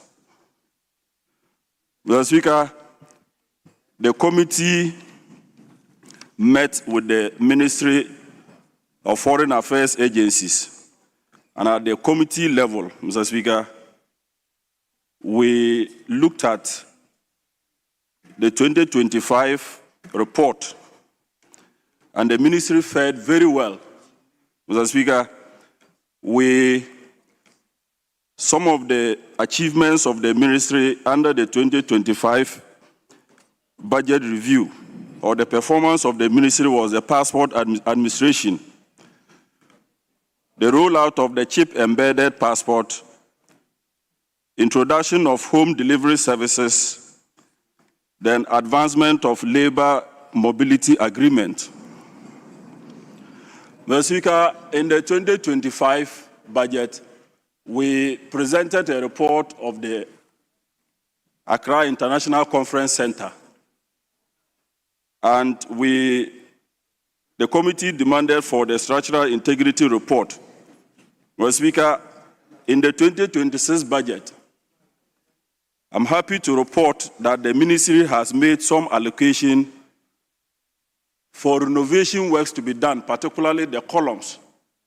The columns are weak, and we need some 48 million has been allocated to do some reinforcement and some renovation. Mr. Speaker, some 5 missions, new missions will be open in the 2026. Mr. Speaker, let me say that Hansard should capture the entire report as if it has been read entirely. Mr. Speaker, having evaluated the ministry's requirement, performance, strategic outlook, and the resource constraints presented by the 2026 ceiling, the committee is of the firm view that the ministry must be adequately supported to execute its mandate effectively in advancing Ghana's international interests. Accordingly, the committee recommends the House the approval of 1,696,321,803 Ghana cedis for the implementation of the ministry's programs and activities for the financial year ending 31st December 2026. Mr. Speaker, I so submit. Thank you very much. Honorable members, the motion has been moved and has been seconded. It is now before the House for consideration. Yes, let me give the floor to the ranking. Thank you very much, Right Honorable Speaker. Mr. Speaker, I rise to support the motion requesting for the amount of 1,696,321,803 Ghana cedis, Mr. Speaker, for the Ministry of Foreign Affairs for the financial year ending 31st December 2026. Mr. Speaker, and in so doing, I refer, Mr. Speaker, the House to page 15 of the report before this House, Mr. Speaker, specifically paragraph 7.0, where the key achievements of the ministry have been copiously set out. Mr. Speaker, allow me to commend the minister and the ministry for rolling out some significant interventions, Mr. Speaker, in the pursuit of our foreign policy effort, particularly, Mr. Speaker, the matter relating to labor mobility agreements, where the ministry has been successful at negotiating labor mobility agreements with Jordan, Barbados, Qatar, United Arab Emirates, Grenada. Mr. Speaker, the ministry has also been successful at achieving some visa waivers with a host of countries. Mr. Speaker, and all of these are quite commendable. Mr. Speaker, the ministry intends for 2026 to pursue the policy which was first conceptualized and implemented by the Kufuor administration, and by that I refer to economic diplomacy, Mr. Speaker, where the ministry has launched a key performance indicators for ambassadors and high commissions, and as well as set up a delivery unit, Mr. Speaker, which is meant that, Mr. Speaker, for the pursuit of this Kufuor-led economic diplomacy, the ministry is going to insist on monitoring and evaluation on how embassies and missions across the country perform as it relates to getting investment into our country. Mr. Speaker, further, the minister and the ministry intends to implement a policy we refer to as STRIDE, the STRIDE initiative, which is a strategic transition from renting to infrastructure development. Mr. Speaker, as you know, and as this House will take note, Ghana rents a lot of infrastructure across the world for our diplomatic work, and the ministry intends to procure infrastructure which will be owned by the Republic of Ghana. And indeed, Mr. Speaker, this is a lot of money the ministry is asking from the government of Ghana and from the taxpayer.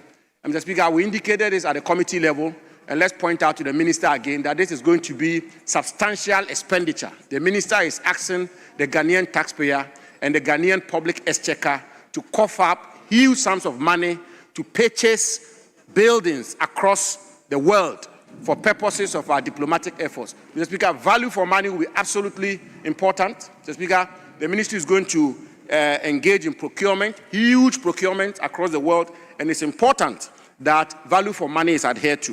Mr. Speaker, the ministry intends to procure vehicles, including e-vehicles, where applicable, for the ministry and its missions. There again, the ministry intends to spend colossal sums of money, and therefore value for money, Mr. Speaker, transparency and accountability will be very important. And the ministry and the minister should be rest assured that members of the committee from this side will exercise our oversight responsibility by keeping an eagle eye on how the ministry spends these huge sums of money to buy buildings and infrastructure across the world for Ghana's diplomatic efforts, as well as these vehicles the ministry intends to buy. Mr. Speaker, there is one particular intervention the ministry intends to roll out, which we will encourage them to vigorously pursue, Mr. Speaker, which is the welfare of foreign service officials. Welfare of foreign service officials, including but not limited to, Mr. Speaker, the importation of vehicles by foreign service officials. And all of these are going to be exempted from tax. Mr. Speaker, if I may conclude on the observations and recommendations of the committee, particularly as it relates to budget shortfalls. Mr. Speaker, everywhere in the world, foreign policy and foreign policy efforts directly affects economic development and national development. And that is why, Mr. Speaker, the Ministry of Foreign Affairs, which is the main interlocutor between our republic and the world, Mr. Speaker, should be funded fully so that they can pursue the foreign policy direction of the government, and by that matter, the president. Mr. Speaker, you will see from page 28 that the ministry requested for a little over 3 billion Ghana cedis, and yet the ministry has been giving 1.6 billion Ghana cedis. Mr. Speaker, this is a shortfall of 1.6 billion Ghana cedis, some 49% reduction. Mr. Speaker, we've seen the officials of the Ministry of Finance here, the minister himself was here, and we will plead with them that they should look at resourcing the Ministry of Foreign Affairs because their work is so consequential. And Mr. Speaker, if I may, Mr. Speaker, given that my good friend, the Minister for Foreign Affairs, a member of Parliament for North Tongue, Mr. Speaker, has been very vociferous on private and presidential jets, Mr. Speaker. If the minister can support me, and I made this case in this house, if the minister can support me to call on the Ministry of Finance and the government of Ghana to purchase 1 presidential jet instead of 2, and to purchase, let's say, 2 helicopters instead of 4. Mr. Speaker, if the government was to do that, I want to believe that the Minister for Foreign Affairs, Mr. Speaker, who is actually on record to have said that if his government had purchased a presidential jet, he would resign. Mr. Speaker, the Minister for Foreign Affairs should support me to call on the Ministry of Finance to scale down these purchases the government intends to engage in, and that will give us some fiscal space, Mr. Speaker. That will loosen the Ministry of Finance up, and that will ensure that the Ministry of Finance will be able to fund the 3 billion, the very important 3 billion budget request the Minister of Foreign Affairs made. Mr. Speaker, I think it's important that I conclude on that note, and indeed, Mr. Speaker, these are absolutely important matters. Mr. Speaker, prioritization in government expenditure and allocation is very important, Mr. Speaker. You can decide to allocate money for your foreign ministry to pursue their foreign policy initiatives, including the STRIDE initiative, the e-visa he wants to do, the passport initiatives he wants to engage in, and the minister's own words. He says, well, I have a big vision, but I don't have the money to carry out all the vision. Mr. Minister for Foreign Affairs, you've been very vociferous on private jets and presidential jets. The season has not changed. Let's stay to the principle. Come on, support me. Let's call on the government to drop 1 presidential jet, drop 2 helicopters, and they will have money to fund you. With these few words, I support, Mr. Speaker, I support the request to this House to allocate the sum of 1,696,321,803 Ghana cedis to the Ministry of Foreign Affairs, headed by my good friend, the Honorable Samuel Okudzeto Ablakwa. I thank you very much, Mr. Speaker. Thank you very much. So let me give the lady the opportunity. So, Honorable Frisia, AJ. Thank you very much, Mr. Speaker, for opportunity to add my voice to our proper budgets for Minister of Foreign Affairs. Mr. Speaker, I am so happy today because looking at the things that the minister is doing and things that he has already done, Mr. Speaker, we can't get this anywhere. First of all, Mr. Speaker, you know I come from Kintampo South, and all what we do a lot is to travel. Now, yes, now to travel. Look at passport. Yes, passport is 350. Even when you want passport before, it will take you 3 months, 4 months, and people will take our money.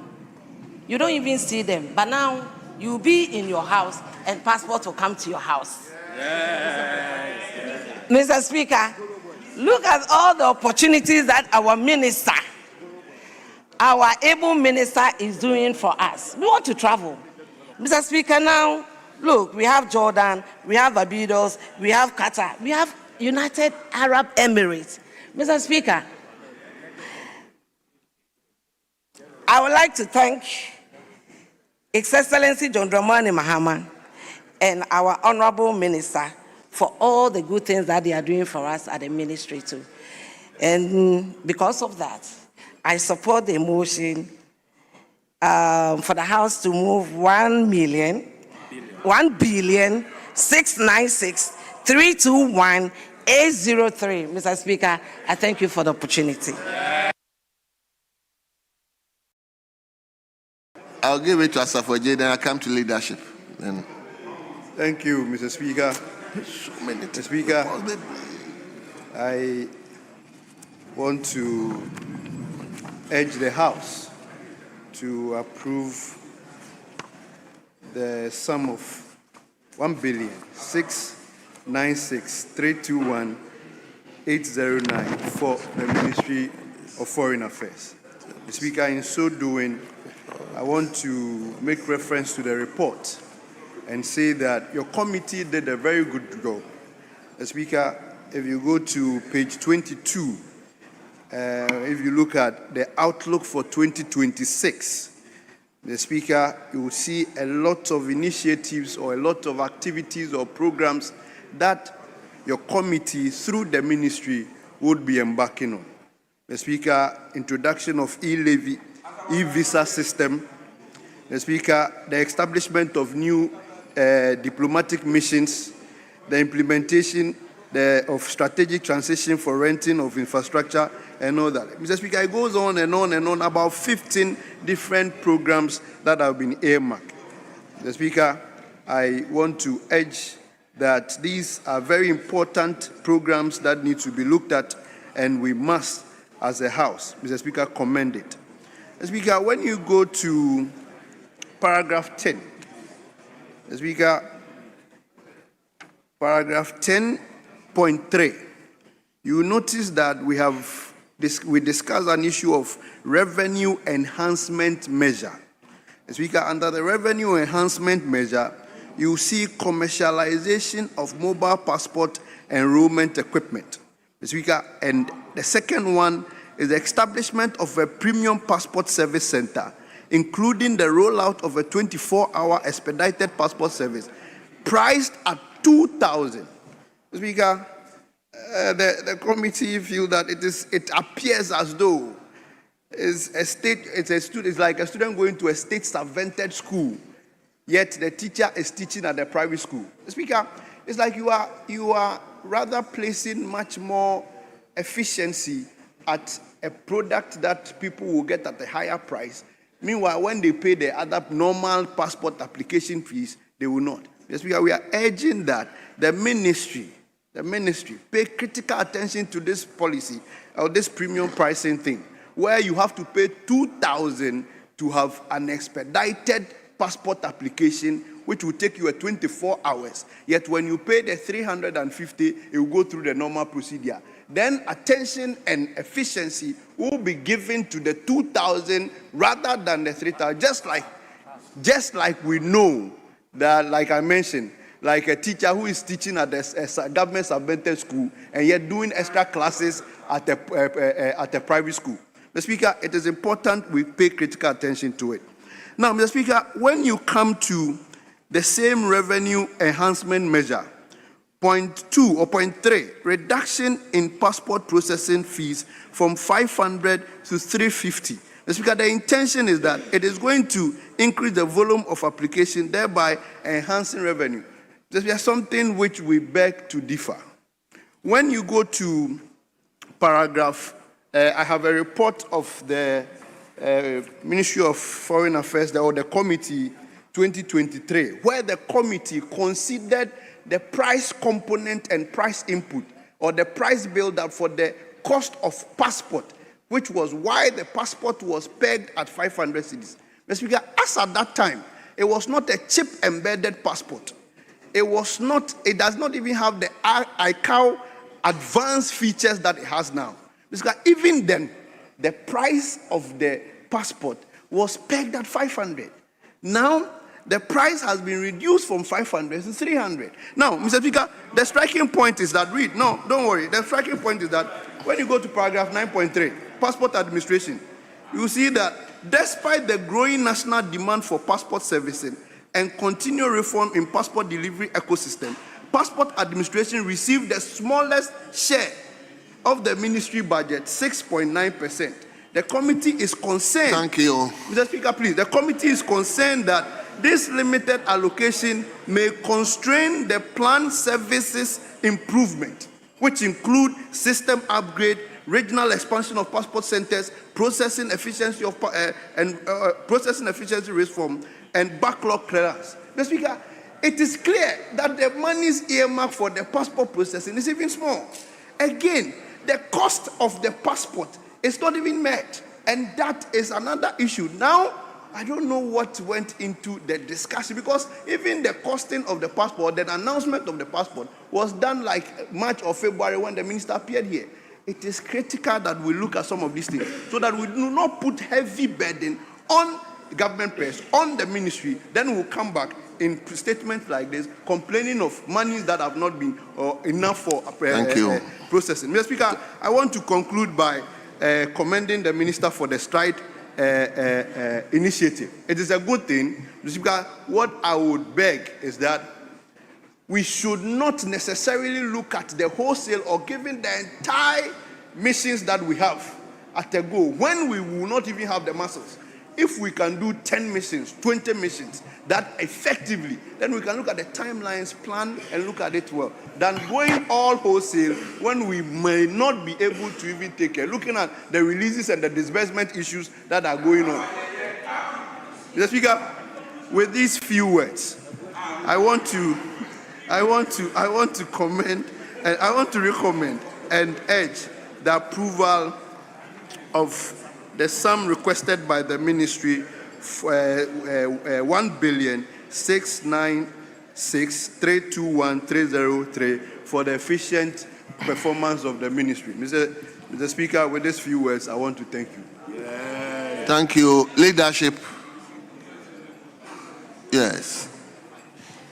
Thank you, Mr. Speaker, for the opportunity to comment in the approval of the budget estimate for the ministry responsible for foreign affairs.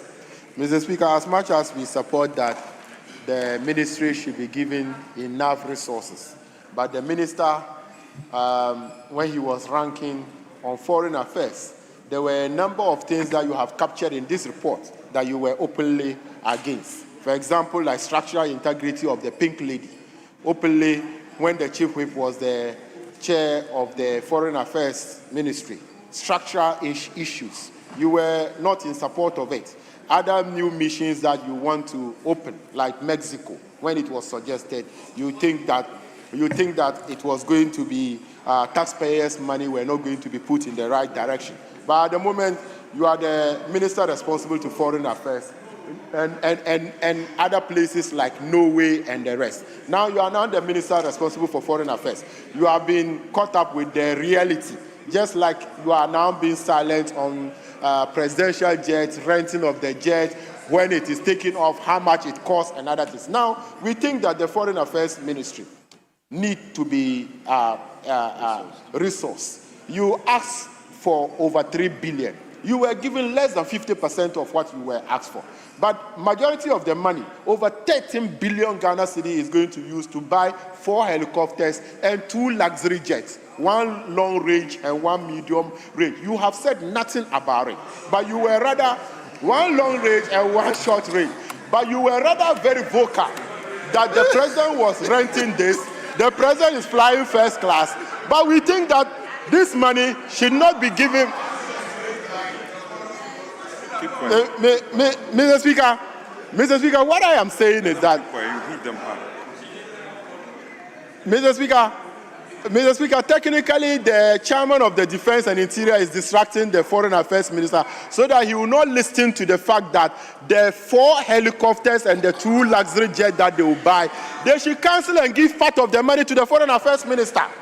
But Minister, you have been very quiet.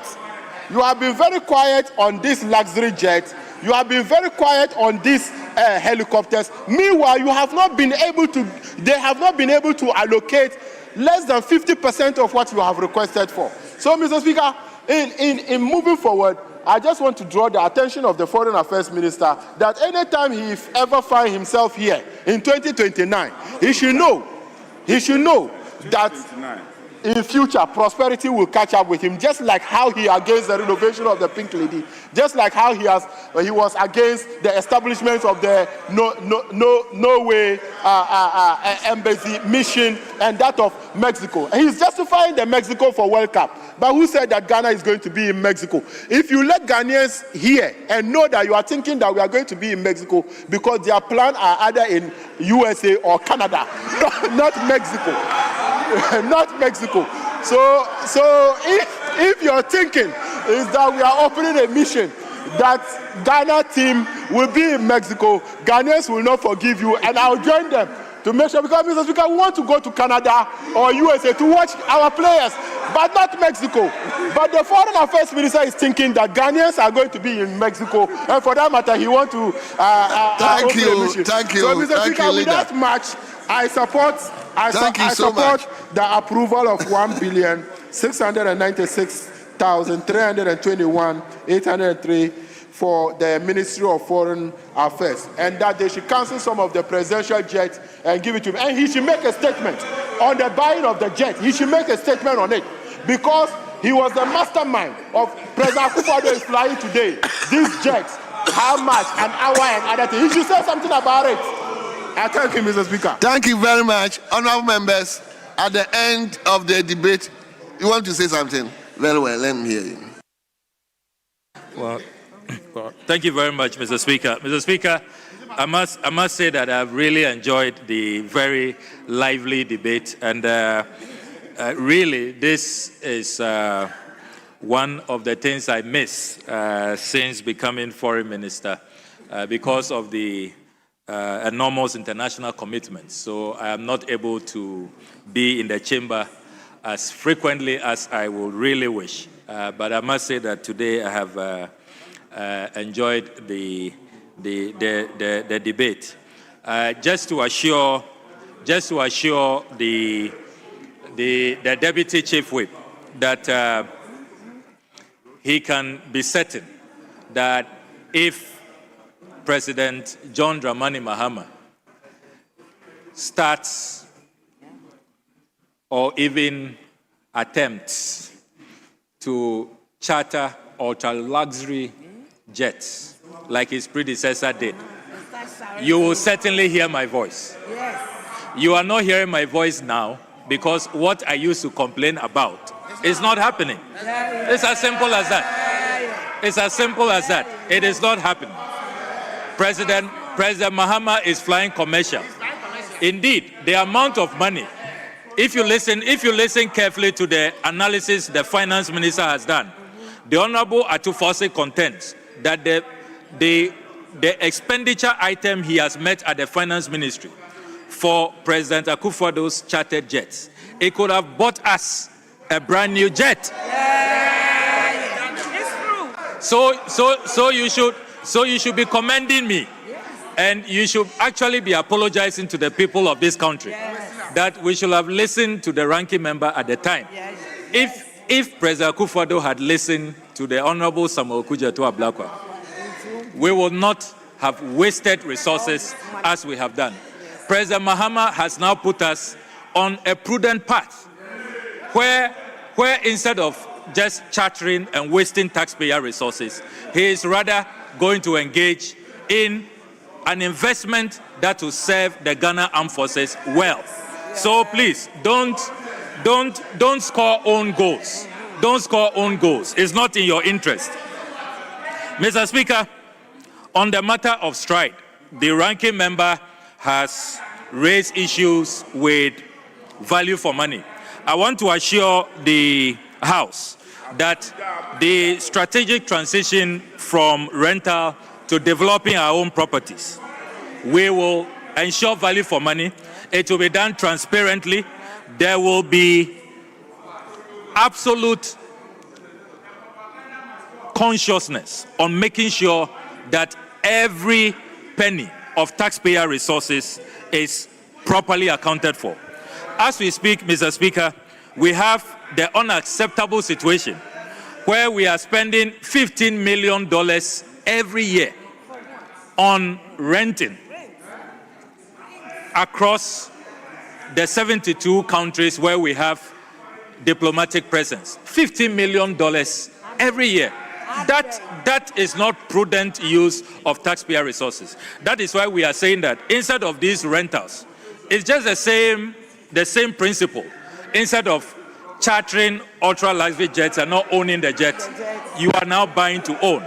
That same principle, we are now going to own our own properties abroad so that we don't spend $15 million every year taking care of landlords. We are not going to do that. Now, Mr. Speaker, on the Accra International Conference Center, again, the records are here. Hansard will bear me out. I was opposed to demolishing the Accra International Conference Center. I was not opposed to renovation. What this budget, the 2026 budget, promises to do is renovation. The structural integrity report, which we have done by AESL, says that we can salvage the building. So we are going to renovate. We are not going to demolish. So check your records very well. We are not demolishing the Accra International Conference Center. We are renovating it. Again, you should be commending me. You didn't do a structural integrity, and yet you were proceeding to demolish. So this side of the House, again, has saved an important national asset for our country. We are not demolishing, we are renovating. And that is how you protect the public purse. That is value for money. Finally, Mr. Speaker,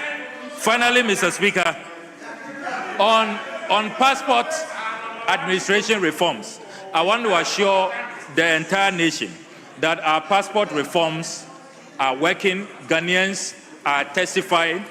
Now, when you pay the 30% reduced fee from 500 to 350, and I agree with Honorable Asafo-Ejei, you can see that he is confounded. How can you introduce modern ICAO compliant chip embedded passports, introduce e-tracking, introduce courier service, introduce delivery under 15 days, and yet we reduce it? That is why when Ghanaians say Abba in Papa Abba, this is what it means. So we are delivering better, we are delivering quality, and yet it is more affordable. It is cheaper than previously. So you can trust the Mahama administration.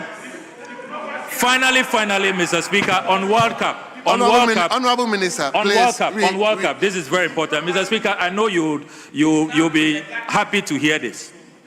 On the World Cup, the Foreign Ministry wishes to assure the nation that we are negotiating very good terms, where as members of Parliament, all of you should be excited about this.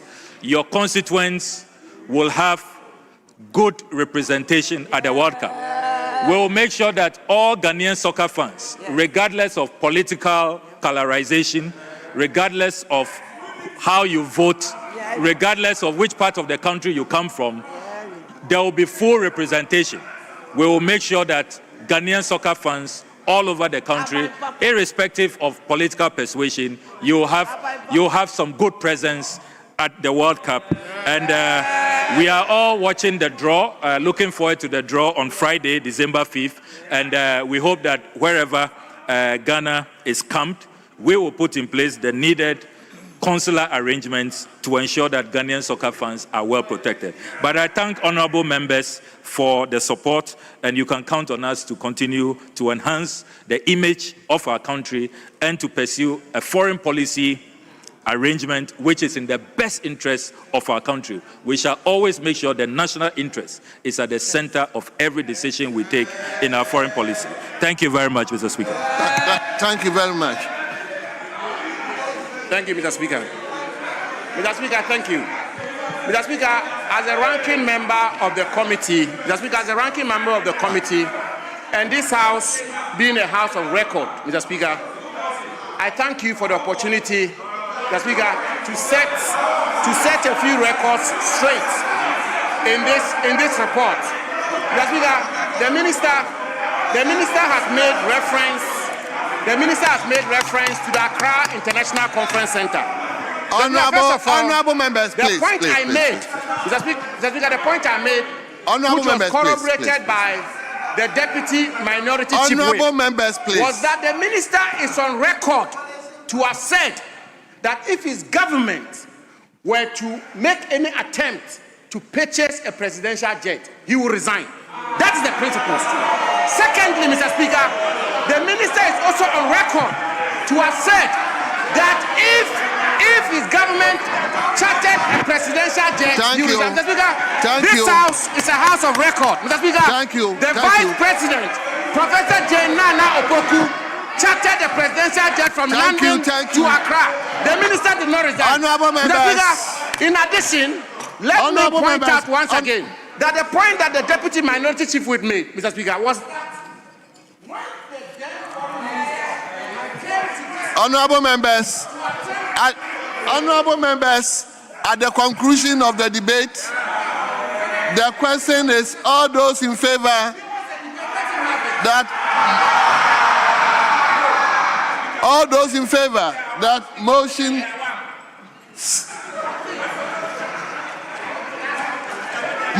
listed 17 be adopted, say aye. All those against say no. Honorable members, the ayes have it. The motion is adopted. And that this honorable House has approved the sum of 1,696,321,803 Ghana cedis for the services for the Ministry of Foreign Affairs for the year ending 31st December 2026. Honorable members, indulge me to suspend the House for 10 minutes. You wanted to leave.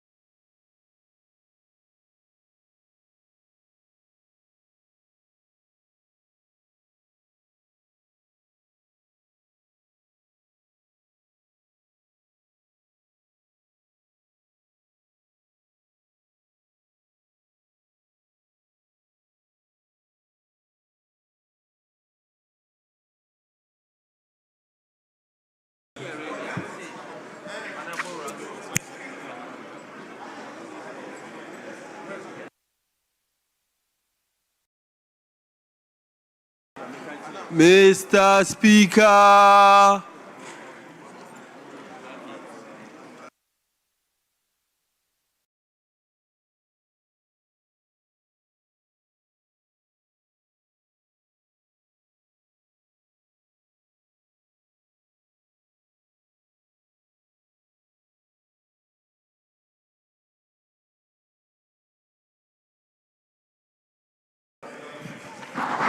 Yes, sir, we have an available leader, so we can move on. Mr. Speaker, may I seek your leave so that we go to the other paper addendum and take item number 2, presentation and first reading of bills. I know my esteemed brother will not have a problem with this. I've Hold already on, consulted. I have 2 addendum papers. The original addendum paper or addendum paper 2? Addendum paper 2. Yes, Mr. Speaker. I've duly consulted the Chief Whip on the other side. Yes, Honorable Minority Chief Whip. Speaker, eventually we'll get there, so there's no problem with that. However, the order paper, the original order paper, the Chief Whip had earlier indicated that there are some papers the AG department has to lay. And we had, the Deputy Attorney General has been sitting for some time. So I think we should rather lay those papers. Yes. Then we can go ahead and take other people. You see, now he's nodding for you, eh?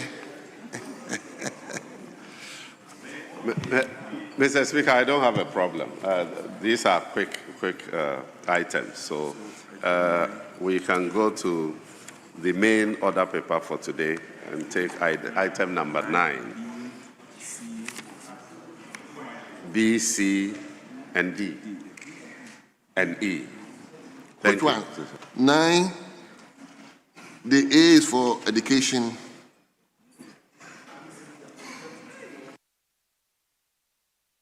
So, Mr. Speaker, those for the Attorney General, that is 9B, C, D, and E. Thank you.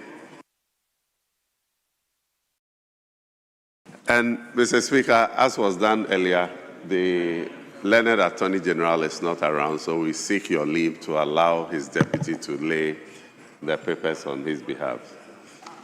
Thank you.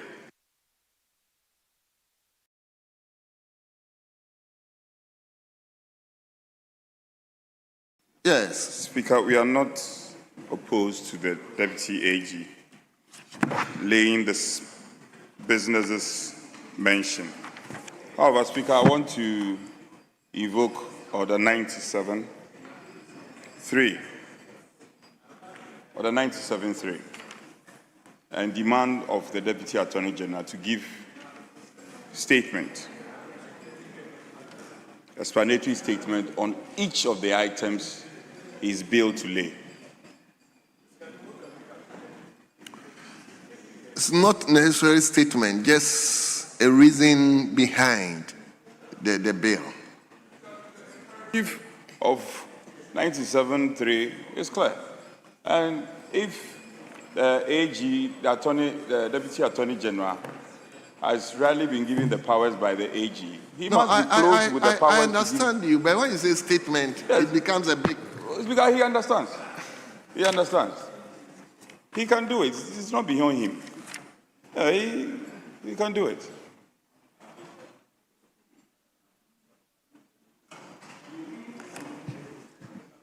Thank you, Mr. Speaker. Well. So, honorable members, let me invite you to page 10, item listed 9. Presentation of papers and first reading. So, we will step down the A and move to B, C, D, E. So,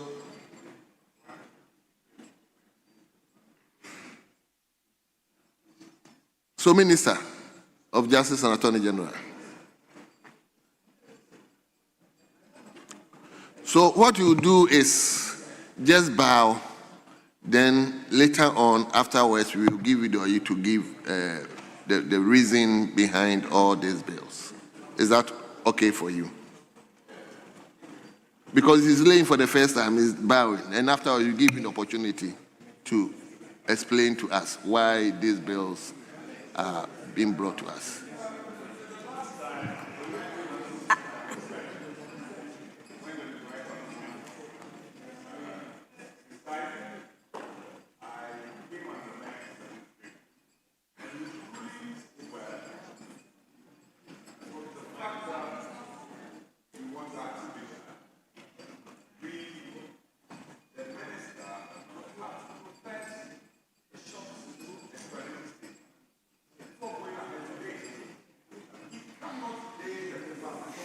Whichever way, no problem. Minister, so you have to give us a brief reason behind the 24-hour economy, the Legal Education Reform Bill, Governance Advisory Council Bill, Inter-State Succession Bill 2025. Just give us brief reason for all this. Thank you, Mr. Speaker.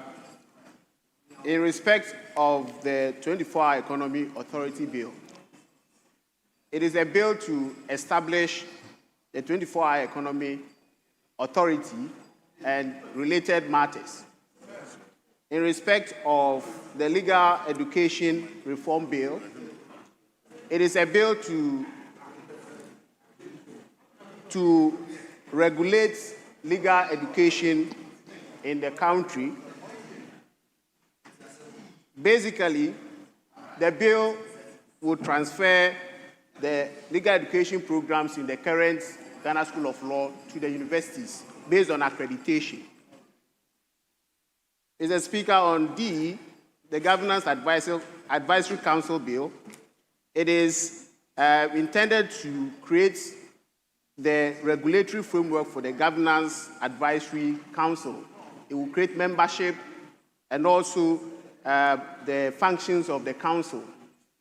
Finally, in respect of DE, the Interstate Succession Bill, it is intended to repeal the current interstate succession law and related matters. Mr. Speaker, thank you very much. Very well. So we will start with B. So you get up and bow.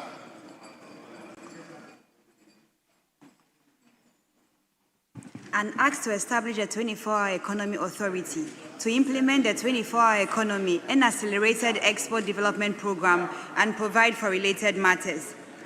Honorable members, the bill is read for the first time. It is referred to the Committee on Constitutional and Legal Affairs for consideration and report.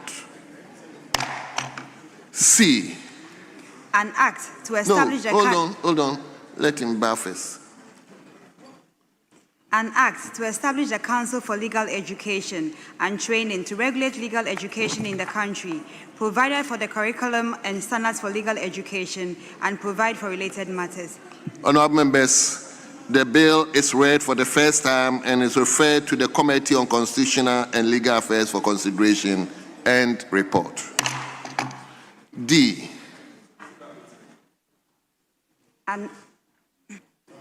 Speaker, I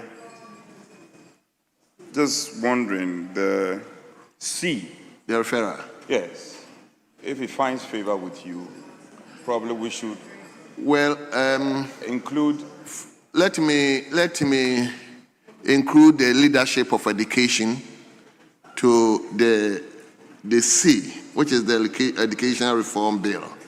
So the leadership of education, that is the chairman, the vice chairman, the ranking, the vice ranking, will join the Constitutional Legal Affairs.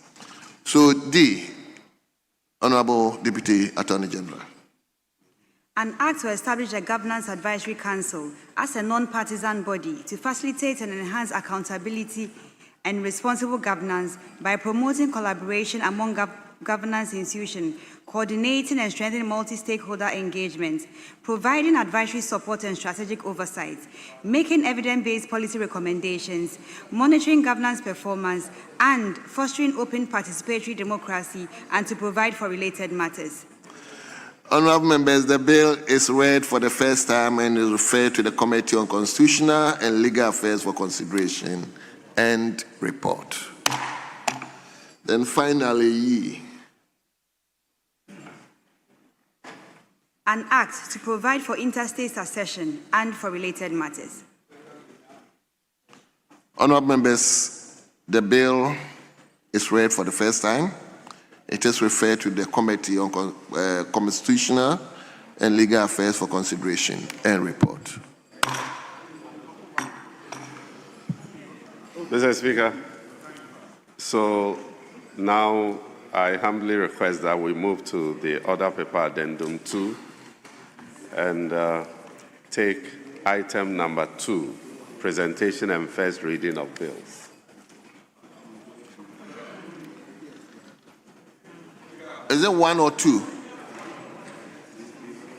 Mr. Speaker, we can start from 1. Yes. The Deputy Minister has been, for a fleeting period, he sat at the front bench. It's clearly impressive. And he should consider swapping serving in the executive with the Honorable Echampo. He should consider that. That is a free advice. He is doing it so well. And one will wonder if he has been in leadership for a while. Move from the ministry and come and join us here. Yes. Yes, honorable member. Mr. Speaker, so we go to presentation of papers. The Honorable Minister for Foreign Affairs is here, so we can take those before we move to number 2. Yes. Respectful Honorable Minister for Foreign Affairs.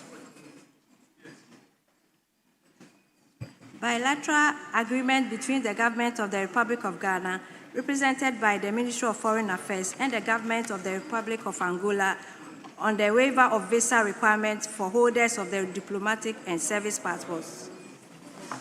Bilateral agreement between the Government of the Republic of Ghana, represented by the Ministry of Foreign Affairs, and the Government of the Republic of Serbia on the abolition of requirements for holders of diplomatic and official service passports. Bilateral agreement between the Government of the Republic of Ghana, represented by the Ministry of Foreign Affairs, and the Government of the People's Democratic Republic of Algeria on the waiver of visa requirement for holders of diplomatic and service passports. Table, hold on.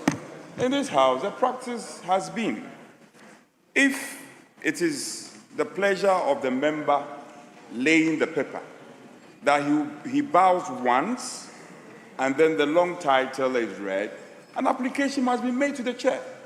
I have nothing against my foreign minister, but he only bowed once. And I hear table office reading the whole. You can't do that. Either he bow for each of the papers, or the leadership should make an application to the chair, and then we can consider it. That is how it should be done. Well, Mr. Speaker, that is actually right. Honorable Foreign Minister. So long as it is not in respect of one agreement, different agreement. So, Mr. Speaker, the Honorable Foreign Minister doesn't have any waist problem. He doesn't mind getting up to bow at each one of them. So he can do that. Thank you. So now let's deal with II.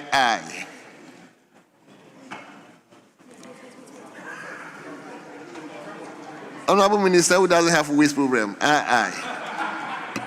Bilateral agreement between the Government of the Republic of Ghana, represented by the Ministry of Foreign Affairs, and the Government of the Republic of Serbia on the abolition of visa requirements for holders of diplomatic and official service passports. So, honorable members, I'm making referral for the first two. The III is hereby referred to the Committee on Foreign Affairs for consideration and report. Now, I. Bilateral agreement between the government of the Republic of Ghana, represented by the Ministry of Foreign Affairs, and the government of People's Democratic Republic of Algeria on the waiver of visa requirements for holders of diplomatic and service passports. Honourable members, the bilateral agreement is referred to the Committee on Foreign Affairs for consideration and report. Yes, IV.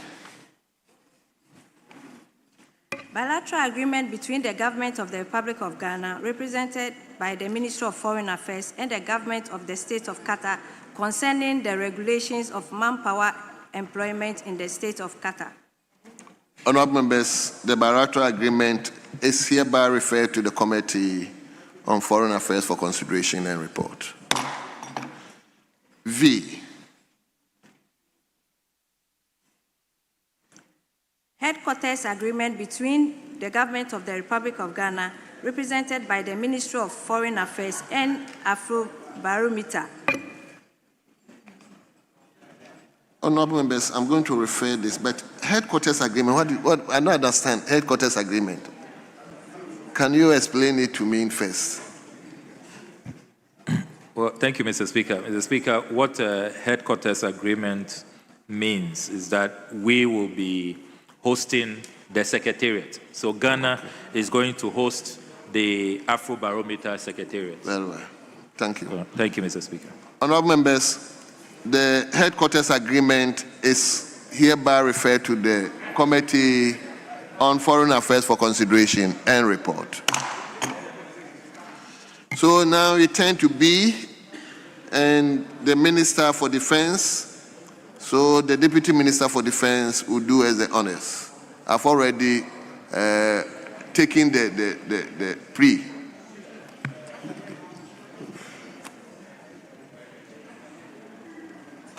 Yes. Contract agreement between the government of the Republic of Ghana, represented by the Ministry of Defense, and Airbus Helicopter SAS France, for an amount of 125,965,974 euros for the supply of one H-160 and 3 H-175 helicopters for the Ghana Air Force. Honorable Broja Jemfi, the chief we say you didn't bow well. Mr. Speaker, he bowed. Mr. Speaker, he bowed. Oh, how do you bow? Mr. Speaker, he bowed. He bowed. Why? He bowed. Mr. Speaker, he bowed.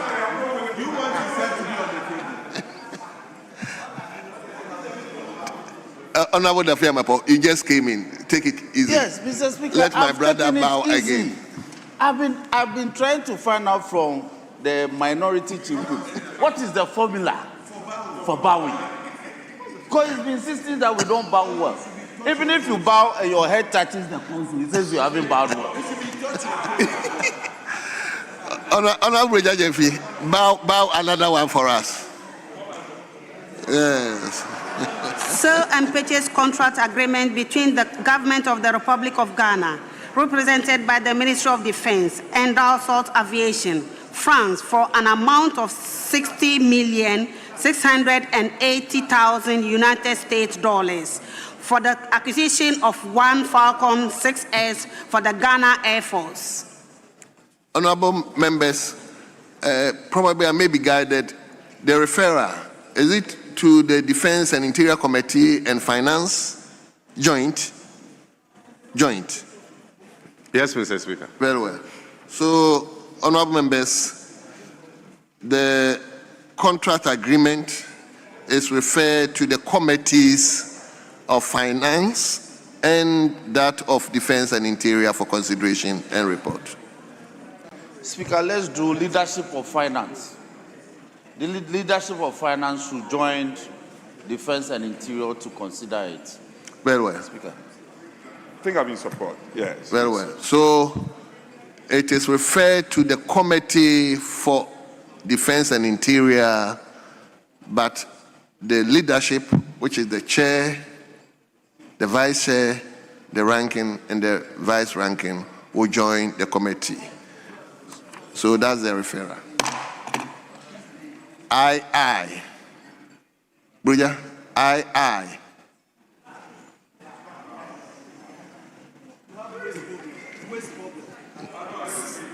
Sale and purchase contract agreement between the government of the Republic of Ghana, represented by the Ministry of Defense, and Dassault Aviation, France, for an amount of $60,680,000 United States dollars for the acquisition for one Falcon 6S for the Ghana Air Force. Well, honorable members, the sale and purchase contract agreement is referred to the Committee on Defense and Interior and that of the leadership of finance. Speaker, I think that the contract agreement must go to defense, which is BI. Then the sale and purchase contract agreement must go to finance and interior. No, it should go to finance. The sale and purchase and contract agreement must go to finance. Okay, let me do it this way. Hello, honorable members. Shh. Honorable members, the first one, which is I, will go to Finance Committee, and that will be joined or assisted by the leadership of Defense and Interior. The second one, which is I will go to the Committee on Defense, and they will be supported by the leadership of Finance Committee. I hope that is. Speaker, you got it right, but it's rather the other way around. The BI should go to defense with leadership of finance. The purchase agreement. The BII will go to finance with leadership of defense to join. Yes. Yes. You got it right, but is the.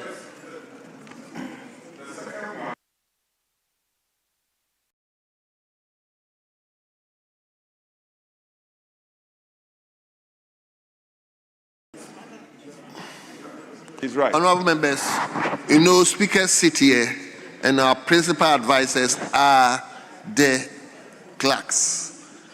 My advice from the clerk is that all of them should go to Defense and Interior Committee and will be supported by the leadership of Finance Committee. I so direct. Now C, by the Minister for Finance.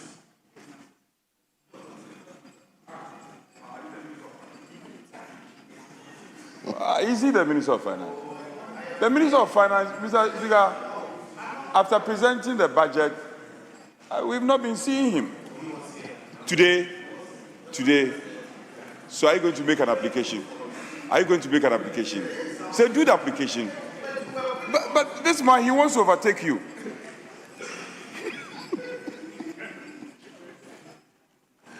Speaker, we'll clarify the issue of the referral in B. We'll clarify it. So we are advised that it should go to defense with leadership of finance joining them to consider the two of them and report. So it's fine. Now, in respect of C, the finance minister was here, but he's been called into another meeting with my leader. That is why my leader is not here. It's all about welfare matters. You have been very persistent about these matters. The year is coming to an end. So they are dealing with some welfare matters. So the deputy has been here with us since morning. So I want to pray you so that he takes this on behalf of his boss. We have no objection. All we were seeking is that he should do the appropriate thing. Once he seeks the leave of the chair, we'll allow him. He's one of our own. And your back doesn't look too happy anyway. Well, the application is granted. Deputy Minister, let's move on. Indicative debt treatment menus between the Government of the Republic of Ghana, represented by the Ministry of Finance, and individual commercial lenders for the restructuring of the outstanding commercial debt of $2,700,000,000 United States dollars. Honorable members, the debt treatment is referred to the Committee on Finance for consideration, and Committee on Finance, probably I may add the leadership of economy to it. So, Committee on Finance and the leadership of the economy. So, D.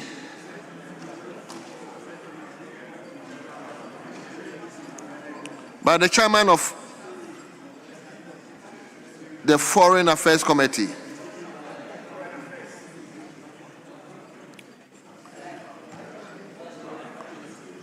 Yes, Chairman. Chairman, you didn't bow well. You didn't bow well. Chairman.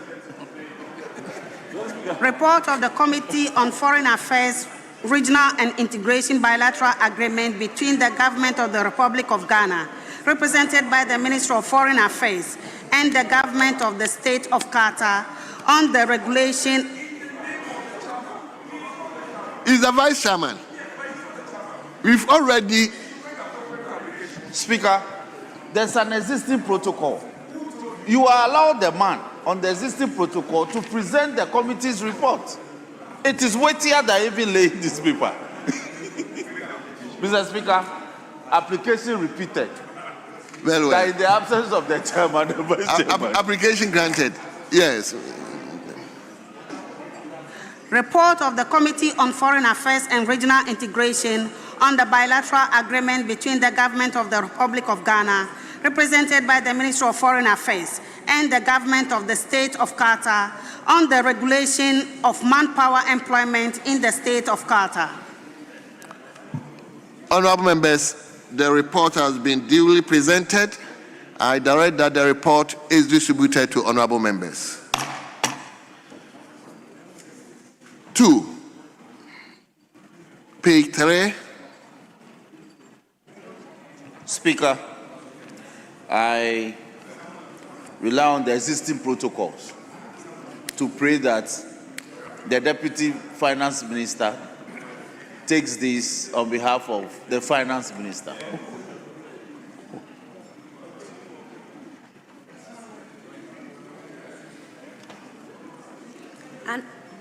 An act to amend the Petroleum Revenue Management Act 2011, Act 815, to expand the definition of qualifying instrument to include other qualifying instruments prescribed by the Minister by executive instruments.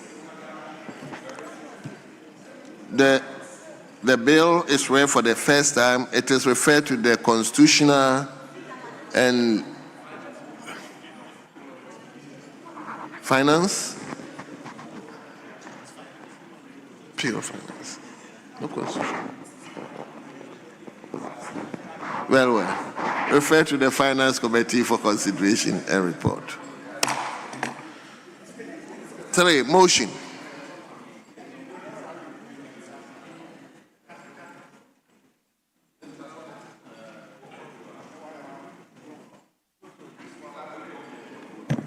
Speaker, let me vary this and take you to order paper addendum to lay items numbers 1A, B, and then motion number.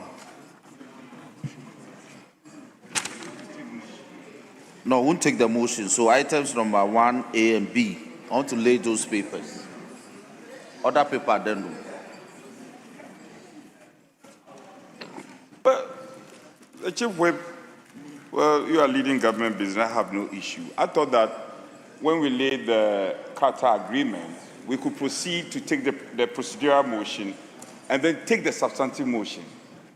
But this way, you move forward Twice? Yes. So, but you want to lay this one?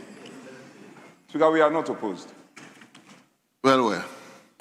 So let's turn to the original addendum paper. We have two addendum papers. Mr. Speaker, so original addendum, items number 1A and 1B. Well. They are not. So by the chairman. The chairman is my leader. By the chairman of the committee. Independent constitutional bodies. Yes. It's the leader of the House. Yes. Mr. Speaker is not here, so I seek your leave to do this on his behalf. But the member of the committee will present the reports on his behalf. So we want to lay.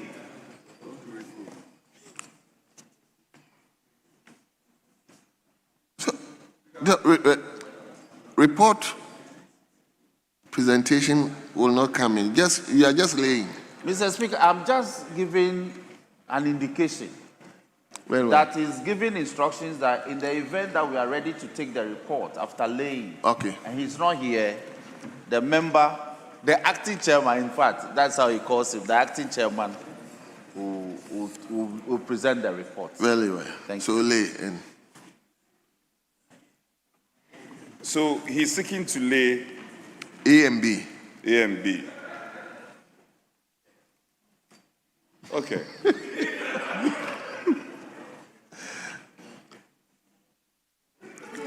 Report of the Committee of the Independent Constitutional Bodies on the annual budget estimate for the National Commission for Civic Education for the year ending 31st December 2026. Honorable members, the report is duly presented. I direct that the reports are distributed to honorable members. B.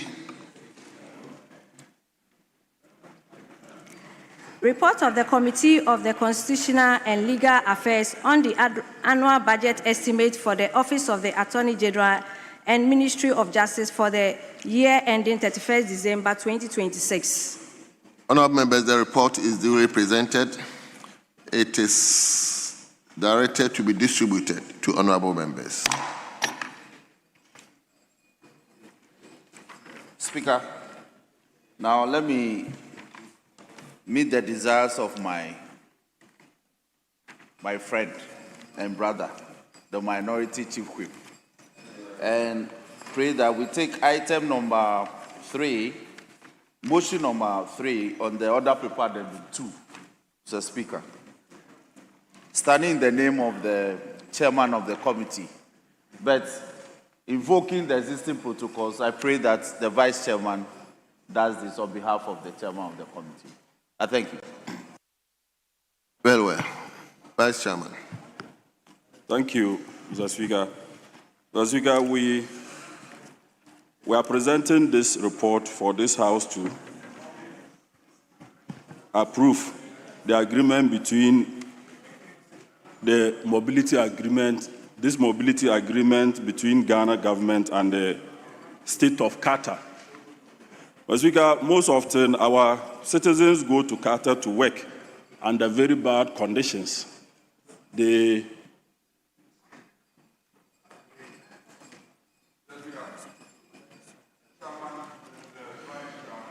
should move the procedural motion first. Procedural motion. You see, procedural motion, move the procedural motion for the House to take a decision on it before you go to substantive. That's why you are not the chairman.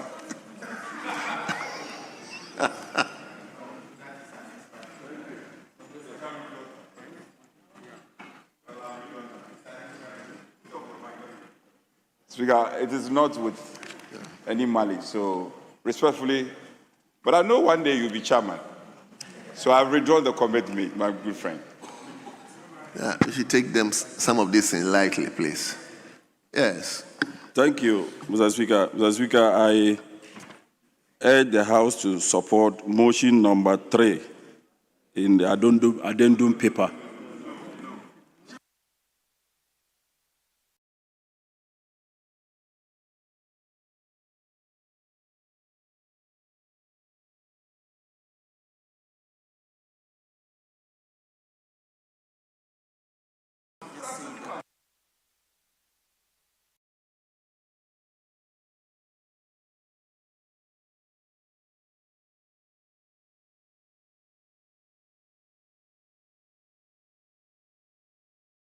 Mr.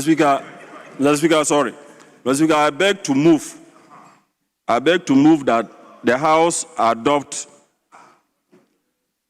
adopt motion number 3 in the addendum paper. On page 3, Mr. Speaker, I so move. Who is the ranking?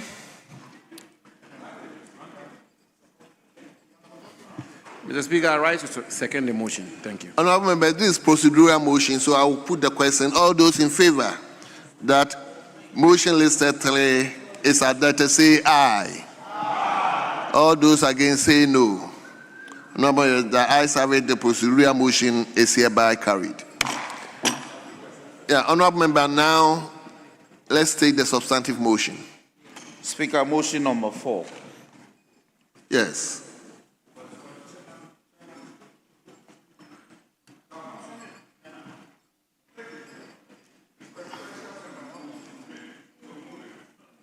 Motion 4.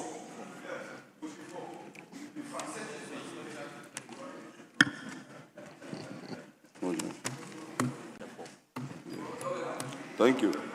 Mr. Speaker, I read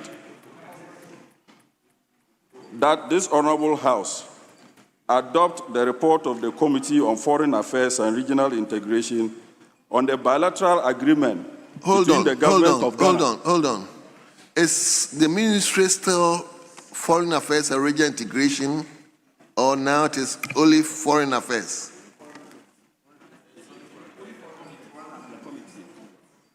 Oh, the committee still go with. Oh, okay.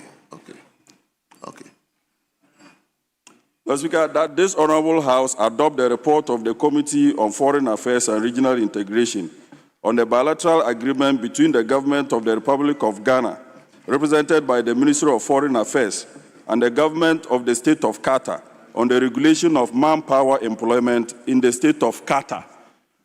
Mr. Speaker, in submitting the report to the House, the committee met on this agreement, and what we realized is that Ghanaians like to go to Qatar to work under very bad conditions and agreement. So it is prudent that we have an agreement, a formal agreement, to regulate the Ghanaian worker in Qatar. So, Mr. Speaker, the committee report considered the protection from free labor and passport confiscation. We look at licensed recruitment agencies in both countries. We also look at fair labor standards, including regulated working hours and adequate accommodation for our workers. Mr. Speaker, we also look at mandatory written employment contracts in languages that workers understand. So, Mr. Speaker, members of the committee raised concerns about how our workers in Qatar are usually treated. The minister and the ministry, they allayed the fears of Ghanaians that once there is a binding agreement between the government of Ghana, any Ghanaian worker in Qatar will be protected. The laws, labor mobility laws, will protect any Ghanaian that finds his way into Qatar to work. And such workers will be protected by the laws of Ghana and the laws of Qatar. So, Mr. Speaker, having deliberated on the issues, the committee agreed that this House should accept this agreement. I so submit. Well. Thank you, Mr. Speaker. Honorable Samuel Bujapo, yes. Thank you, Mr. Speaker. Mr. Speaker, I rise to support the motion, Mr. Speaker, moved by the chairman of the committee. Mr. Speaker, I think the measures being put in place are long overdue, Mr. Speaker, and we should welcome them. And indeed, Mr. Speaker, the situation our compatriots get themselves out there, particularly in countries like this, Mr. Speaker, is one that we should all decry. And I think, Mr. Speaker, it is useful that the Ministry of Foreign Affairs is taking these measures to protect our compatriots, Mr. Speaker, who end up in such countries for greener pastures and for employment. Mr. Speaker, a perusal of the report will reveal that very specific and comprehensive measures are to be put in place, Mr. Speaker, to ensure that the safety, the health, and security of Ghanaian citizens who end up in Qatar, Mr. Speaker, are protected. And Mr. Speaker, specifically if you look at paragraph 5.0 at page 6, the objects of the agreement are spelled out and set out copiously, Mr. Speaker. And the intendment of this bilateral agreement is one, Mr. Speaker, which is noble and one which we should all support. Mr. Speaker, having said that, I think it's also important for all of us to admit and acknowledge that compatriots get out of their country for greener pastures, Mr. Speaker, not because they don't wish to be in their homeland, but the circumstances which drives them out of their country. Mr. Speaker, migration is as old as Adam, if you want, Mr. Speaker, and the driving forces of migration have always been principally due to lack of opportunities, particularly lack of economic opportunities. And this is why our compatriots travel through the desert, travel across oceans, and travel to faraway places and dangerous places to seek economic opportunities. And that is why, Mr. Speaker, this House, we all have to be united to work together to ensure economic growth in our country, to broaden the frontiers of economic opportunity in our country, and ensure that, Mr. Speaker, we create economic opportunity and employment for the teeming Ghanaian youth, so they will not have the need, they will not see the need, Mr. Speaker, to travel out of our country to other countries for economic opportunities. So, Speaker, in this context, just welcoming that today we have, for example, laid the 24-hour economy bill, Mr. Speaker, 1 year down the road, and it is the hope of this side of the House that the biggest issue, Mr. Speaker, in our country, which is unemployment, we will find a wherewithal to deal with unemployment in our country and ensure that there's economic growth in our country and ensure that we have economic opportunities here in Ghana, so Ghanaian youth will stay here in Ghana and have the needed opportunity, economic opportunity, and therefore, Mr. Speaker, make their homeland truly their homeland. Mr. Speaker, with this, I support the motion, and I wish the Ministry of Foreign Affairs very well. Thank you, Mr. Speaker. Thank you very much. Yes, Honorable Member for Guam. But just be brief. Yes. Yeah. Honorable Speaker, please, my constituency is the Republic of Guam. A republic within Ghana, Mr. Speaker. Mr. Speaker, thank you very much for the opportunity to rise to support this particular report. Report by the Foreign Affairs Committee to ratify the bilateral labor mobility agreement between the government of the Republic of Ghana and the government of the state of Qatar. Mr. Speaker, all of us have followed time with that number. What happens to our people who travel across the world to go and seek for greener pasture, especially those who travel to the Gulf regions, the things that they go through. Mr. Speaker, some of the videos and some of the pictures that we've seen over the past years have been very, very troubling. And so when the ministry brought this particular agreement or report that they want to streamline everything and make sure that before you move to Qatar or anywhere in the Gulf region to go and work, you go through licensed recruiting agencies. And that when you go there, all the labor laws will be respected, that passports of persons who travel to these countries will no longer be confiscated, salaries that will be paid to them will be agreed, and that when there are disputes, the appropriate laws will be deployed to resolve the issues. Mr. Speaker, I think that is very, very welcoming, that even as we train more young people we give them skills and we give them opportunity to the extent that our economy is not big enough to be able to absorb all of them. So I think it has to be appropriate that as a nation, we streamline some of these things, that even as they go out there to go and work, they're also able to remit some countries back and some monies back into our country for our development. And so this is an agreement that I think is in a very, very good state. I'm sure we can look beyond just Qatar. There are several other countries that Ghanaians have traveled to try and see greener pastures and the challenges that they are going through in those countries. And so, Mr. Speaker, let all of us support this particular agreement between Ghana and Qatar. I believe that in the coming months, coming days, the ministry will look at other nations, enter similar agreements with them, so that when we send our people over there, our people go there to go and work, at least they'll be treated with the dignity and respect that they deserve as Ghanaians, and they'll work in an environment that they'll be happy in, so that whenever they get the remit back to this country, we can also use it to develop our country. Mr. Speaker, with these few words, I want to thank you very much for the opportunity and thank the Minister and the Ministry for the good work they are doing for Mother Ghana. I thank you, Mr. Speaker. Yes, Minority Chief.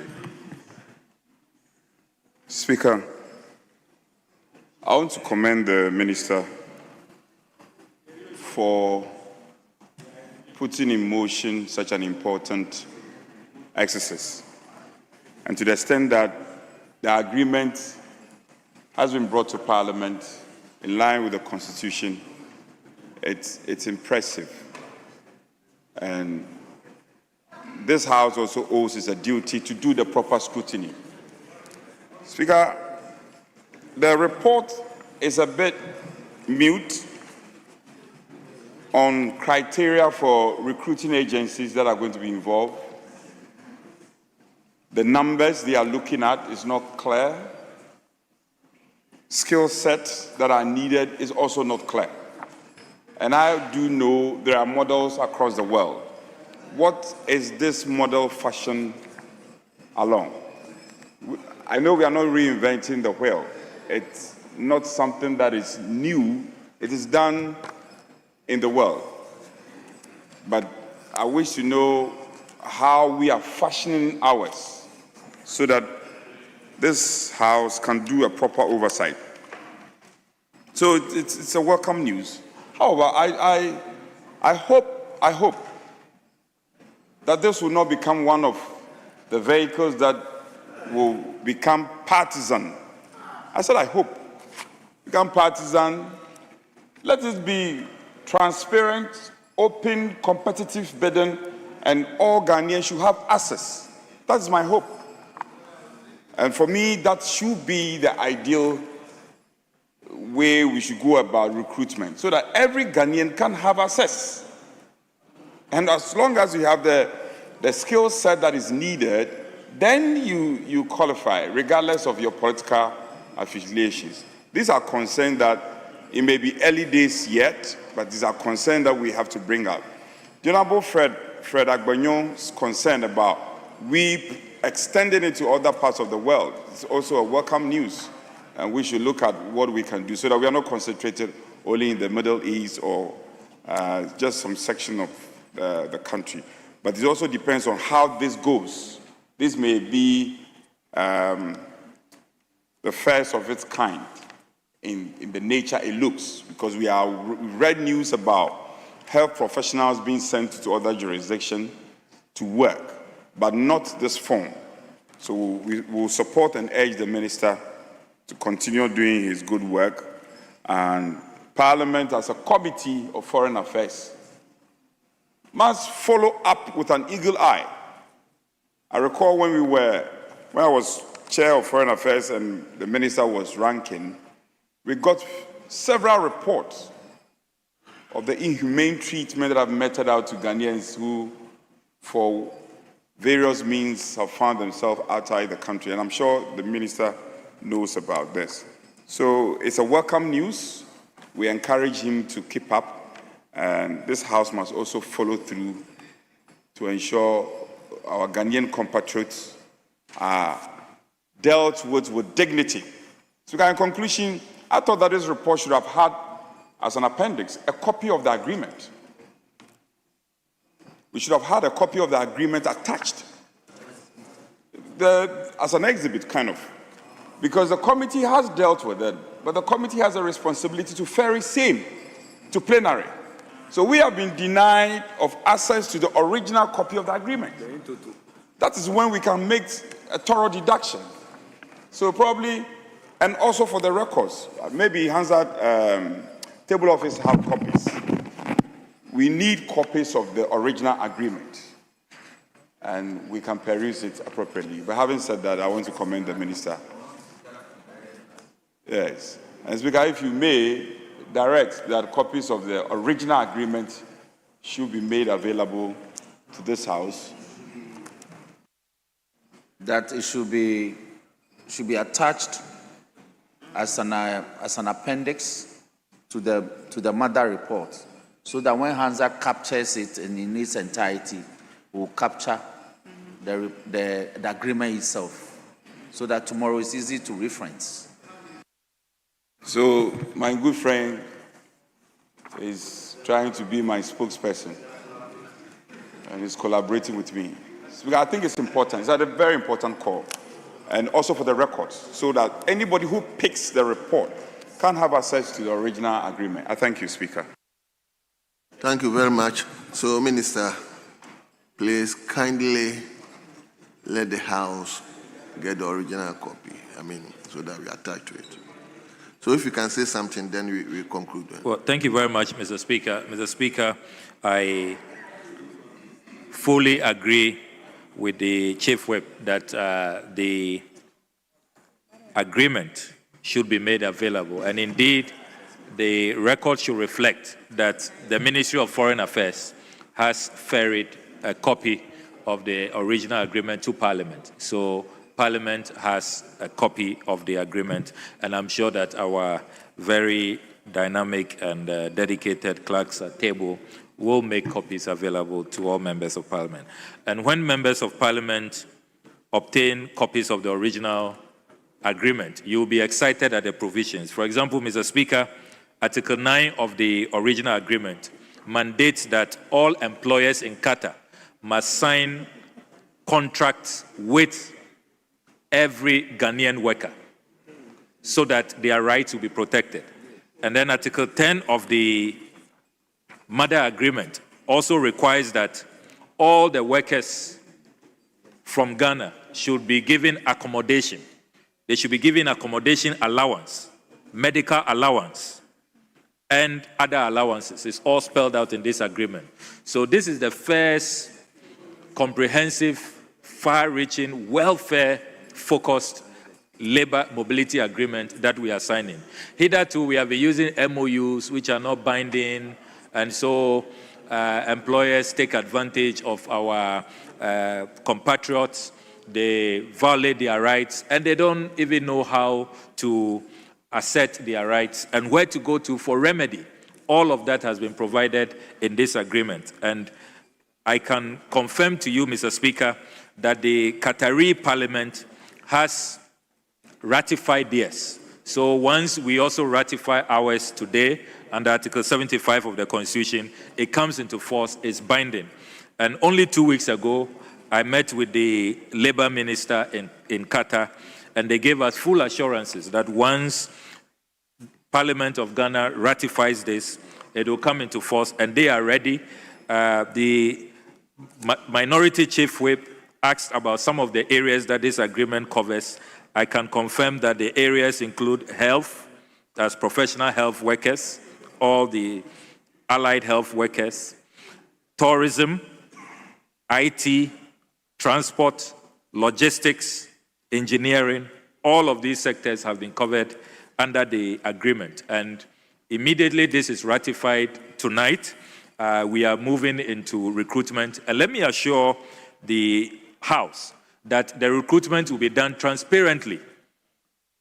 We are going to advertise. All young Ghanaians can apply, and it's going to be a very transparent and credible process.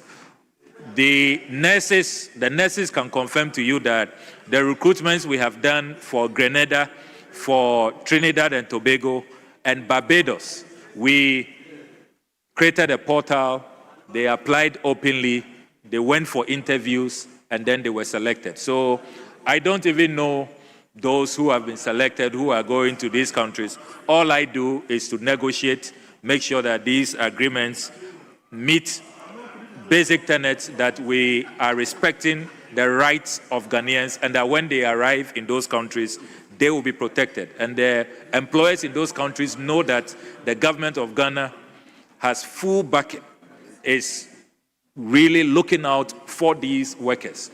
That is really my interest in this matter. So I can assure all colleagues that please encourage your constituents to apply when this is ratified, and it is a very credible process. There are no fetters, there are no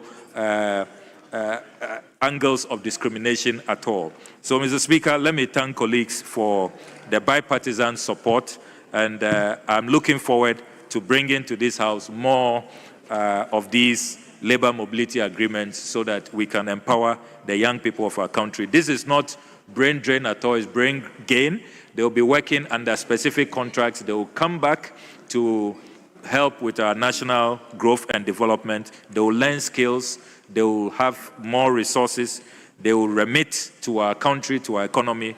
And it's better than allowing an unregulated space where young people are forced to cross the Mediterranean. They lose their lives under very perilous and tortuous circumstances. Let's regulate it and let's make it a win-win situation, as other countries have done. Cuba has benefited a lot from this labor mobility arrangement. The Philippines, it is a major policy in the Philippines, and their citizens have benefited. So we must also move towards that. That is a smart way of creating jobs and empowering the young people of our country. I thank you very much, Mr. Speaker. Thank you very much, honorable members. At the conclusion of the debate, as many as are in favor of the motion listed 4 in today's paper addendum 2, all those in favor say aye. All those against say no. Honorable members, the ayes have it. The motion is carried. So, Honorable Minister, may you help us with the resolution. That is 5, resolution 5.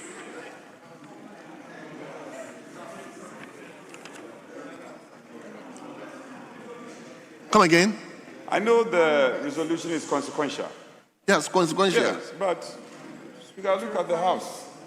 We are taking a resolution. We don't want in future anybody to initiate any process in court and be challenging numbers. Tomorrow morning, we can take the resolution. Let's defer. It's my humble submission. My humble submission is that, listen to me. Speaker, it is resolution. So, let's turn it down. Tomorrow morning, we'll get some good numbers. We take it. It's not harmful. But the point is... Sorry, Minister, don't worry. We'll do it for you tomorrow. Hold on. The point is, we don't even get the numbers in the morning. So the numbers we are having here, Speaker, we may not even get it at the beginning of our session tomorrow. So, I don't know. We can take the resolution, Speaker, and... Speaker, I mean, we are well constituted to take this. But if my brothers on the other side insist, we can take it tomorrow morning. Let's take it. Speaker, they can proceed. I see, you see, when I said he should proceed, he's laughing. But there are other things that he should be doing. He's not doing those things. My back is not happy. His back is equally not happy. And they are even saying there are empty seats here. Are you happy? They are not happy. Because the chief whip, he's a hard-working chief whip. I know that one won't take it away from him. But there are some basic things he must do. He should do those ones. But he can proceed and take the resolution. Honorable Minister. Honorable Minister. Now the green light is on, so you can take the resolution. I thank you, Mr. Speaker. Mr. Speaker, I rise to ask that the House consider resolution number 5 at page 3 of the order paper addendum. I so move, Mr. Speaker. Thank you very much. Yes, Chairman. Mr. Speaker, thank you. Mr. Speaker, I support the resolution. Thank you. I second, Mr. Speaker. I second the resolution. Well. Honorable members, the resolution has been moved by the Minister and it has been seconded by the Vice Chairman.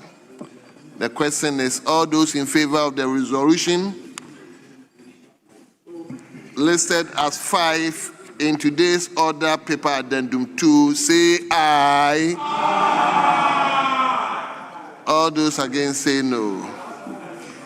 Honorable members, the ayes have it. The resolution is hereby adopted. I hope we've done enough for the day.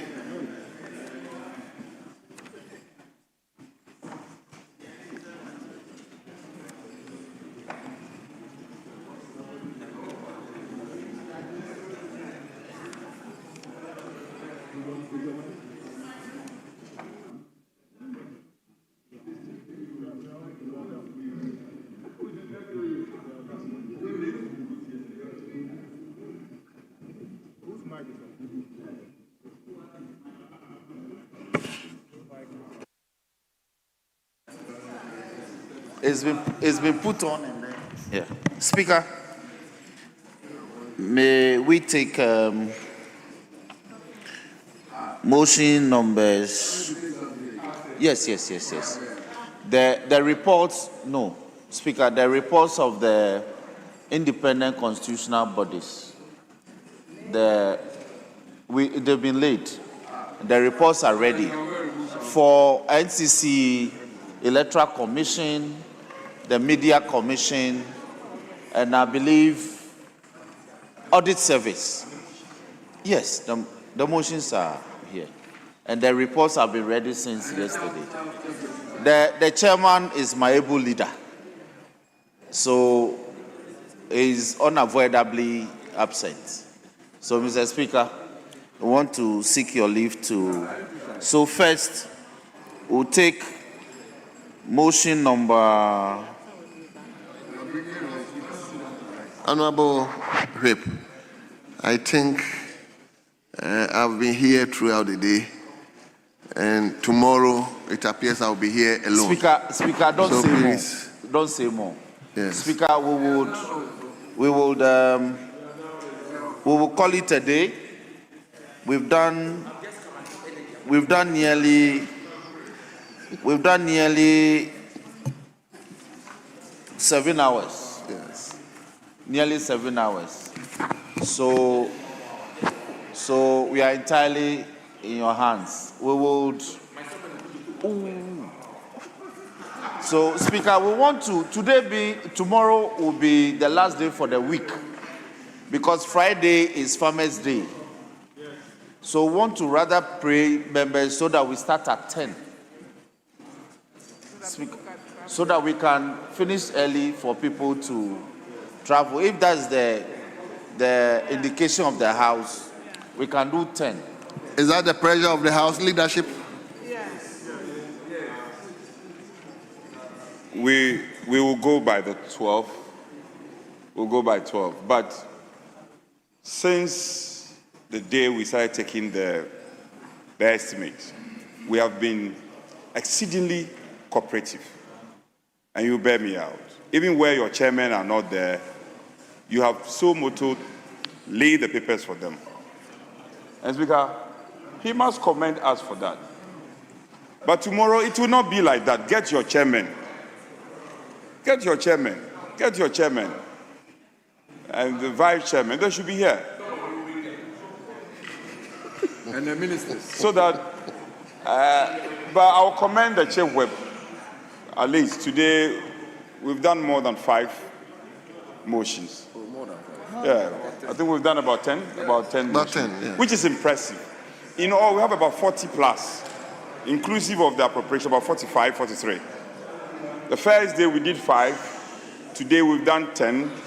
Hopefully tomorrow, if based on the availability of report, if we can do 10 tomorrow, then we are home and dry, so that we would not, work close to the night or deep into the night. It has its own health implication, but I will counsel that we should get a report as many as possible, so that tomorrow we can at least do 10 motions, and then it will reduce the load of work at hand. But, Speaker, yesterday we engaged the Chief Whip. He gave us a coded message. We behave accordingly. He has failed to meet us. I pray tomorrow he won't fail us. Tomorrow he must do the needful. Your back is not happy. They are even saying no. Your back is not happy. You keep them here since morning. They are not happy. No. You just came. Don't try it. Honorable Sam George, you just came. Please. Your people need you to empower them. Chief Whip, look into my eyes and let me talk to you. Do something. Chief Whip, look at your back. Minister of Otherwise, they'll desert It is true. They come behind them. They are not happy. Are you happy? They are not. They are not. Chief Whip, do something. Speaker, so we are for 12. Honorable members, I think the coded message is enough. So the majority chief whip understands the coded messages. So you are in my hands, and I thank all of you. Speaker, just to thank you for the fortitude. Thank my brothers on the other side and sisters for the fortitude, and of course my backbench, my foot soldiers, for the support and the cooperation. Speaker, we know that during times like this, it's difficult to marshal the entire numbers because the committees are sitting. So we want to encourage members to be here tomorrow so that we can support you, so tomorrow we can close early. All we are saying is that we gratitude to you. But the SOS sent is well noted. So honorable members, let me also thank you for your cooperation. And on that note, the House is accordingly adjourned to tomorrow, 12 noon. Tomorrow, 12 noon. The House stands adjourned.